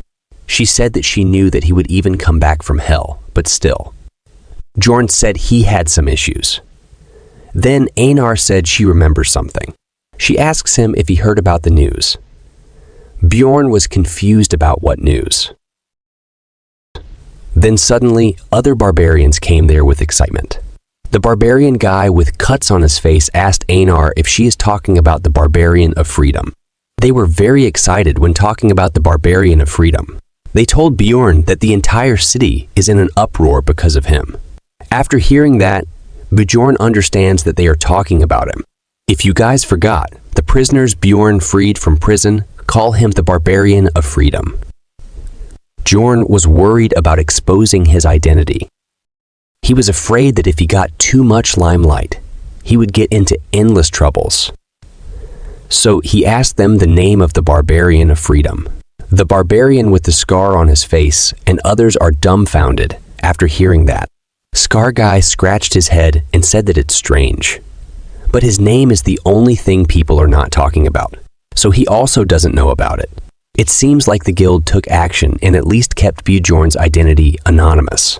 Everyone said that they don't know the name, but they are very proud of him. They are proud that such a person is one of them. He is a great barbarian who beat up hundreds of people on his own, cleared himself of a false accusation, and led everyone out of jail to freedom. All barbarians start shouting, "Great barbarian!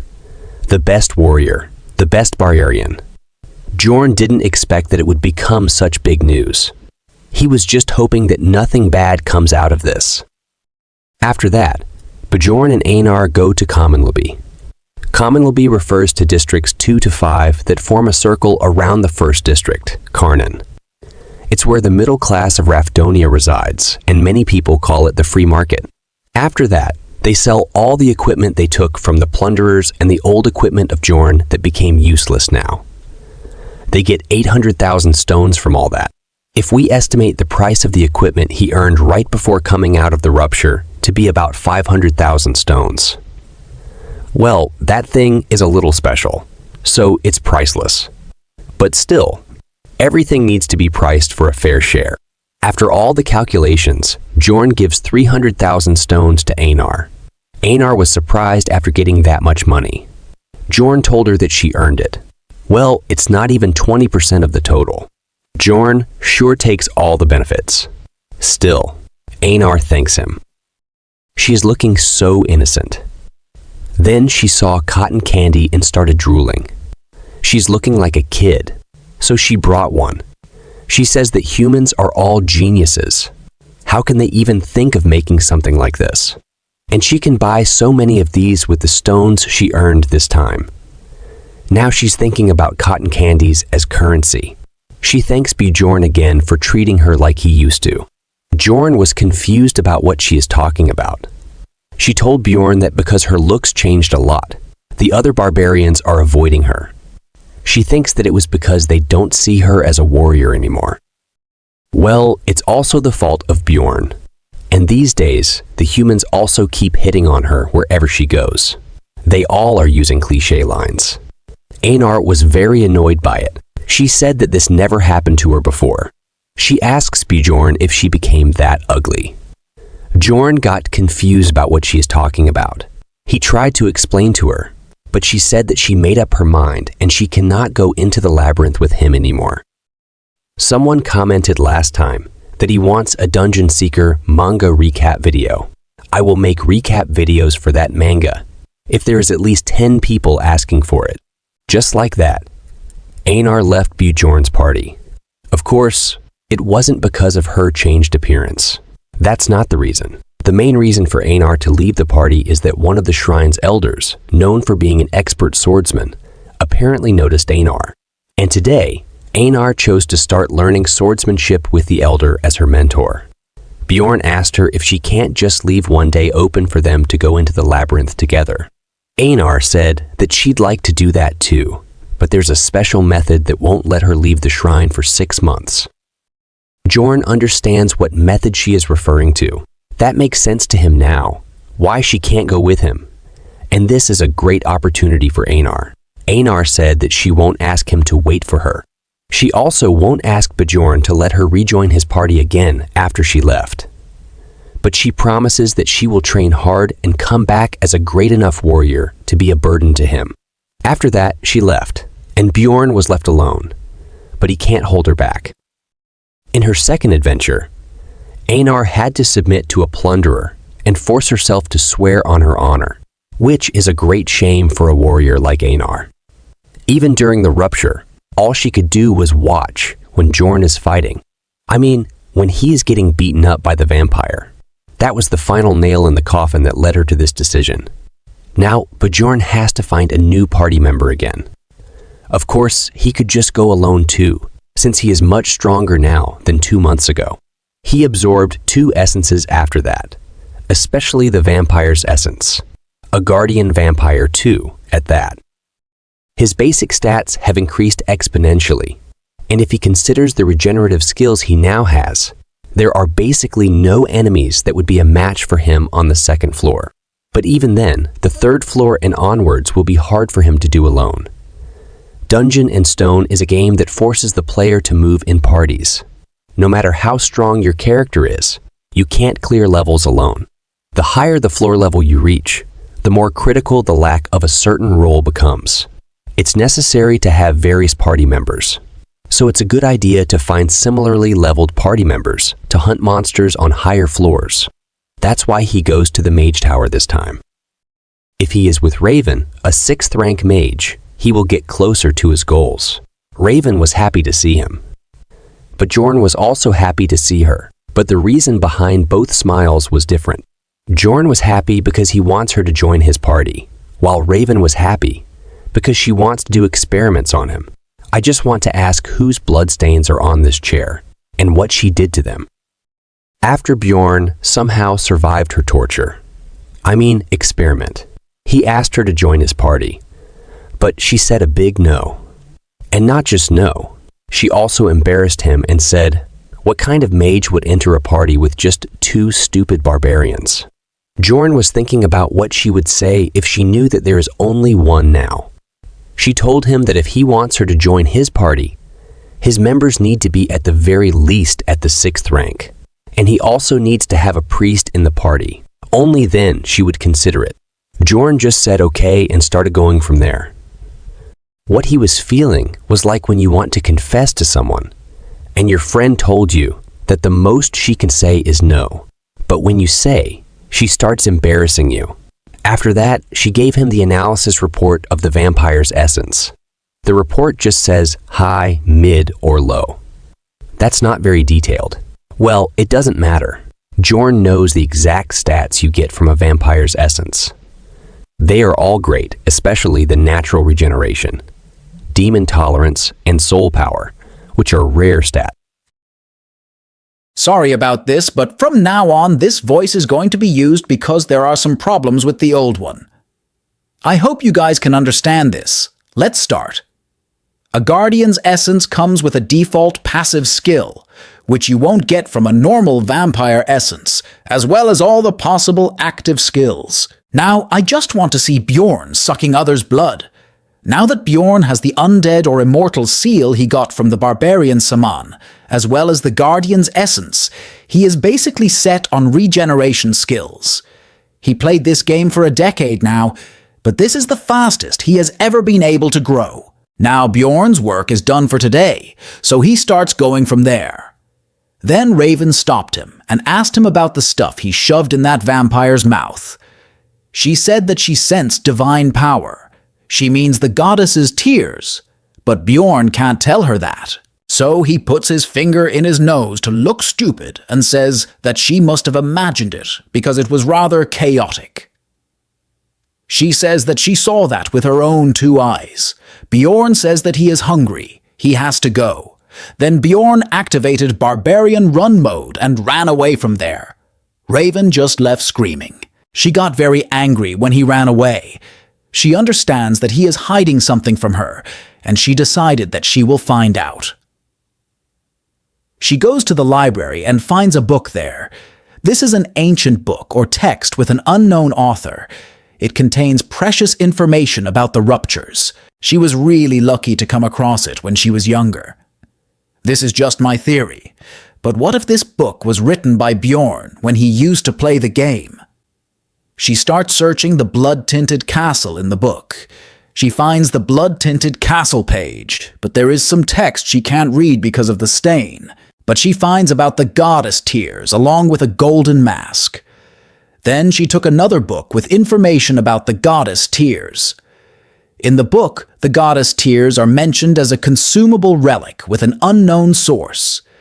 It spreads a very strong blessing around it when broken. 150 years ago, during the dimensional break, Cardinal Androne used all 3 in order to save the Pope, and that was the last time they were ever seen. Raven was very surprised after reading the book. She thought about how could a barbarian that just reached adult age know the hidden location of the goddess tears, and how he was able to use it. She got suspicious about Bjorn. The golden mask is an item you can obtain if you fulfill several conditions after defeating the boss of the blood-tinted castle. It lets you change the user's face however you want for a month. It has 5 uses total. Well, Bjorn might have survived the extinction because he will only die if his heart is damaged. Then that means even if his head is chopped, he might grow it back. I just want to see how. Then he can hide his face with the mask. But I think it was also taken by them. When he was just playing the game, he wasn't really interested in customizing his character, so he just sold it for 500,000 stones. This is the value he considered when distributing the loot with Anor.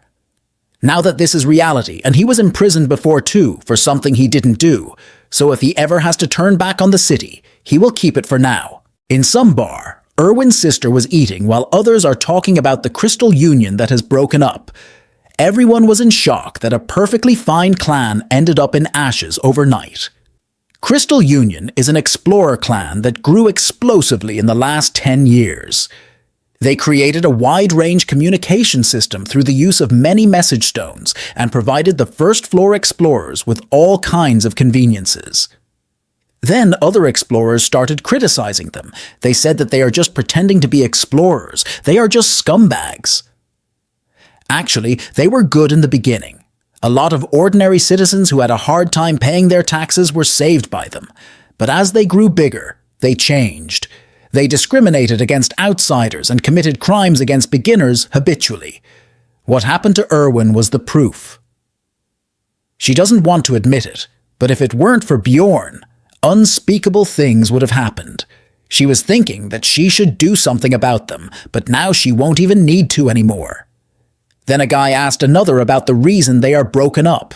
Then another one said that he might not have heard the news. It was the Barbarian of Freedom.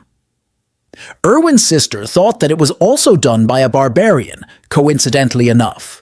Then they talk about the whole incident, and people are saying that the new law to find plunderers isn't going to be enforced either because the incident became too big. And what's more surprising for them is that the Barbarian is just a 9th-rank explorer who barely went through his coming-of-age ceremony. After hearing that, Irwin's sister stops. She thinks that it would be too big of a coincidence. Now she is thinking if Bjorn is really dead, and if the Barbarian of Freedom really is Bjorn, that would explain why he didn't come back for a week. She sure is smart. Then she goes home where Irwin is. Irwin now has one more fire spirit. She is looking stronger than before, but not happy at all. She is looking completely broken from inside. Her sister was confused if she should tell about Bjorn or not. Her sister and Bjorn sure are cruel. Bjorn didn't even think about her since he came out. Instead, he is busy looking for new party members. He now comes to the guild to find new party members. The reception guy asks him if there is something specific he is looking for. Bjorn told him that he is looking for a team of at least 4 people working on the 3rd floor or higher. Then the receptionist guy asks Bjorn for personal details and identity plaque. Then Bjorn gives him what he asked. Then he starts checking the details. He was very surprised after seeing it and said, 5 stars. Bjorn asks him about what does that mean. The receptionist guy says, "Did I say something?" Then he gives him the list of the teams that fit his needs. He changed the topic. Well, it must be some kind of keyword the guild uses. 5 stars maybe means that he is a really good customer or a really bad one, according to the look he gives after seeing the stars. Either way, Bjorn doesn't care as long as they're treating him fairly. Then Bjorn looks at the list, and he was very surprised after seeing a name in it. That's right. The name he saw in the list was Hikarod Murud the Dwarf. He was happy to see Bjorn, but he said that he was a bit iffy about it since Bjorn was put down as 7th rank. Then the two of them chit-chat a bit. Hikarod said that they would talk about the details later, because one more person should be joining them. Bjorn asked him if he already had someone on the team. The dwarf said that it's not that, but that person is a mage, so he is basically already chosen. Bjorn was very shocked after hearing that. He thought, how can a rare individual like that be in their party? He was thinking about who it could be. Then that person arrives. The mage is a young man called Leor Werv Dwalk. He said that he comes here because he wanted to join their party. The dwarf shakes hands with him and asks if he is the mage. The mage asks him how likely it is to coincidentally come across a mage at a specific time and place like this. The dwarf was confused about what he is saying. Then Bjorn told him that he is saying that it's him. The dwarf introduces himself as Hikurod Murad, a 6th rank explorer. Then the mage also introduced himself as an 8th rank mage of Rafdonia's royal family. Now I want to talk about the Dungeon Seeker manga recap. That manga has some 18+ scenes, so I will upload it on another channel because I don't want to affect this channel. The link is in the comment section. I hope you guys will enjoy that one too. Dwarf was very shocked after hearing the name of Rafdonia's royal family. Then, Bjorn told him that it means he doesn't work for the guild or magic tower. The dwarf barely knows anything. The mage told Bjorn that he is quite knowledgeable and asked Bjorn for his name. Bjorn was pissed by his cocky attitude of speaking, but Bjorn controlled himself and introduced himself to the mage, telling him to sit down. After they sat down, Bjorn said that he would be direct. He asked the mage why he wants to be an explorer. It's rare for an 8th rank mage to go on explorations. He's not skilled enough to be working in the middle and upper floors, and exploring the lower floors doesn't make enough money. It's much more stable and profitable to work in the city. The mage smiles and said that it's simple. He wants to become a renowned explorer and increase the fame of Baron Marton's family. The dwarf was very shocked after hearing Bjorn's name. He asked the mage if he is a noble. The mage smiled and proudly said that his mother's sister's husband is the 3rd brother of Baron Marton's wife. Bjorn was angry after hearing that. They are basically strangers. Baron might not even know about him, let alone him being a noble. He said that they don't have to be nervous and that he doesn't intend on treating anyone lesser than him. He really is out of his mind. He sounds more and more like a fraud the more he speaks. The mage has a pretty face and blonde hair, approximately 160 centimeters in height. These are the basic features of a hot chick without a brain. But he is not. He only knows how to use daily and administration-type magic and a few curse-type spells, as well as cold-type magic. He is an inexperienced 8th rank mage who is full of lies and arrogance. This is the image Bjorn has of the mage after the meeting. Bjorn was a bit doubtful, but better people will sign up to be in their party if they have a mage, so they decided to take in Dwalki the mage. After that, they received a lot better people, as Bjorn had expected, and Hikurod and Bjorn met 3 to 4 times a week to look over documents. Well, Bjorn was the one doing most of the work. Bjorn selected the candidates to be their party members. The dwarf says he's going to reject them too, so he is relieved that Bjorn finally chose someone, and like that, they completed their team. Bjorn even upgraded his equipment, and now he is showing them off in front of the librarian. Yes, I was also confused about why he is showing off in front of her. She asks about what it is. Bjorn says that he will tell her if she wants to know that bad. He told her that it's armor and a shield made from lithium. The name is like the mixture of lithium and aluminum, but the defense is good. He also shows his new expandable backpack. He said that it's not much though, and he just got it. You can tell by Bjorn's face how much he is enjoying showing off. But the librarian puts a full stop on Bjorn's excitement. She told him to take off his armor because there are complaints. She didn't give Bjorn the reaction he wanted. Well, that's what you get when you forget about the only person that can give you the desirable reaction. After that, he got out from the library, and when he was walking on the streets, he saw someone sleeping. It's a barbarian that is sleeping in the alley. But the weird thing about him is not that he is sleeping on the side of the road, but that he doesn't have any weapon. Because every barbarian walks around with a weapon like it's their lifeline, no matter how hungry, poor, or cold they are. Bjorn wakes him up, and he got scared after seeing Bjorn. Bjorn told him not to be scared and asked about his weapons. He said that he doesn't have any money, so he sold it. He's speaking to Bjorn in a formal tone, and he sold his weapon. Bjorn is sure that this barbarian is an evil spirit like Bjorn. Then Bjorn introduces himself. Then that barbarian also introduces himself as Leon's son, Tari Khan. Then Bjorn takes him to a restaurant for food. He was very happy after eating. He said that he will never forget what Bjorn did for him. He said that he went through his coming-of-age ceremony a month earlier than Bjorn.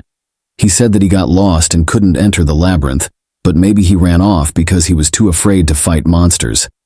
Escaping from an excited crowd of barbarians is a piece of cake. But the problem comes after that. Maybe he even tried to find work in the city, but no one would take a barbarian. That's the biggest negative about being a barbarian.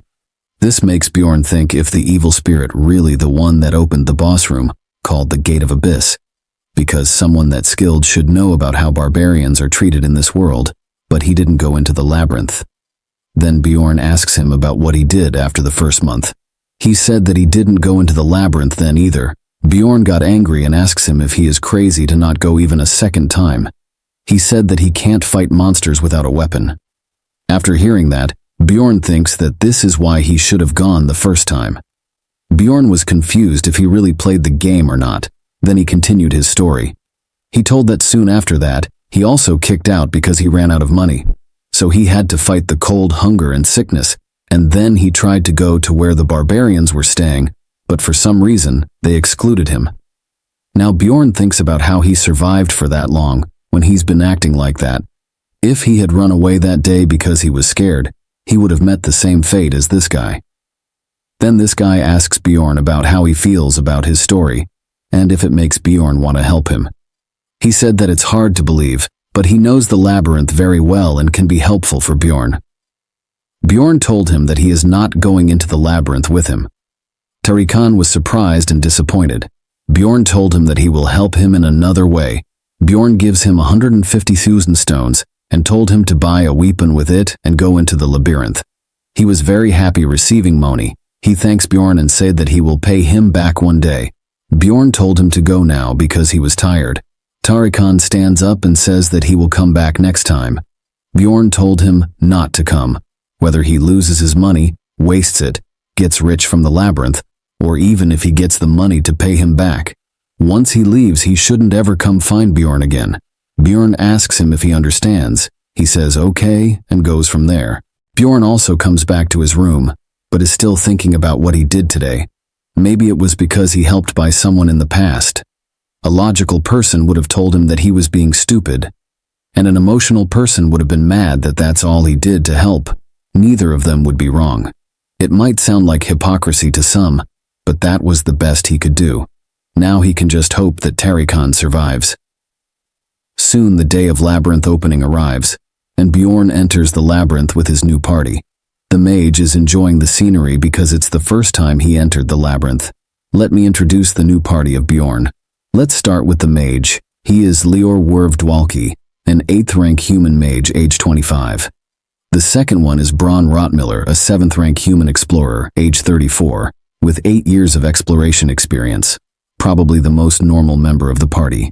Next is Hikurad Murad, the dwarf, a 6th rank explorer, tanker, and also the team leader.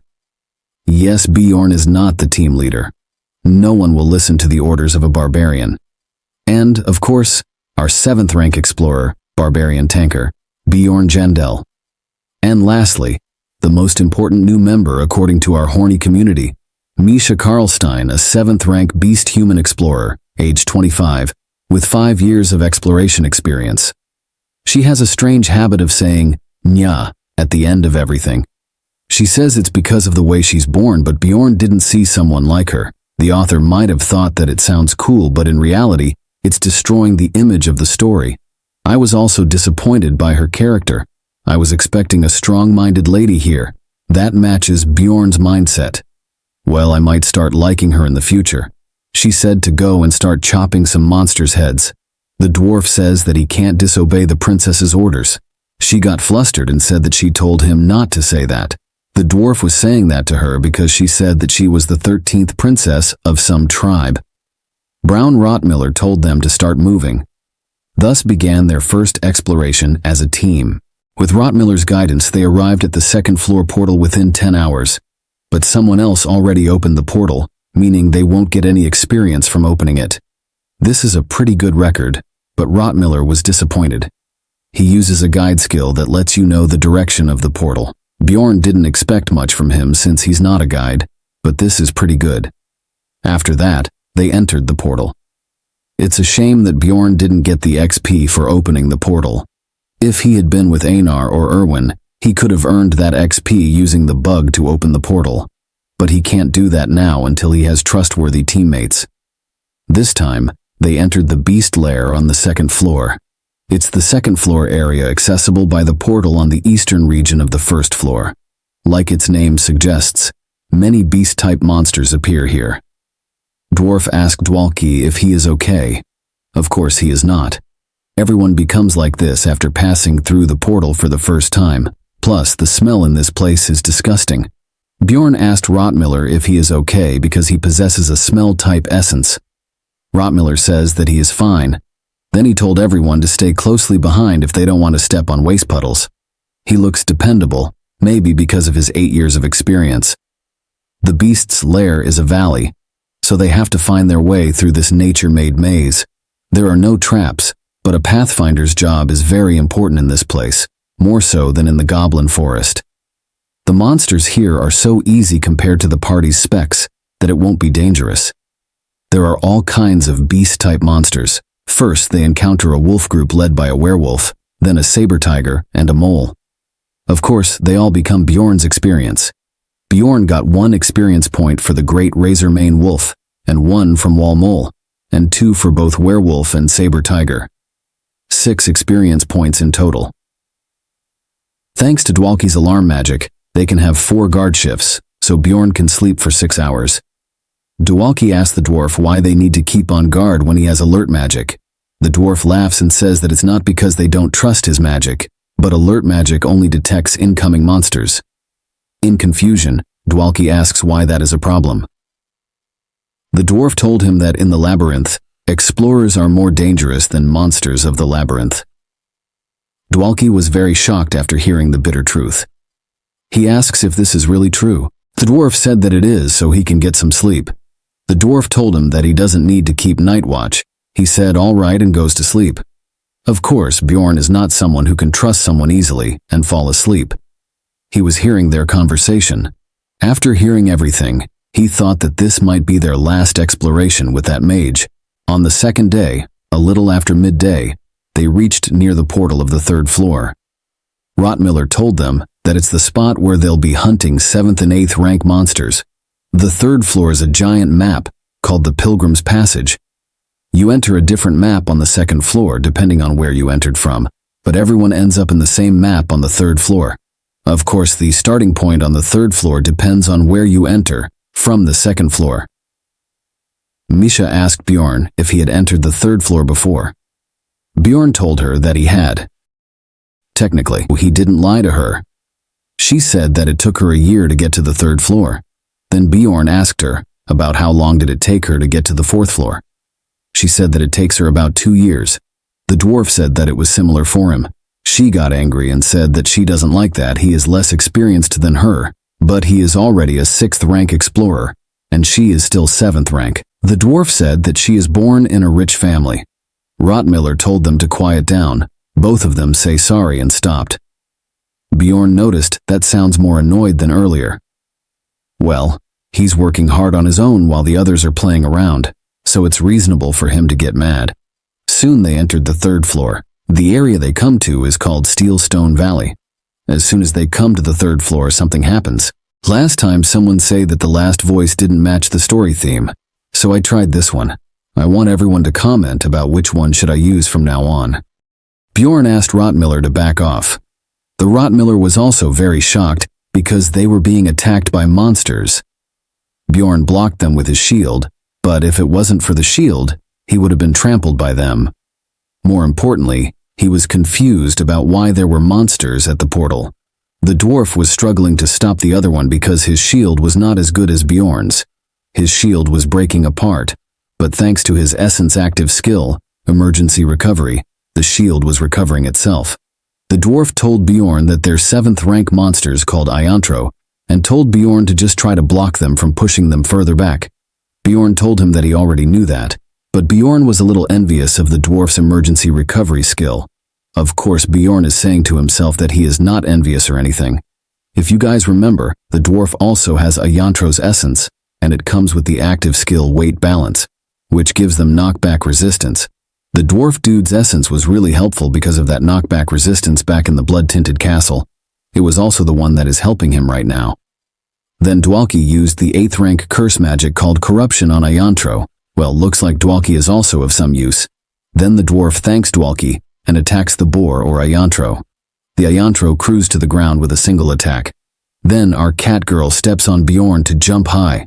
Bjorn was left confused. Then she used her essence and attacked Ayantro's neck. This Ayantro was also defeated with a single strike, and Bjorn gained 3 experience points. We still don't know the effect of the essence she has.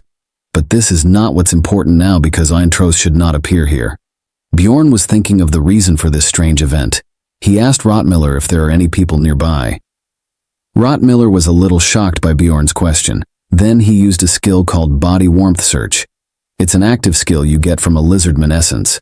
As the name suggests, it detects body heat nearby to find living beings.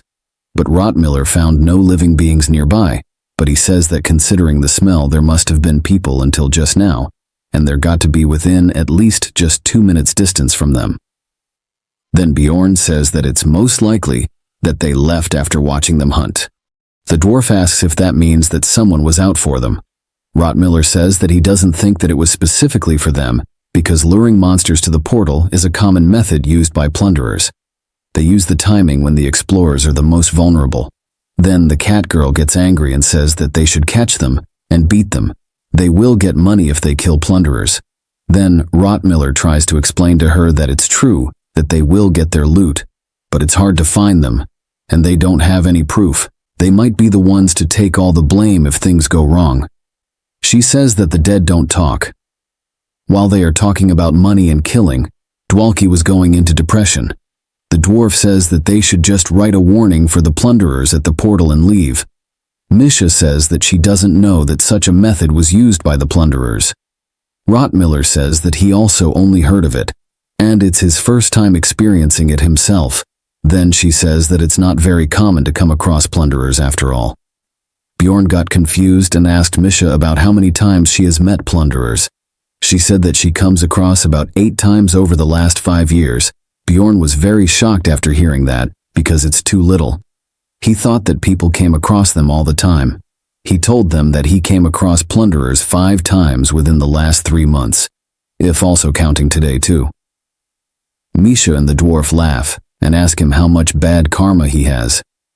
The dwarf says that it's impressive because he heard that that's how bad it was about 150 years ago, but the number of plunderers has gone down recently.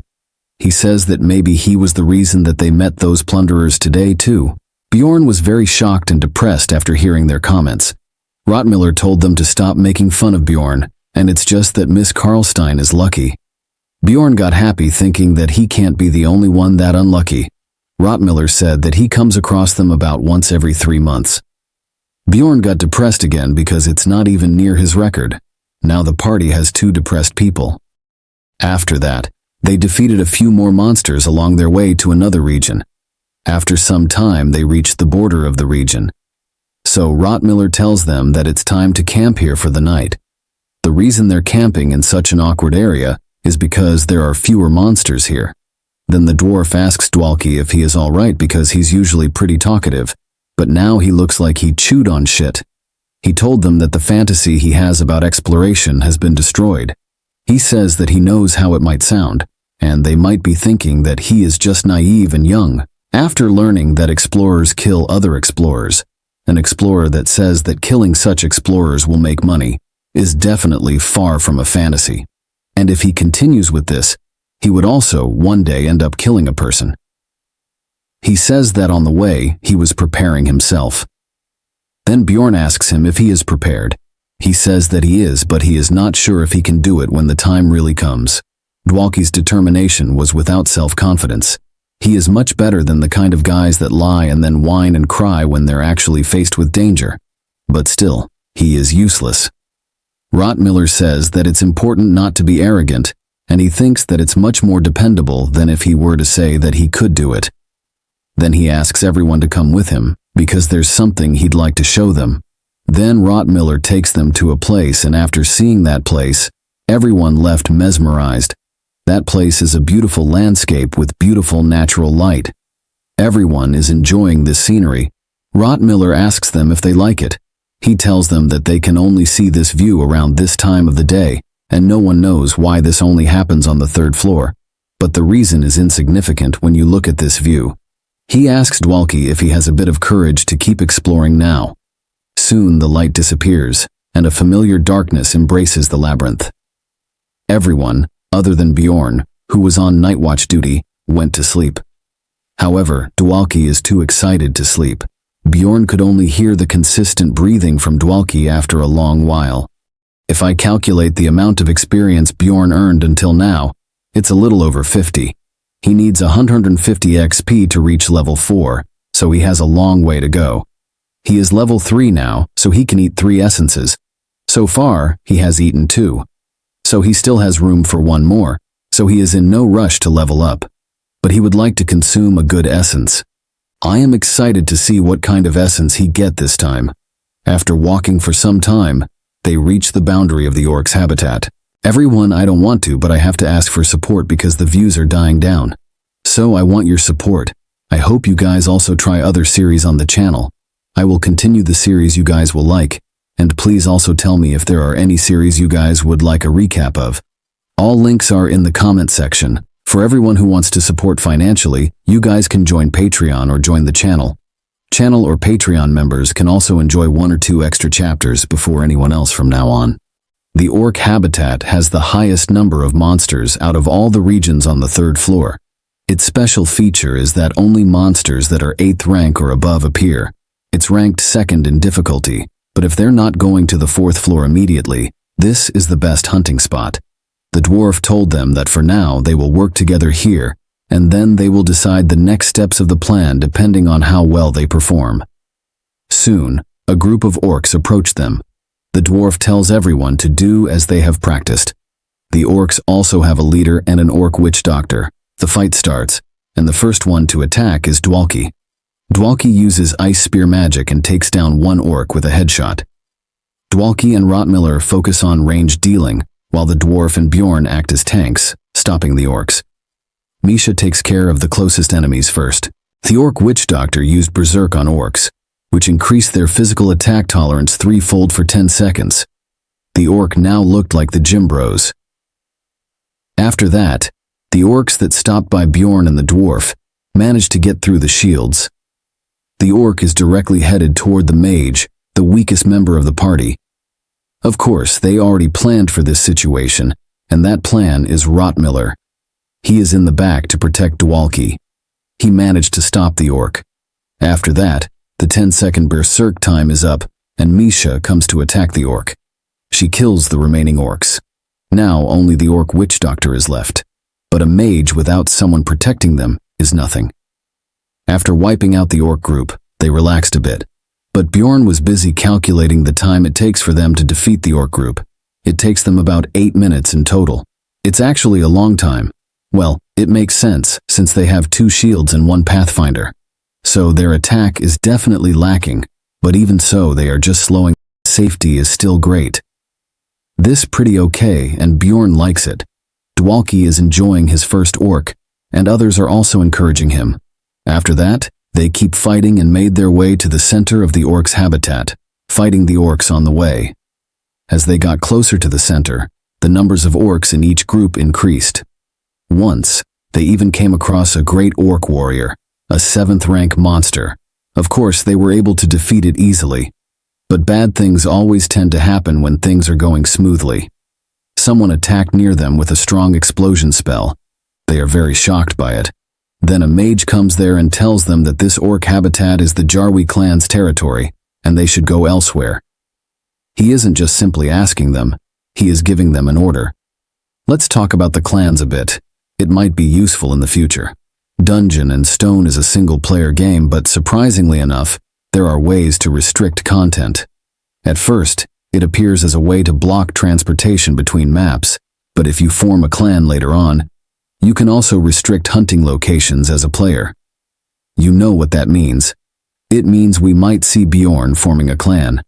Of course, this requires tremendous effort, so it's a waste unless it's a boss mob habitat, or a rare mob habitat, so it's also suspicious for them to restrict an area on the 3rd floor. Bjorn might turn this unlucky event into luck for him, like what happens in the blood-tinted castle. The dwarf knows about the Jarwi clan. He asks them why they are on the 3rd floor because he thought that the Jarwi clan was active on the 6th floor. The old man says that they have no obligation to explain that to them. But instead of backing down, the dwarf says that he did hear that a few clans with achievements are allowed to take authority over parts of the labyrinth. But he never heard that this place is the Jarwi clan's territory, and they even don't know if these guys are really part of that clan in the first place. The old man gets angry, but the dwarf is also not going to back down, and the situation becomes tense. Because of the sense of responsibility the dwarf feels as the team leader, he's acting rather rashly, unlike his usual self. On the other hand, Misha is hiding behind Bjorn. Then someone calls her while calling her halfling. She got scared and says yes, brother Talon. But Talon guy says that he told her not to call him brother in public. She says sorry. The old man asks Talon if she is his sister. He says that she is.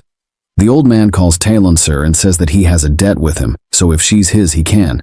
Then Talon stops him and said that there is no need. He cannot tell him the reason as it is regarding family matters, but even his father wouldn't care either.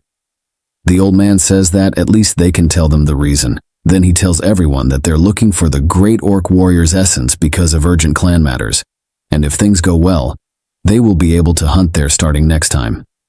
So, he asks them to go somewhere else this time. For Bjorn, it's hard to digest that a 6th floor clan is doing all this just to get the great orc warrior's essence, because it's not even a rare essence. Then he remembers something. Then, in an attitude, the old man says that since they're here, there won't be any monsters left for Bjorn's party to hunt anyway. So it's best for them to get going. This is an indirect warning that they will interfere with Bjorn's party hunt if they don't leave. Well, strength is the law inside the labyrinth, so Bjorn is thinking that they shouldn't push this any further. But the dwarf is feeling like shit. But if they don't want to die, they should know when to give up.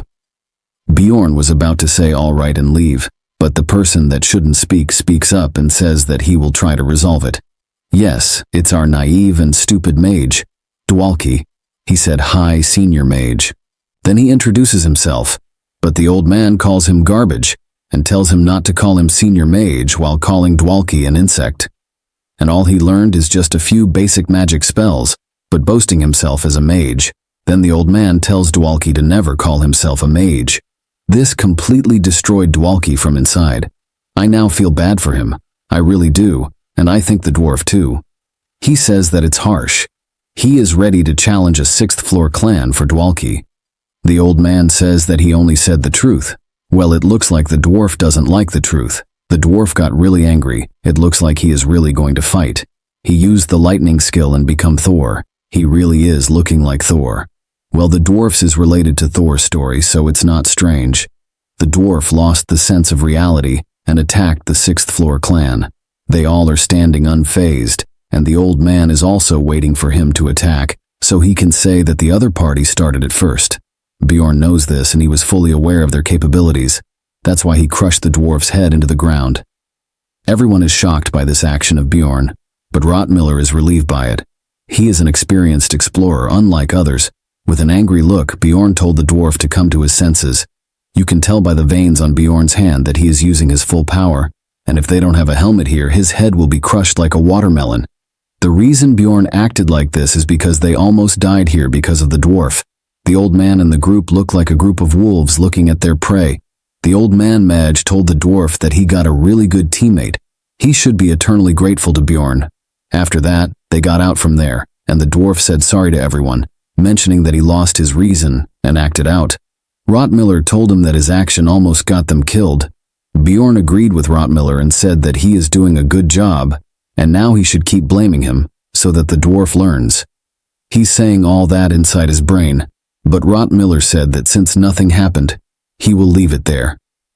Bjorn was already confused that he is forgiving him just like that, but then he said that he personally believes that it's a good thing that he stepped up for a teammate.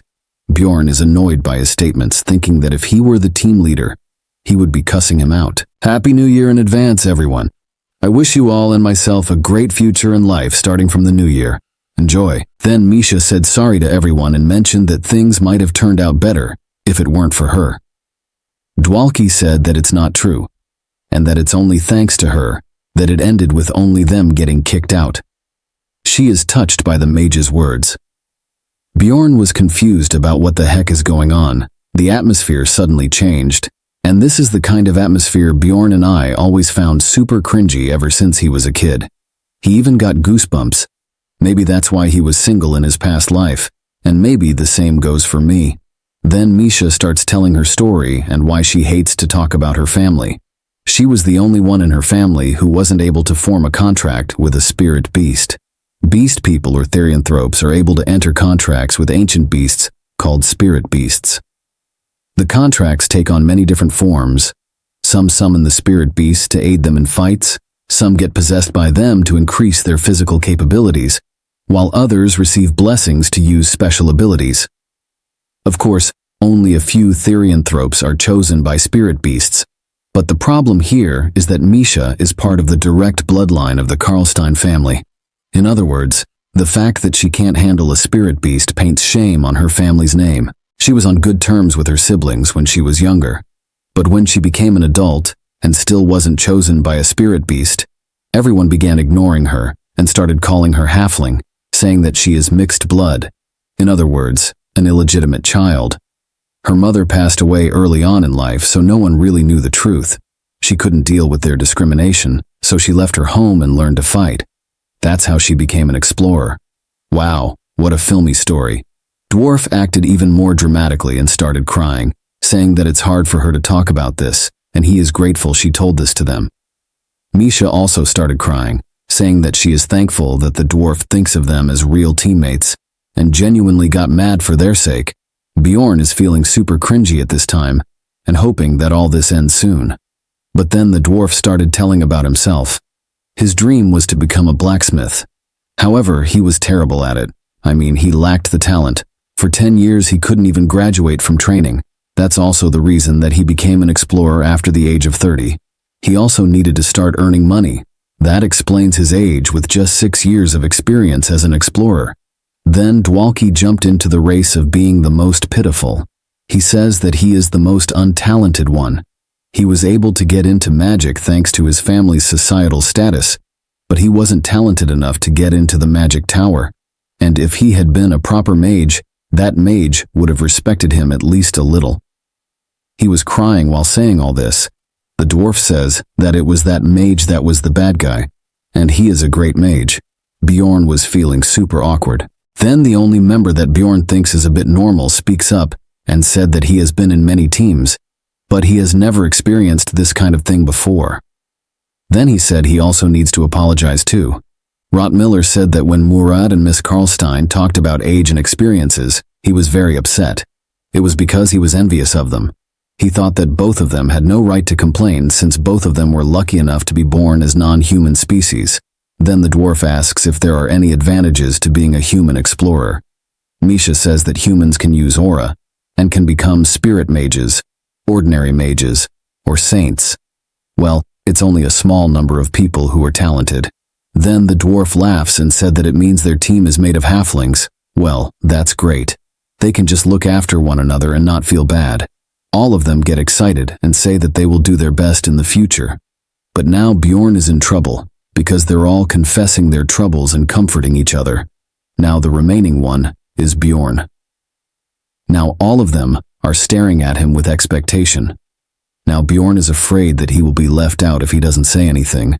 He was confused about what to say. He is not used to these kinds of groups. He was very nervous. From all this pressure and nervousness, he shouts with his full power that he doesn't have a mom.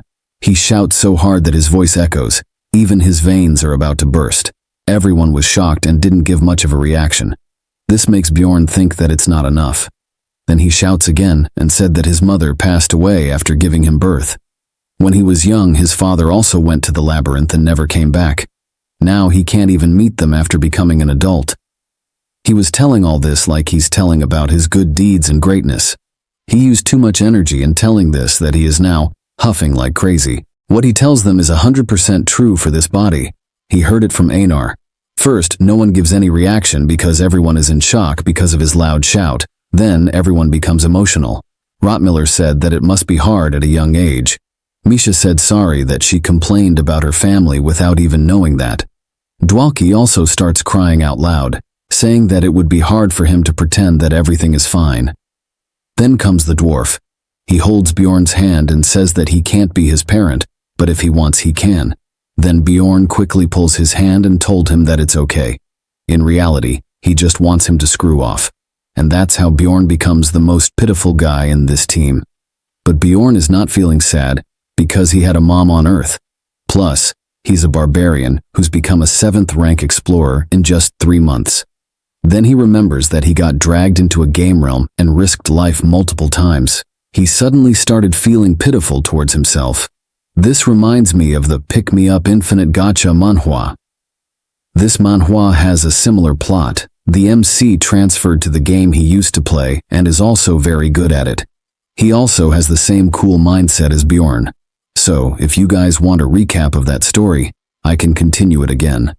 And don't worry about the Dungeon Seeker recap. I will start it from the new year.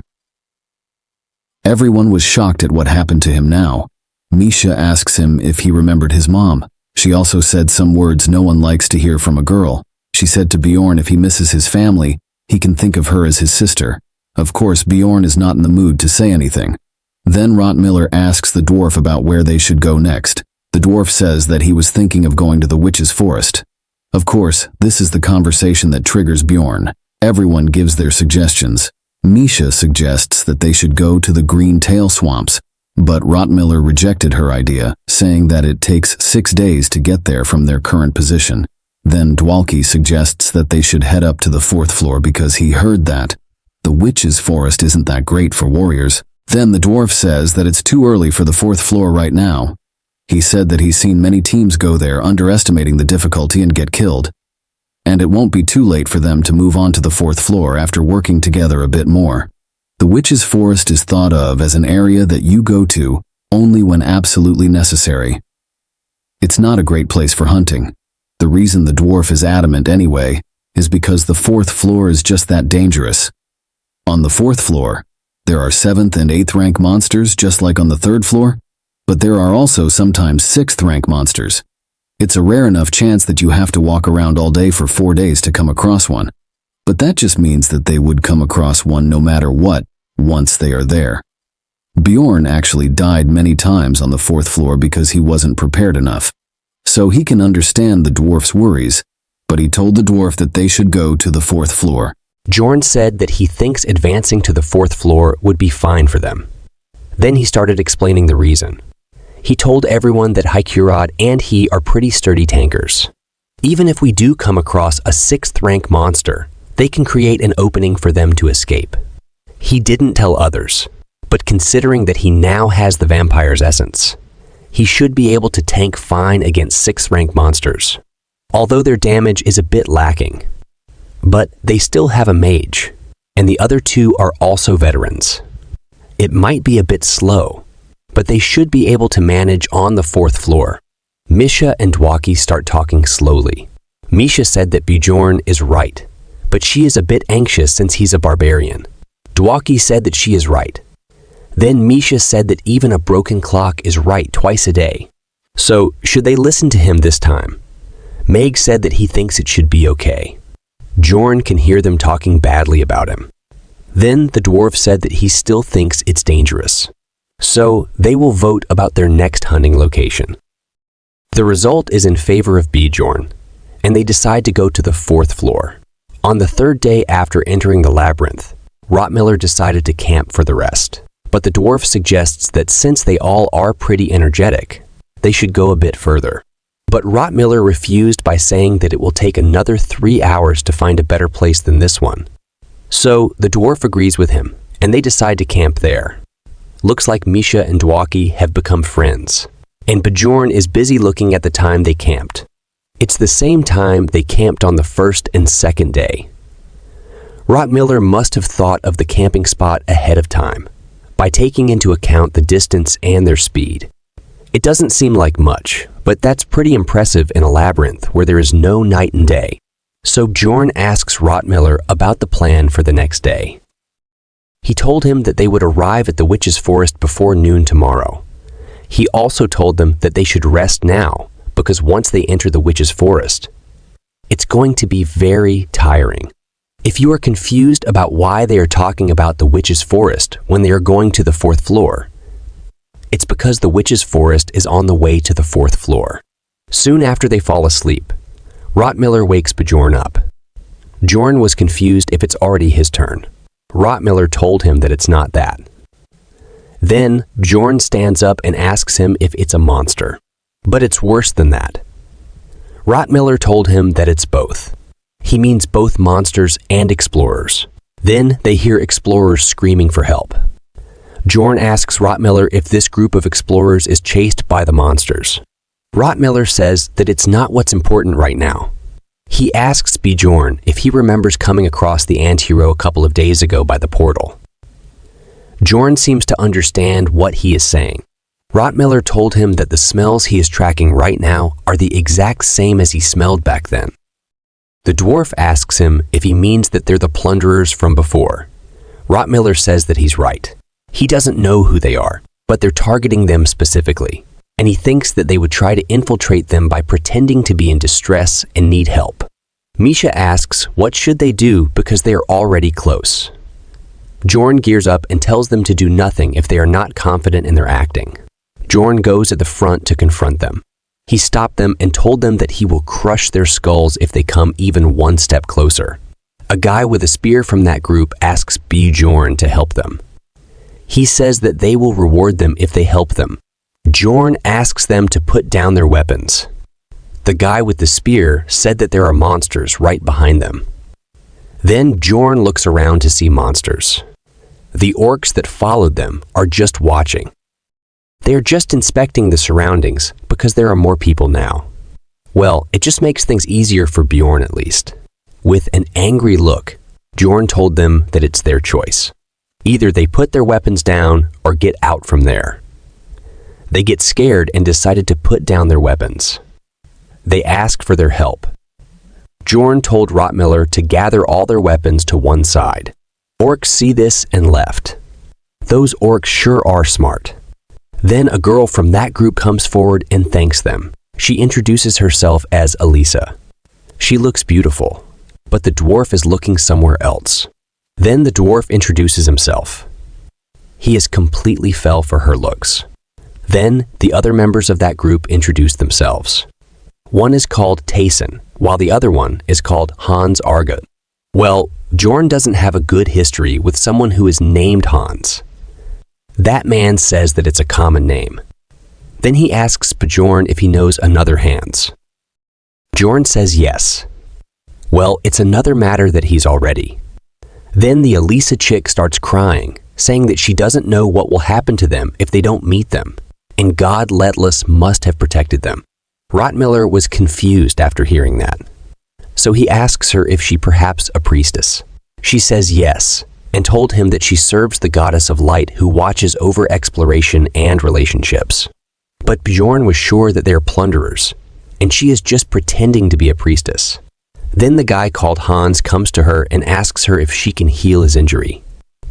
Bjorn was shocked, seeing that she is actually healing his injury using a divine spell.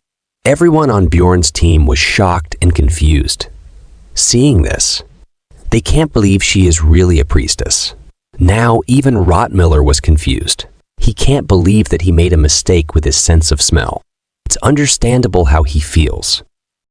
Considering the world of Dungeon and Stone, a priestess is a very holy being, and humans are mostly very devout believers. She asks them about if this is good enough proof. Then she asks if they can get their weapons back now, but Bjorn refused. Hearing this, he was very confused and asked why. Then Bjorn says that he understands that she is a priestess. But so what? This whole god and believer thing is only applied to humans. Barbarians are a different species that worships their ancestors. So he is not going to act all good and humble, just because she is a priestess. He asks her to give them rewards for saving their life first. Then she says that she did hear that such a custom exists. Then she asks him about how much would be good enough. Bjorn says that 2 million stones would be enough. They should think of it as their life's worth. She says that there is no way that they would have so much money on them. So they will give it to him once they are out of here.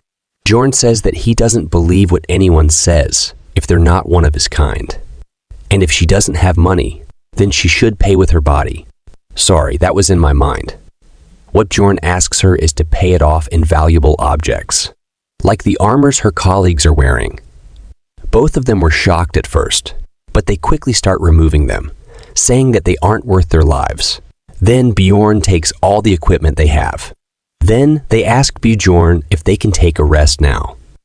Bjorn says sure, and told her to come.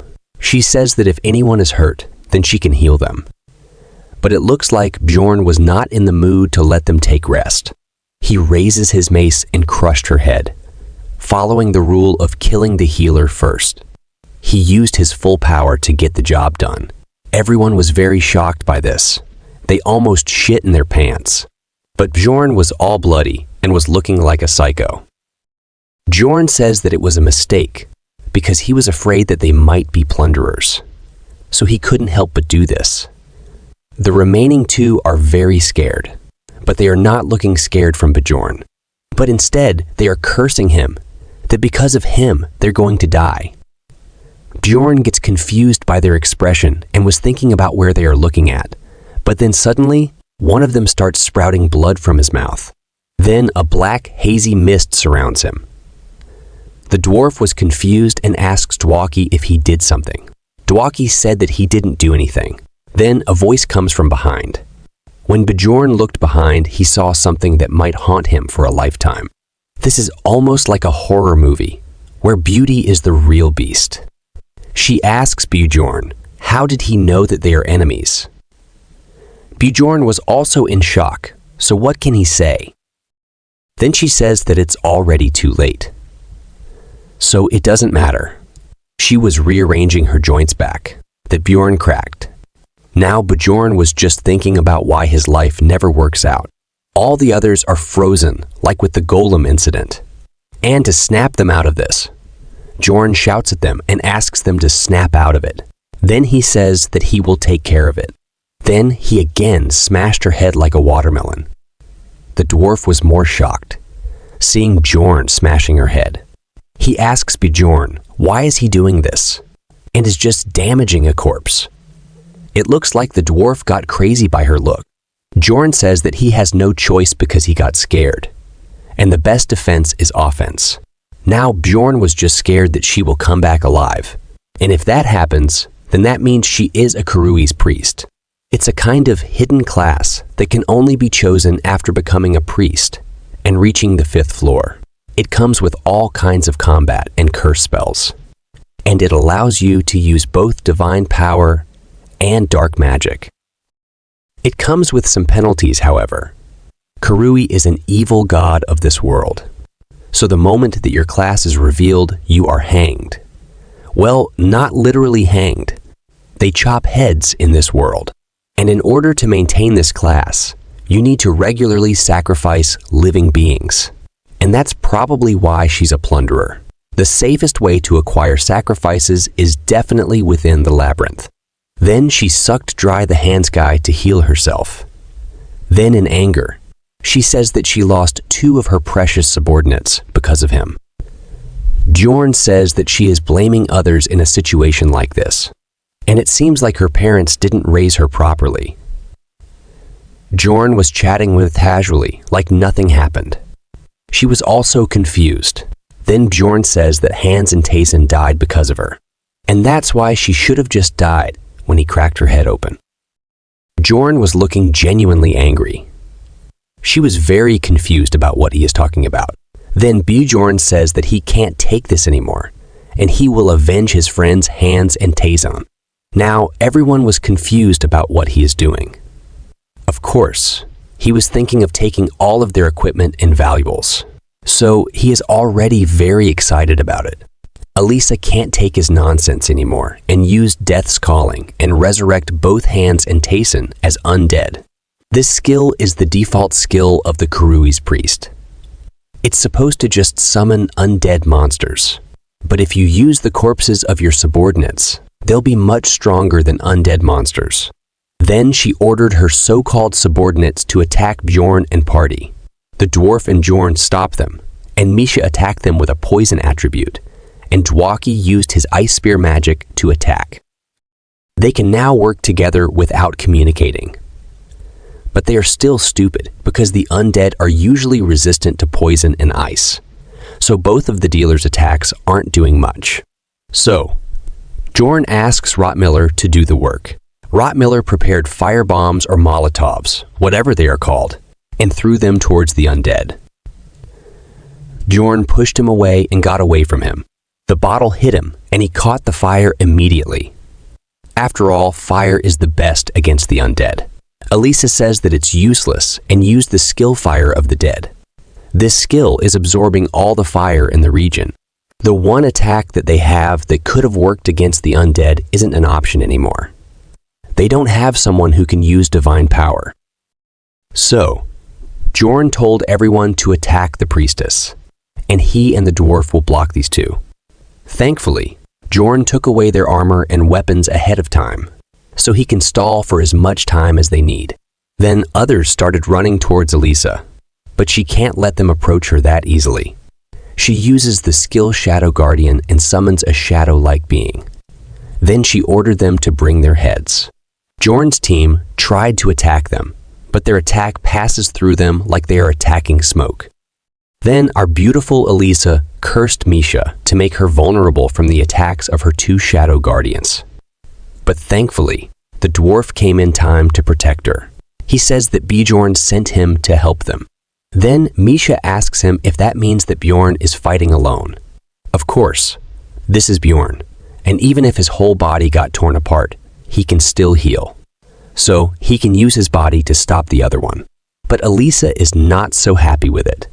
She told Tayson and Hans to protect her, but Bjorn told him that they are kind of busy at a time. He is grabbing both of them down with ease.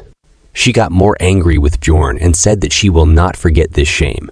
Then she levitates in the air and used spiritification. Bjorn was worried that she is running away. But before escaping, she told Bjorn that he will never get back alive from here.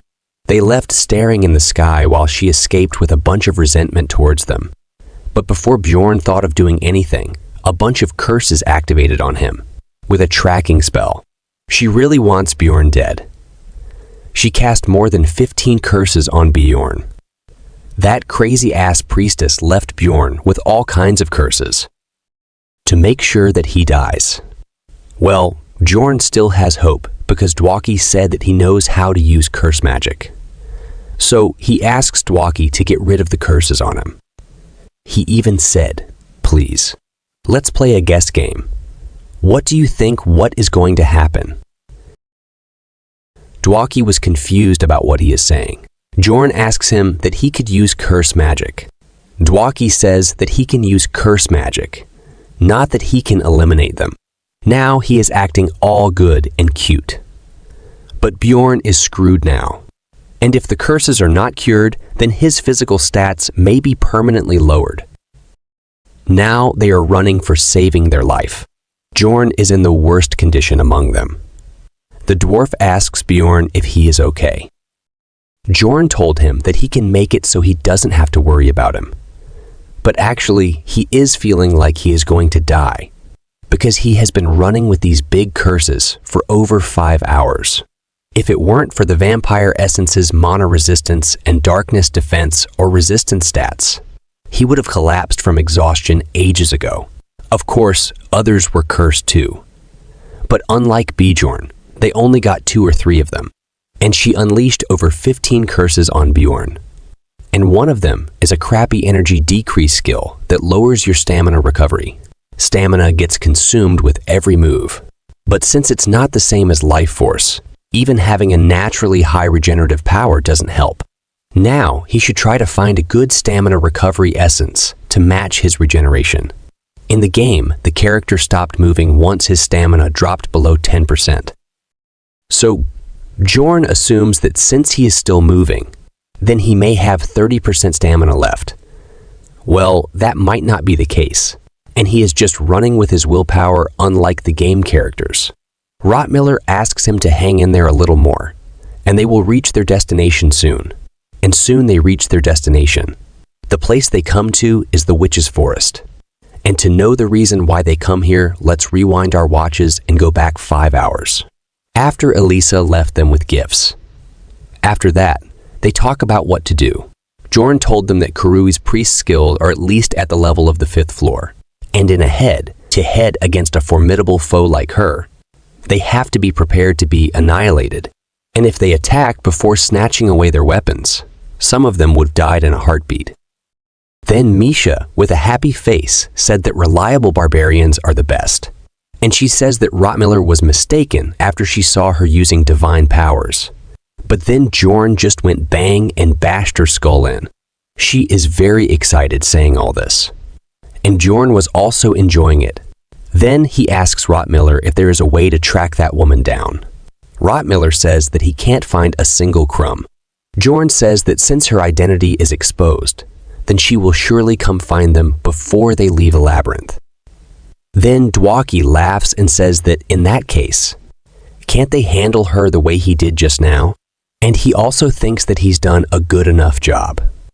After hearing that from him, Bjorn got angry and asks him what will happen if they are ambushed from behind while fighting with monsters. I think Bjorn is barely controlling himself from cracking his head too. Then, Bjorn suggests them that they should go into the Witch's Forest right now. Witch's Forest, as a forest that surrounds the portal that connects to the 4th floor. 7th and 8th rank monsters often appear here. And a lot of monsters have spirit bodies immune to physical attacks. So it's not the best fit for their party with 2 warriors in it. But right now, this is their best bet. Because as soon as they entered a special area, all status effects except field effects will become disabled. This means their curses will be lifted here. Misha got very excited after she is free from the curses. Rottmiller was also very surprised that curses are lifted. Then he asks Bjorn about how he knows about it. Bjorn just says that he studied about it in the library. Rottmiller didn't say much about it. Misha says that he should stop lying. A barbarian reading a book. Then Dwaki starts laughing, saying that he never heard of anything like that. They are insulting Bjorn. The last time someone said that they never heard something like this, it cost them more than 5 million. In any case, the curse cast by Kurui's priest is gone now, but the field effect has been applied, and they start hearing voices insulting them. But this doesn't exactly have enough impact to call it a mental attack, at least on Bjorn. But that's not the case for others though. Misha asks Bjorn about how can he hear all this abuse and still be fine. She is almost crying like a baby. Bjorn simply said that it's bearable. At least the 3 who said that they've been to the Witch's Forest before are in relatively good shape. But our useless little Dwaki, he is vomiting non-stop. He is too weak-hearted. Because of these hallucinations and directional dyslexia effects, it's like they are seeing the world through a convex mirror. Bjorn asks Dwaki if he can use magic in that condition. Dwaki told him that he can use magic just fine. Then the dwarf suggests them that they should take a break first to adjust before going further. And since Bjorn also didn't get sleep last night, so he will watch for them. As soon as he told them to sleep, Bjorn falls to the ground. He is too exhausted after going through all this. Then the dwarf comes near him and said that he wants to talk something about Lady Elisa. Bjorn told that it's not Lady Elisa. The dwarf still calls her Lady Elisa. This whole incident is actually Dwarf's fault. When he went to the Explorer Guild to announce the team member recruitment, someone kept asking him questions. That someone is actually Elisa. Then he told him that in the blood-tinted castle rupture he entered with Bjorn, he got a numbered item called the Guardian's Wrist Guards as a reward. He boosted his Explorer rank with it, but she overheard. These wrist guards number is 3,112. originally only found in ruptures above level 4. A numbered item in the 3000 series. Let's talk about its effect later. But this angered Bjorn, who was slaving away to get the essence, while this dude who barely moved a finger just gulped down a numbered item, worth 50 million stones. Then Bjorn asks him why he didn't recognize her before. In embarrassment, the dwarf says that it's because she was dressed completely differently compared to in the city. She was wearing a priest's dress and her clothes got quite dirty too. They were even ripped and torn apart here and there. In other words, he was too busy looking somewhere other than her face to be able to recognize her. They also had the team meeting in the bar, so she must have overheard the whole thing and set up the trap. The dwarf laughs and says the treasures beget anger. Bjorn told him not to put blame elsewhere, and this is all his fault for not being careful. The dwarf says that he didn't know that this would happen, but Bjorn thinks that he is just pathetic, and wondered if this party is really okay. The dwarf quietly gets away from him. After that, Bjorn falls asleep. Then others wake him up, saying that he slept really well. And no matter how strong-minded the barbarian is, they still have a hard time on their first trip. And he is sleeping through all that noise like nothing. Bjorn told him to stop this nonsense and ask them about the monster location. Then Rottmiller shows him the monsters. This time, the monsters are fairies. They are 9th rank monsters. It was one of non-combatant mobs whose only skill was to spew a stimulant potion mixed with poisonous dust. Then Bjorn says that since there are a bunch of fairies gathered here, then that means that guy must be somewhere nearby too, and asks Dwarf if he wants to fight him. The dwarf says that he's not someone to take lightly, but since Dwaki is feeling a little better now, they can do it easily. Then he casts lightning and unleashes it on fairies, and fried them all. Well, it looks like I forgot who is the real monsters in this series. Seeing these fairies got fried, a monster got very angry. This monster is a 7th rank monster half-troll. It's a monster that only appears in the witch's forest and has a habit of stalking a group of fairies. In other words, he is a pervert of the monster world. But he is angry now. He attacks the dwarf first, and the dwarf barely able to defend against it. After a single hit, his body starts shaking. This dwarf didn't have as high of a pain tolerance as Bjorn. This is one of the biggest reasons why the witch's forest is shunned by the warrior class. Warriors are used to being beaten up front, but here pain is multiplied many times over, thanks to field effect pain enhancement. Meanwhile, most of the monsters that appear are immune to physical attacks and also use mental skills, so the warriors can't help but have a hard time. The dwarf asks Dwaki if the magic is ready yet or not. Dwaki says that it's almost done. Then Dwaki has cast an 8th rank attack aid magic called Freeze Intensify. This will intensify the next freezing spell drastically. Then, Dwaki casts an 8th rank attack spell called Ice Spear and attacks the half-troll heart and killed him instantly. Looks like Dwaki got his chance to shine here, because others' attacks are not very effective here.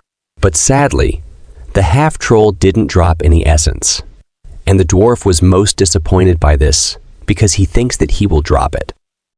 Maybe he needs a similar essence.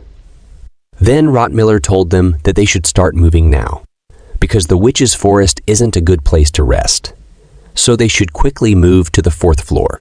But it looks like they are not fast enough, because they're surrounded by a bunch of explorers, and the one guiding these explorers is Bjorn Darling Elisha. Or should I say Dwarf Darling. She tells other explorers that Bjorn and his party are the ones who killed her comrades. She is acting very cute and innocent. It looks like it's not going to end easily for Bjorn's party. Then, the guy wearing a similar costume as Elisa told her to stay back and let them handle it. Elisa alone was troublesome enough, but now she had others. This is a losing battle for Bjorn and party. So, there is only one way. So, Bjorn asked Dwarf to use his numbers item that he has, the main reason for all their trouble. That item is called Guardian's Wrist Guards, and Dwarf used it instantly. and its effects are also amazing. It drives enemies away and temporarily grants allies immunity to any harm. The abnormal status effect was also disabled, thanks to that. Then, Bjorn told everyone that now is their chance to run. Then Misha asked Bjorn about how that woman followed them here, because Bjorn said that the witch's forest was safe. Well, Bjorn can only make guesses now. And according to him, he thinks that after they entered the witch's forest, it would have gotten hard for Elisa to track them down.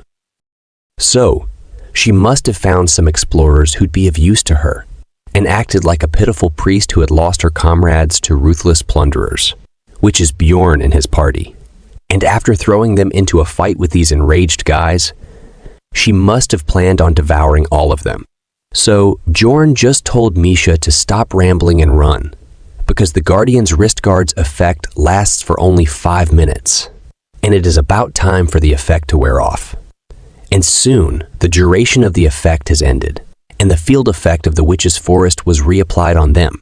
And now, in their current situation, the most useful person is a scout. The first work of the scout is to detect the enemy movement and guide their teammates toward the best path. They use data from prior knowledge and experiences within the labyrinth to find the way. But that's only possible until the 3rd floor. And a scout's true skills are tested in the witch's forest, the last gateway before the 4th floor. Rottmiller's main power is smell. He used the essence to get the right smell stats. And in this horrifying forest where even the trees move disorientingly, it's surprisingly accurate with finding the way to the 4th floor. When the sense of smell reaches a certain level, it can pick up the scent of mana and use it to find the way. But Rottmiller told them that another party scout isn't an average guy either, and they're closing the distance between them with precision. So, he is going to speed up. That way, it comes down to who gets to the 4th floor portal first. But the problem is that everyone's pretty tired, especially Misha. She was just running somehow. Then, while running, her feet hit the rock, and she fell down. Bjorn stopped and asked her if she's all right. She says that she is all right. She says that she is okay and it's just a cramp, so he doesn't worry about her and they should start moving. But Bjorn knows that she is just lying about the cramp, and she clearly fell and broke her ankle. So Bjorn just grabbed her and tossed her on his shoulders. She was very embarrassed about it, but Bjorn told her to stop moving and stay still. She is still embarrassed about it, but she agreed because she knew about her situation. But the problem right now is that they lost track of others. Misha asked Bjorn if they have got split from the team. Bjorn was also worried about it. But Misha started hitting Bjorn and started asking why he is not following them. She is scared right now. Bjorn told her to be quiet and told her that at times like this, it's best to stay put. And Rottmiller must have found out that they are gone, so he will come for them soon. This time the situation is really dangerous. In the witch's forest, you can't find your way without a scout. Misha started asking about how long do they have to wait. Then suddenly, they heard screams of people. The voice was the voice of that midget. I mean the dwarf voice. Misha asked Bjorn about what they should do, and shouldn't they go and help them. Bjorn said that following the sound will only get them to some weird place. And since they've been attacked, they won't have the time to look for them either. So first, they gotta get out of there. A question for everybody. What matters most in a disastrous situation? Water, food, stamina, tools. Those are all important. But if I just had to pick just one, then I will say it's mental strength. And one example of this is Misha. She starts crying, saying that she can't die like this. And she held out so relentlessly. But this is way too meaningless. She has completely lost her mind by the fear of a meaningless death. Bjorn told her to calm herself down. This is why you need mental strength. So when you find yourself in a shitty situation, you have to accept it without denying the reality. But Misha didn't stop. She continued saying things like if she didn't have fallen there. Then anger Bjorn told her that if she don't want to kick the bucket here, then she has to do as he says. He told her to first find the potion inside his bag and drink it and walk by herself. That's what I was thinking. If they have something like a potion in this world, then why she is not using it? She calmed down and did what Bjorn told her. Bjorn told her that they will rest there for some time. Then Misha said to herself that she can't believe that she drank a potion on top of a running barbarian. I don't know if my mind is the only dirty one here, but I think she have drunk more potions on top of a barbarian in the future. Then Bjorn asked her if her foot is okay now, and if she can fight now. Misha said yes, she can fight now. They are in the labyrinth for 4 days, and the remaining days won't be any easier. On top of that, he has to hold out with just one melee dealer and a tank for 11 days inside the witch's forest, where the majority of the field monsters are spirits, so he can't attack them. And right now, he needs attribute powers. So he decided to sacrifice and ask Misha if she is married. Misha was confused why he asked that. So she just told him that she is not married. Then Bjorn asked her if she has a belief that says that she shouldn't show her naked body to a stranger or something like this. Misha was embarrassed and said that she don't think so. But why is he asking such weird questions to her? Bjorn said that it's great and started removing his helmet. In confusion, Misha asked him about what was so great about it. Then she got scared and asked Bjorn to stop and stay away from her. She asked him what he was trying to do to her, as she was not ready for this. Then Bjorn opened his hand, revealing a ring. He asked her to take it. Bjorn grabbed Misha's hand and directly fit the ring on her finger, saying that he had been saving this ring until he found someone worth giving it to. Misha was confused and asked him why he was giving it to her. Then Bjorn asked Misha to swear on her guardian god that in exchange for the ring, she would stay by his side. Misha was too embarrassed and shocked. Then she asked Bjorn if he had gone crazy or something. Then Bjorn threw another line towards her, telling her that the moment she accepted this ring, he, with his honor as a warrior at stake, would stand by her side and support her, hoping that she would do the same. Well, what can a single man like I say in a situation like this? But I like these lines, and maybe if I get the chance, I will use them.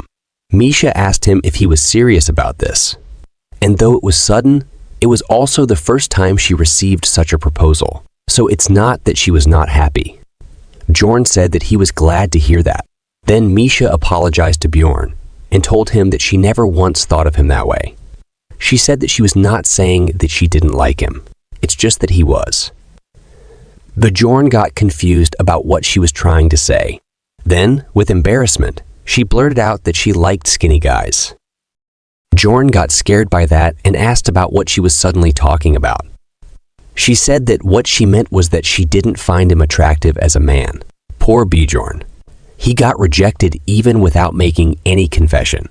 Yes, you guessed it right. All of this is a misunderstanding created by Bjorn's way of talking. Bjorn clarified to her that it's a misunderstanding, and that's not what he meant. What he really meant was for her to take the pledge to be comrades in exchange for the ring. Misha calmed down after hearing that and started laughing in embarrassment, saying that he almost got her there. Bjorn told her that she could end the agreement at any time by getting him the same ring, or by making him a profit of 15 million stones, and asked Misha if she understood. Misha got angry and said as if, and asked him about what the hell the ring was for it to be worth 15 million stones. Bjorn grabbed her hand, saying that 15 million stones is a bargain. This ring can fulfill a long-held desire of hers. Bjorn couldn't have made this choice if he hadn't been playing Dungeons and Stone for nearly a decade. Misha was confused about what he meant by that. Bjorn was actually going to awaken Misha. If you guys still remember, this ring is the No. 9,425 Frost Spirit Ring. It's a numbered item that Bjorn got from Raven Master, who is the master of the Altimian school. If you guys still don't remember, she is the blonde mage. Altimian school is the magic school, like a branch of magic. Let's talk a little about this ring.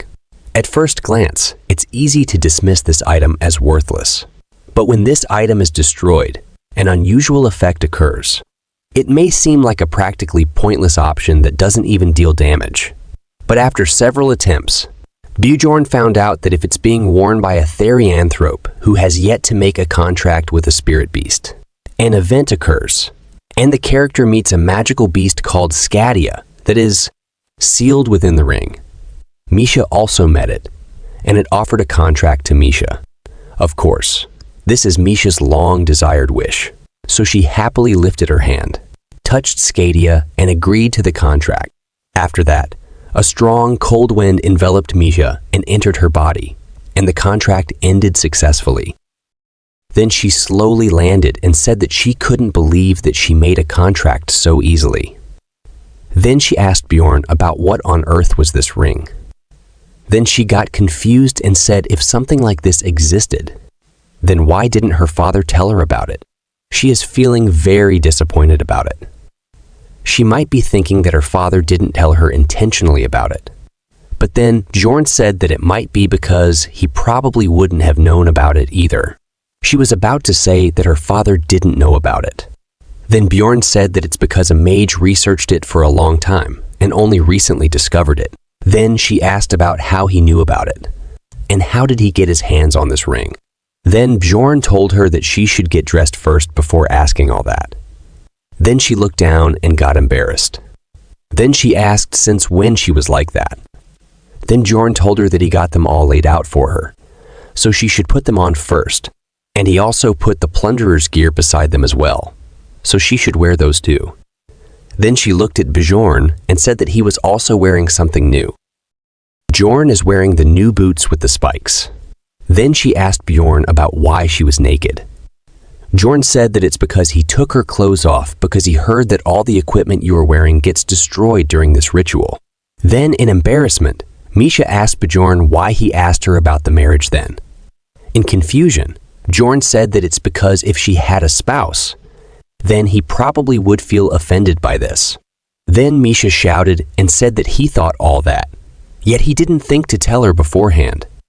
Bjorn said that he was in a hurry. Then he said that it's enough.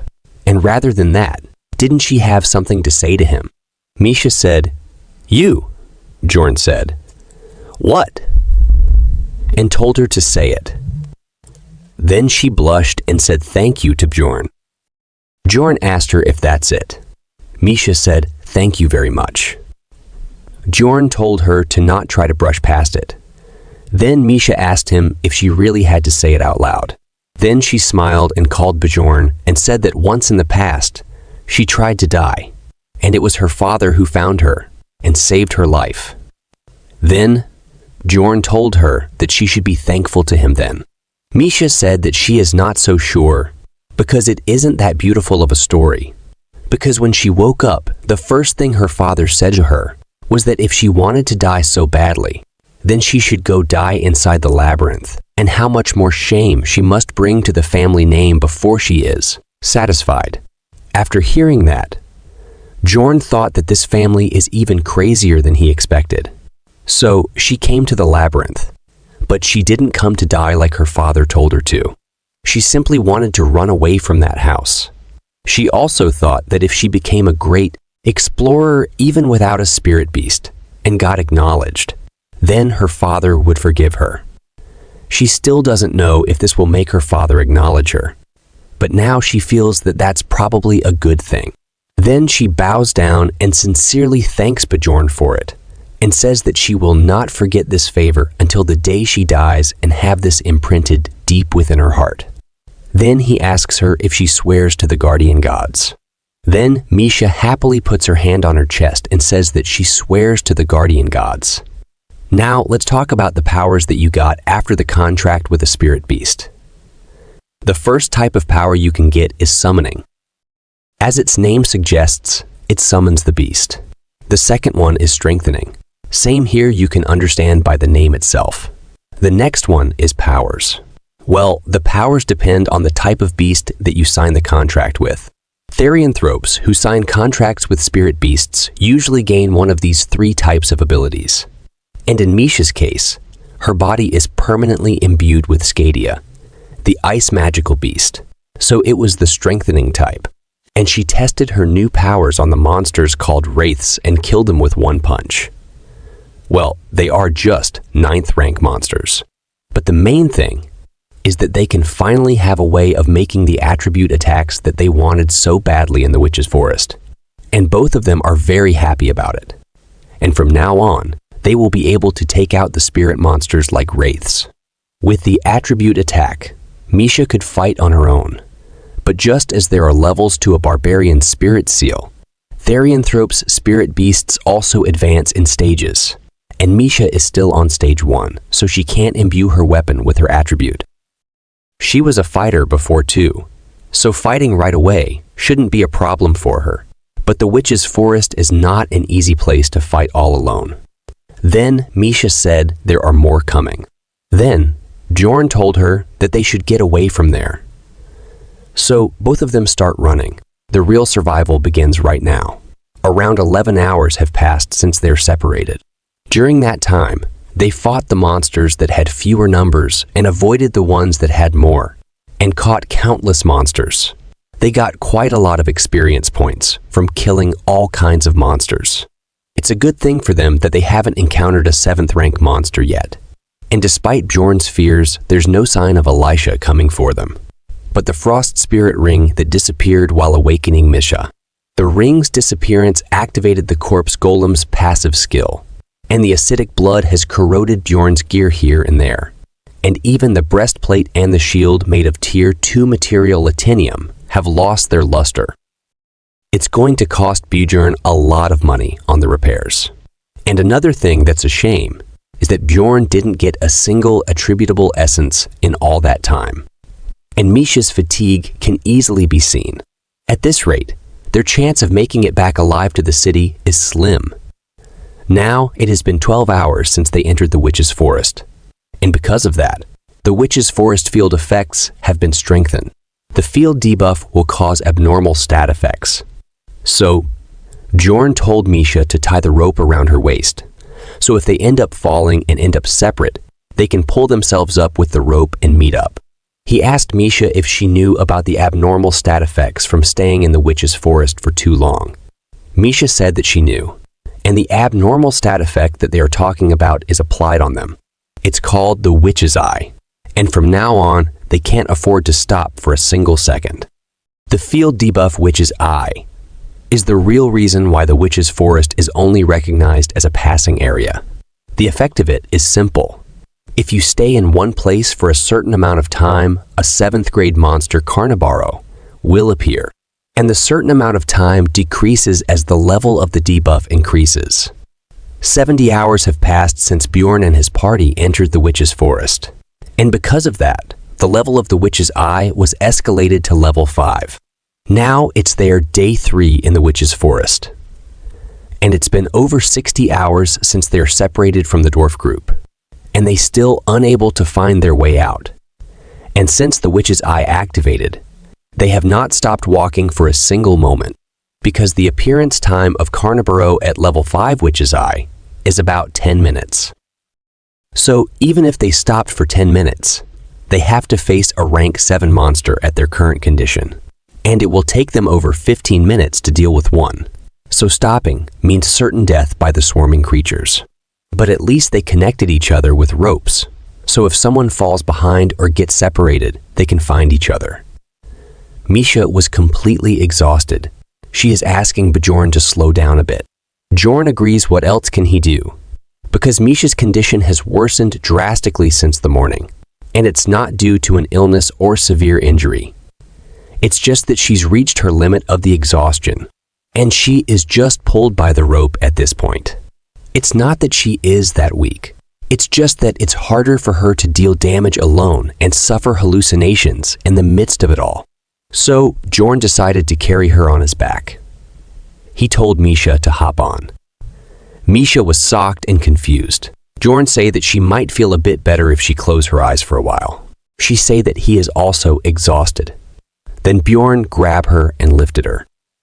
Then he tossed her in his shoulder and told her to just hop on. Normally, she would resist, but she seems too exhausted even for that. Instead, she just say thank you to Bjorn. Now 87 hours have passed since they entered the witch's forest, and the field effects strengthened. The witch's eye level also increased to level 6. It's been 17 hours since Bjorn have been carrying Misha through the witch's forest, except for the time when they are fighting. So now even Bjorn is nearing his limit. So if they do not find a certain thing soon, they are doomed. Then suddenly, Bjorn hear a voice calling him babe and telling him to leave Misha alone. Bjorn was very shocked after hearing that voice, maybe most shocked after entering this world. Then that voice say that it will fulfill his lifelong wish. This, a voice of a girl in modern dress. Then she say that Misha have been completely fallen for her if he just flirted a bit. Yes, you guys might guessed it right. She is Bjornix. She is not looking like a hallucination. Then she say that maybe Misha is scared of being abandoned again. Bjorn feels that if he touch her, he could feel her body temperature. Now I think it should stop calling Bjorn a loser after seeing that he, have such a hot ex. Bjorn was thinking that she is even acting the same. Then she say that this is his problem, that he always try to know everything, and he never tried to tell anything about himself. Bjorn was thinking that she is the same. She also did not say thing about herself. She puff her face and say what he don't know about her. He knows every nook and cranny her body, and he know it better than she do. Then she touched Bjorn's face, and Bjorn got flustered. She say that her stockings have changed, and his tastes remain the same. If you guys don't understand what just happened, her stockings changed after she touched Bjorn, because she is created by Bjorn desire, and Bjorn taste is rather unique. Bjorn start thinking about if this is what is he really is. At such a movement, his first thought is sexual desire when seeing his ex-girlfriend. She hugged Bjorn and asked to live that wildcat and come to her, and he should be with her.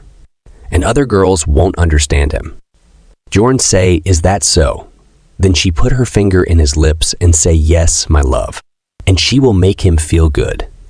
And before something good happens, Misha told Bjorn to snap out of it and give Bjorn X a uppercut to wake him up. Bjorn was completely fall for it this time, but Misha is not looking very happy about it.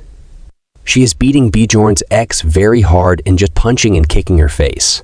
Then she say that it's okay, and she took care of the dryad, so he should come to his senses. She is very happy about it. Does she have something against her, or she now have some feeling for Bjorn? How cute. I think now Bjorn was feeling embarrassed to fall for a dryad. Then the dryad state abnormality ambush is released, and her true form are shown, which is of a tree girl. Well, I think druids are famous enough if you have read few mangas or watched anime before. In this world, Dryad is a rare 8th grade monster in the witch's forest that uses the enchantment skill.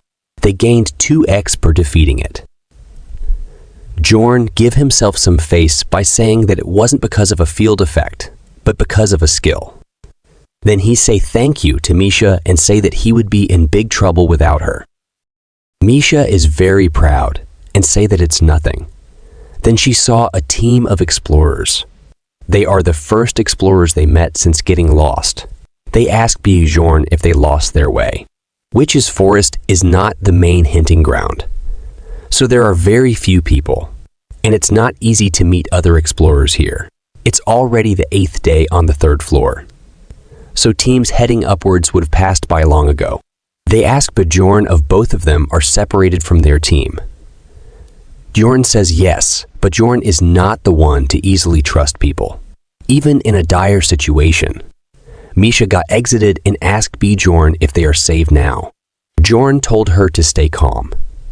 The lady from that group say that they are not bad peoples, so they don't have to be so wary of them, and she have children like him in the city, so he don't have to worry, and asked Bjorn to come with them.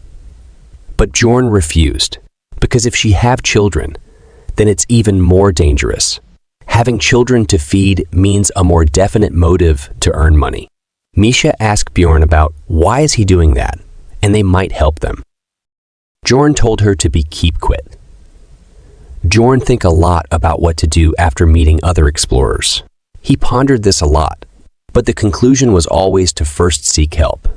And if they promised some reward and asked them to lead them out of the forest, then it should be a reasonable deal for them too.